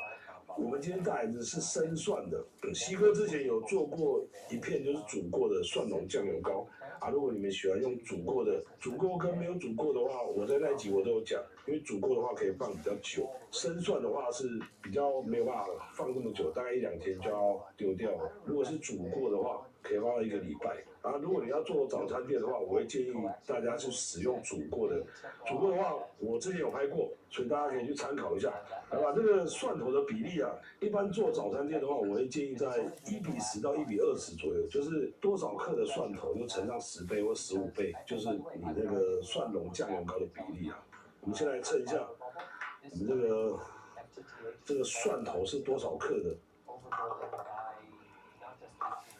这个蒜头是12克，我们总共是12克的蒜头，所以我们做1:10的话是120克。那我们来做120克看看，有点超过，那我们做到1:15好了，1:15的话是多少？180克。好，可以，大概抓一下就好了啦。最后再加个几克的水下去就好了，不要加太多啊，多加个几克就好了。最主要是让它搅得动啊，因为今天没有果菜汁机啊，西哥一直没有时间去买啊。再过来就是放上糖啊，糖的话大概放3到5克就可以了。好了，我们来开始了，搅它。我们把这个给倒出来啊。像这种生蒜的话哦，都要放冰箱啊。你如果没有放冰箱的话，夏天它就会酸掉。蒜蓉酱油膏已经准备好了，我们把它摆在旁边备用。我们来调粉浆啊，中筋面粉是140克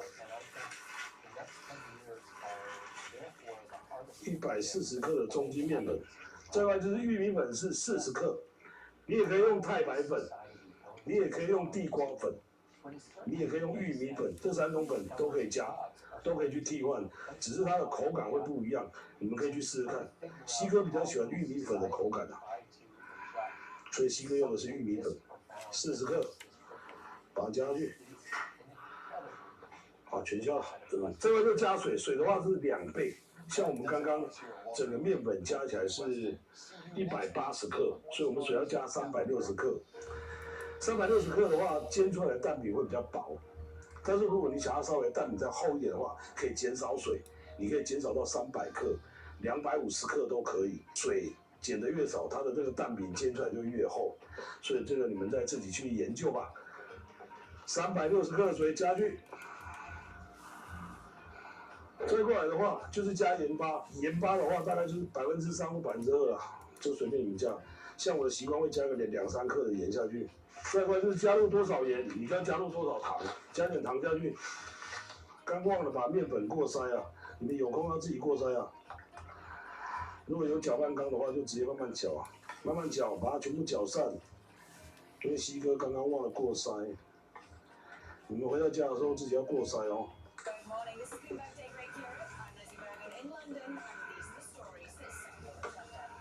好，大部分的颗粒都已经搅散了。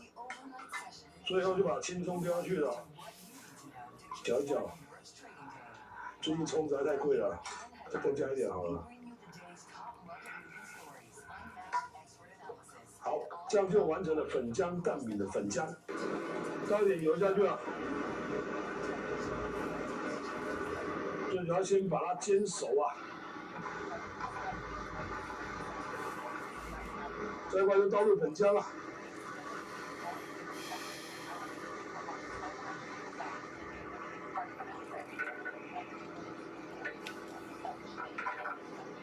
煎这个蛋饼皮啊，要有点技术啊。西哥其实技术不好，之前在煎的时候常常会破掉，所以你们要注意一下，一定要把它煎到后面整个完全熟，而且要有点焦黄再来翻面。来，拿起来摇一摇，它已经可以摇得动了。这个平锅可以找小一点的啦，你不要像我找一个这么大的，所以它煎起来蛋饼很大，这个卖下去可能会了钱啊。一定要把它煎到它背面是金黄色的，才有办法翻面。如果你没有煎到金黄色，直接翻面它就破了。所以这个很重要，这样才一点点的金黄色还不行，继续，可能火温太小。好，这个已经可以了哈。来，那我来翻面一下，这样就很漂亮了哈。一样哦，另外一边也是一样。如果你要让它酥脆，对不对？表皮酥脆的话，油加多一点，它就会酥脆了。等一下我们放蛋的时候，油再加进去就好了。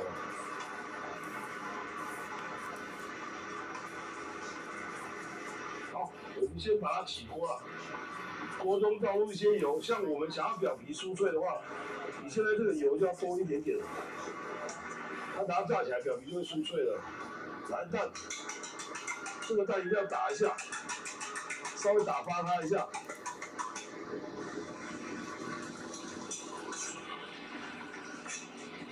最后再把我们的饼皮盖上去。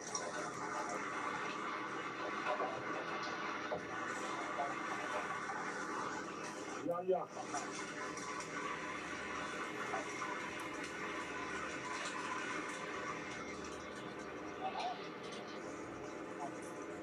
来，把它煎一煎。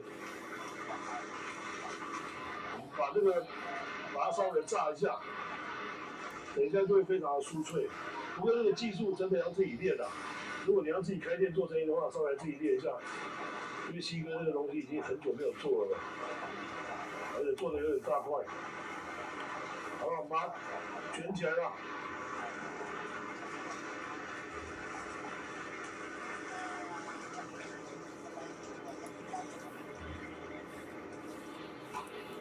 这样煎完的话是外酥里嫩，所以它里面容易破，所以要稍微注意一下。我把它切一切，有没有听到那种酥脆的声音？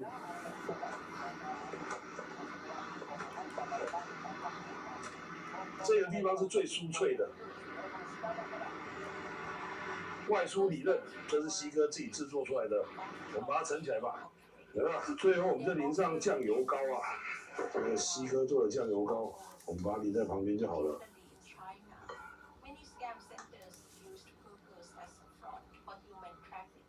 好，这样就完成了。这就是我为大家带来的，粉丝先吃啊。这个当然是要先吃这个最酥脆的地方，它真的是很好吃，我不骗你，因为这个我记得我那时候很迷恋做这个，大概不知道几年前吧，很迷恋做，天天做，一大早就起床来做这个，就只是为了想要吃到自己做的东西。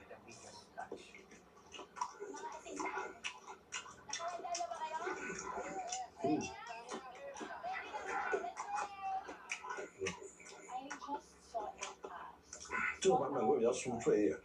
好了，我们吃也吃了。这个版本是西哥比较喜欢的版本啊，就是外面会稍微酥一点。如果没有炸到的地方，它会比较软一点。就是说你可以吃到两种口感，一种口感就是比较酥脆的，另外一种就是比较软的。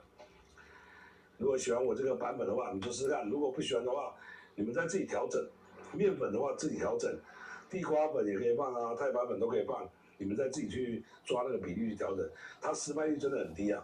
如果你要把这个版本拿来做生意的话，自己在家里练，因为它这个困难度很高，真的困难度很高。我讲3次，困难度很高。好了，有空回家自己练一练啦。如果是在家里自己吃的话，就不要那么讲究了，好吧？那我们今天就到这里了。喜欢我的影片，请帮订阅、分享、按赞、按小铃铛，随时接受我们最新讯息。跟大家说声拜拜。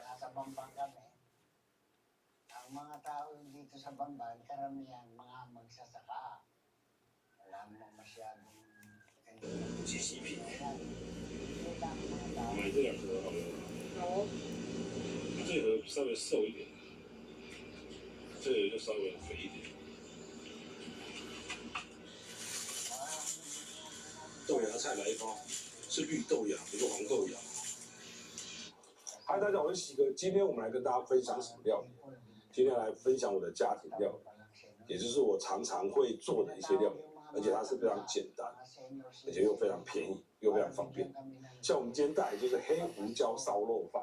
最近我发现全联啊，它有一款肉就是0.2公分的，这个0.2公分的，这个肉还蛮好用的。我说真的，因为它第一个它很快就熟，第二个它比较容易搅得动，而且运气好，它还有即期品。像我今天就跑了3家。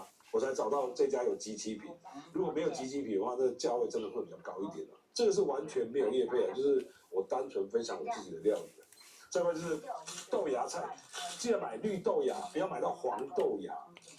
黄豆芽的话，真的是有点咬不太动，绿豆芽是真的比较好咬。价钱都很便宜啦，像这一盒肉大概都70、80，再加上绿豆芽大概20块左右，大概不到100块。你就可以做出一个中餐或者是一个晚餐的定食。家里如果人口很多的话，你就把它变成一道菜就好了，就是黑胡椒烧肉，很简单。那我们就开始运作了。我们来调一下黑胡椒酱汁啊。黑胡椒酱汁的话，就是买一家现成的黑胡椒酱，哪一家的品牌都可以。我们要2汤匙的黑胡椒酱汁，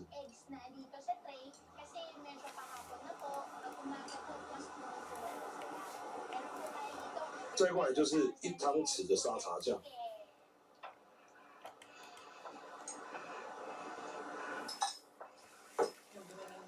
1汤匙的沙茶酱，再过来就是1汤匙的酱油。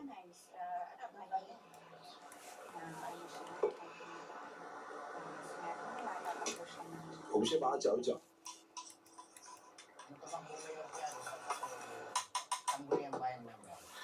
再过来就是2汤匙的水。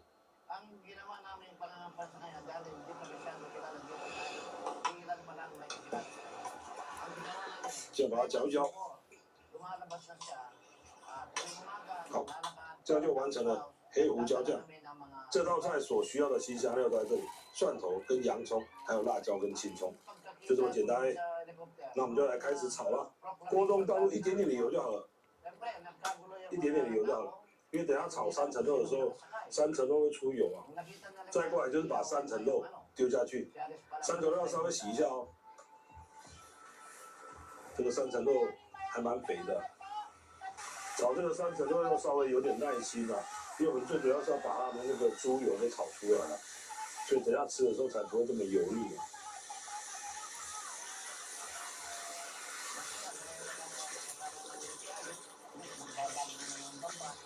我看到这个3层肉的油都快被炒出来了。好，我们先关火一下，把3层肉的油把它捞出来。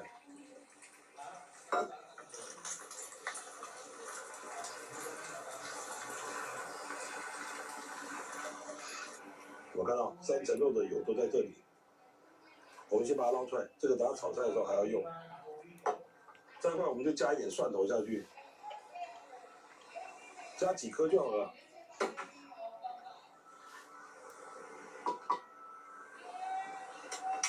开火，我们把它稍微炒一下。哇，你看这个3层肉的油还是很多。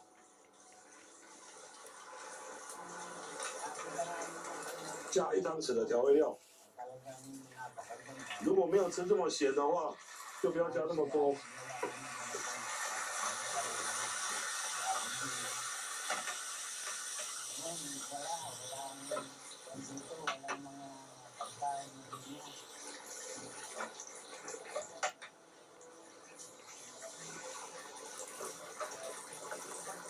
我看到这个油都非常的多。好了，我们要起锅了，先关火。你看这个油有多少？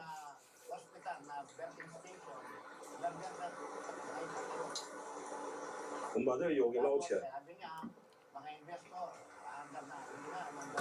这样你就看得到吧。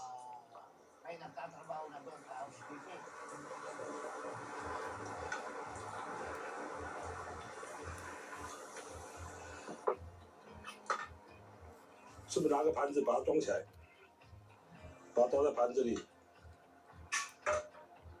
先把它放在旁边备用。再过来就不用放油了，因为它里面本身就有油了。那我们就开火，放上蒜头，放个2、3颗青葱、洋葱，辣椒也来一点。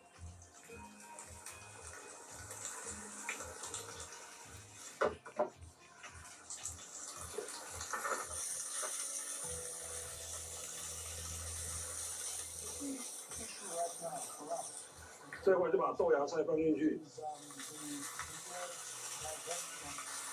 豆芽菜放进去炒。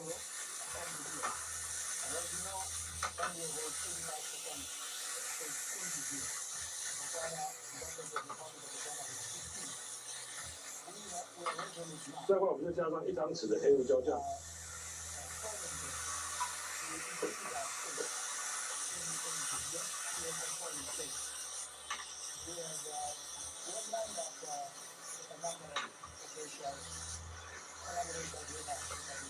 如果要吃咸一点的话，你可以撒点盐下去；如果没有的话，就不要撒。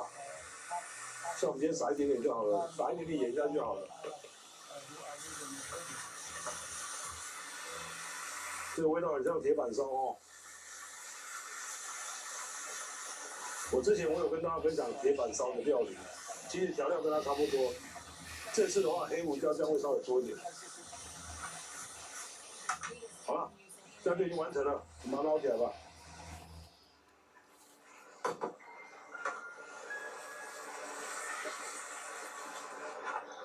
这是已经炒完的豆芽菜，放上面，我们就把这个肉铺在上面就可以了。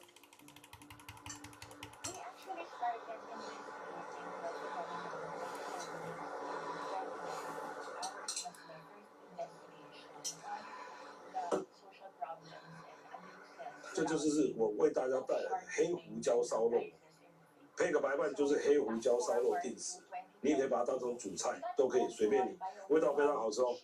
我回来了，各位，这就是我为大家带来一个非常简单的料理。如果家里人口比较多的话，你可以把它变成一道菜啊，就是下面垫豆芽菜，有这个上面的肉把它铺高一点，煮多一点，哇，它看起来就很丰盛了。像这种料理，小孩子非常喜欢吃，因为它这个肉吃起来像烤肉，味道真的是还不错，你们可以回去试试看。还有一些就是剩下来的那些黑胡椒酱，其实它可以炒很多料理，像它可以拿来炒葱爆牛肉、葱爆猪肉，只要是葱爆的，或者是铁板烧的料理，它都非常适用。还有一件事情就是我这几天我会发一支叫做炸茄子，那个拍摄时间是在2023年的年底，因为那时候我人生的目标是1万订阅。当我达到的时候，我就决定要放弃了 YouTube 的这个事业。是真的，我那时候达到1万订阅我就放弃了，所以我就一直没有剪那支影片。是因为最近有粉丝说他想要看炸茄子，所以我才重新再剪啊，所以大家有空再去看啊。其他早年拍的并不是这么的理想，但是你们可以去试着看看，因为它真的也还蛮好吃的。好吧，那我们今天的就到这里，我今天就不吃播了，因为我现在满头大，所以我还是要休息一下。如果喜欢我的影片，请帮忙订阅、分享、按赞、按小铃铛，随时接收我们最新的信息。跟大家说声拜拜。好了，陪你们吃播一下这个豆芽菜跟这个肉，豆芽菜是脆的，而且是超级脆的那种。啊，西哥来吃一点。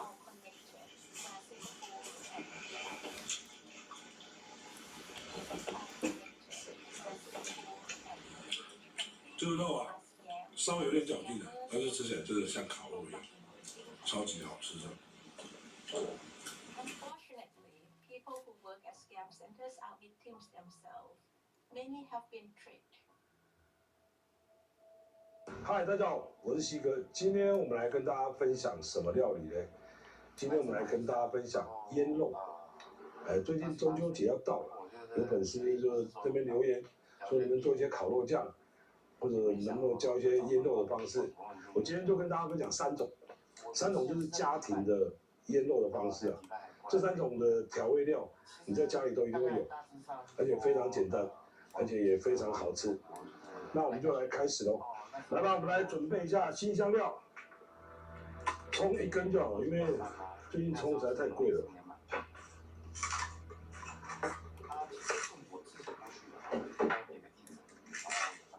放在旁边备用。姜也来切一点，因为我们今天要准备3种，所以我们准备3片就好。姜不要太多，因为姜太多，如果姜的味道太重，反而会不好吃哦。再过来我们要准备蒜头，蒜头的话，我会比较建议大家把它切碎，最好是能够把它变成蒜泥。3份的腌料大概就这样子的蒜头就好了啦，因为我们要把它变成蒜泥。有果菜汁机的就用果菜汁机啊，如果没有的话，就像西哥这样子就好了啦。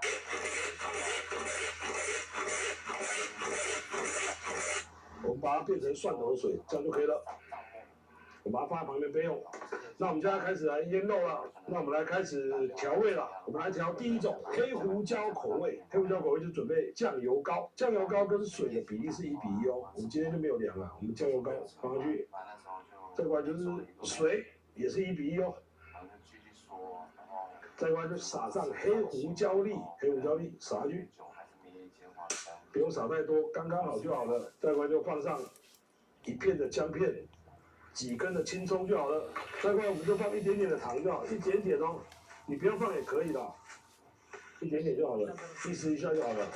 再过来就最重要的蒜泥或者是蒜头水，加一点点在里面。好，再过来就把它搅一搅。这个时候我们来试一下味道，如果太咸的话，还可以加点水。我们来试一下，哎，刚刚好。最后就撒上一点点的香油或者是麻油。这个我之前有分享过了，因为我们今天没有香油，所以我们撒上一点麻油就好了。这个就是第一种腌料，像这样子的腌料，你可以一次做多一点点，一半拿去腌肉，一半拿去刷烤肉。但是这个要放在冰箱里面，让它先稍微的腌制个大概半个小时到1个小时，它的味道才会出来。这是我们第一种的黑胡椒口味的。再过来就是第二种，第二种就是大家比较常见的，就是沙茶口味啊。我们这次用的是酱油膏，哪一家的品牌都可以哦，也是一样是1:1哦。酱油膏跟水是1:1的。再过来就把沙茶酱丢下去，再过来一样就是姜片1片。几根葱下去，再过来就加一点点糖，还记得蒜头水下去哦。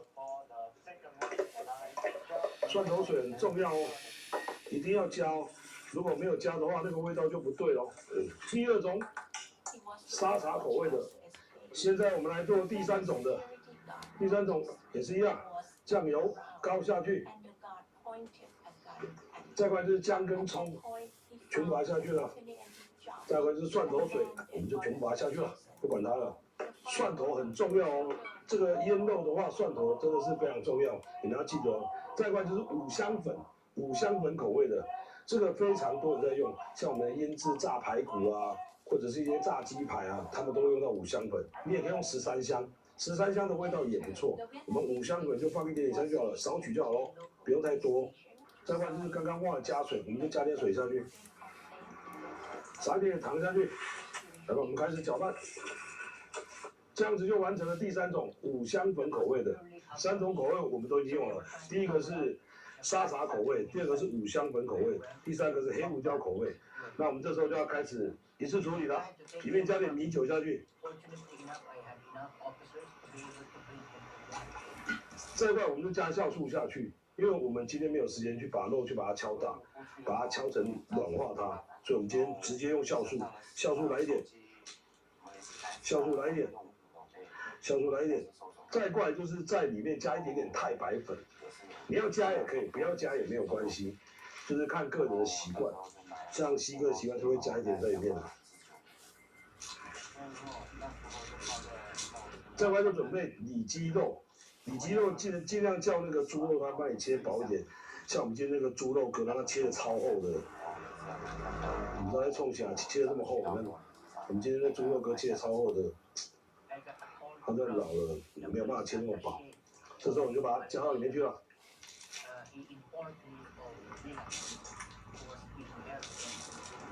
3种口味。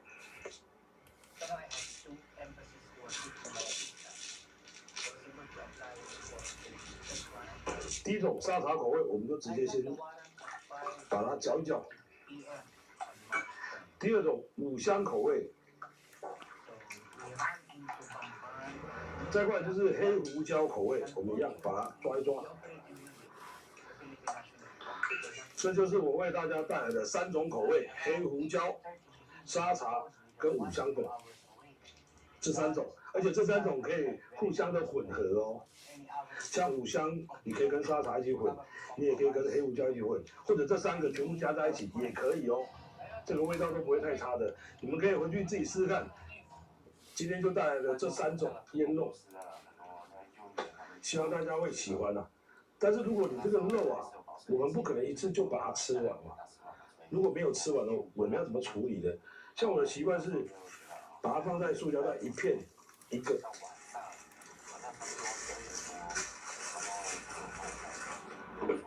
这样子，一片一个袋子，把它折起来。放在冰箱冷冻，如果有真空的那个包装的话是最棒，它的水分比较不会跑掉。这就是烤肉片一片，像我以前在做烤肉堡的时候，我就是这样子一片，放在冰箱里面大概可以2个礼拜哦，它都不会坏哦。像这样子的烤肉片啊，你大概吃1-2个礼拜你就会腻了。有什么方式我们可以把它变成炸猪排或者是煎猪排，我需要的时候我再拿出来煎这样子。有，我现在立刻操作给大家看。所以我们现在来调另外一种粉浆，就是可以直接腌制在肉片上面的。平常没事的话就把它放在冰冻，需要的时候就拿出来煎一煎，它就变成一个煎猪排或者是炸猪排，味道还不错哦。所以我们先准备玉米粉，玉米粉稍微多一点点，大概就这样子。玉米粉，再来就加水下去，水慢慢的加。哇，这个太稀了，像这样的太稀就不可以。我们再倒一些玉米粉下去，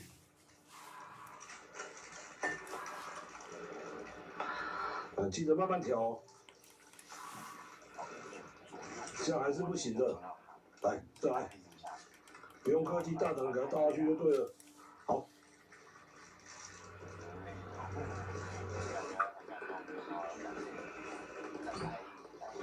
酱又加的太多啊，所以要加点水下去。看起来它这个水流比较慢，你们看到黏黏稠稠的。这个时候我们就要把肉片丢进去里面，沙茶口味的来丢个几片下去。全部的粉浆都要把它用到哦，全把它丢进里面，把它折起来，这样子把它放在冰箱冷冻。那我们来试煎看看，给大家看。好了，我们开火，烤肉今天就不烤了啦，就直接跟大家分享用煎的啦，少上一点油下去，玉米粉用好的肉，我们就直接把它丢上去了。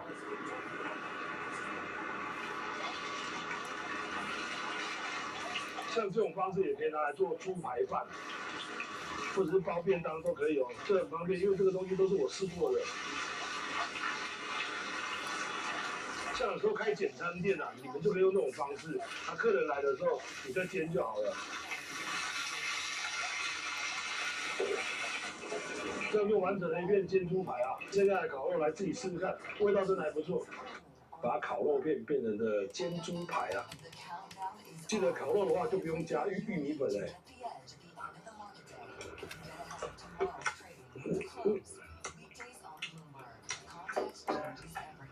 味道不错。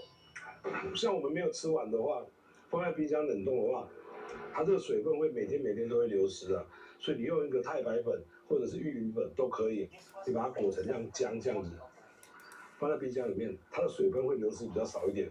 所以你下次拿出来煎的时候，它的肉质还是非常的软，非常有水分。像我们今天这个都是有水分的。今天的节目就到这里了，喜欢我的影片请帮我订阅、分享、按赞、按小铃铛，随时接受我们最新的讯息。跟大家说声拜拜。And this would lead to the underground tunnel. That's the door to the underground tunnel. 嗨，大家好，我是西哥。今天我们来跟大家分享什么？今天来跟大家分享包饺子。包饺子的话，我今天会带来2款。第一个叫做猪肉青葱水饺，另外一款就是葫芦跟鸡蛋水饺。葫芦跟鸡蛋水饺我没有包过，所以今天第一次来试试看。我想味道应该也不会太差。那我们就来开始了。来，我们来开始准备包猪肉水饺的馅料。青葱啊，青葱把它切成小小的细丁。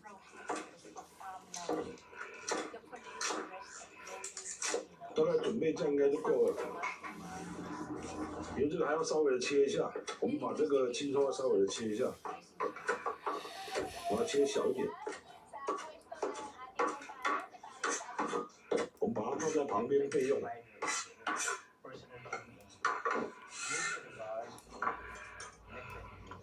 再来，我们要准备葱姜水啊，生姜啊，生姜把它切片。切片完之后稍微拍一下，再过来青葱，青葱把它切断，把它放里面，再过来就把它加入水，加水完之后用手稍微抓一下，这样就完成了。我们把它放在旁边，再过来我们就准备猪肉啊，猪肉的话7瘦3肥啊，再过来就把它切一切。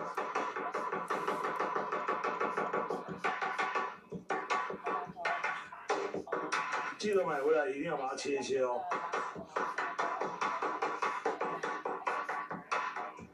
好，这就完成了。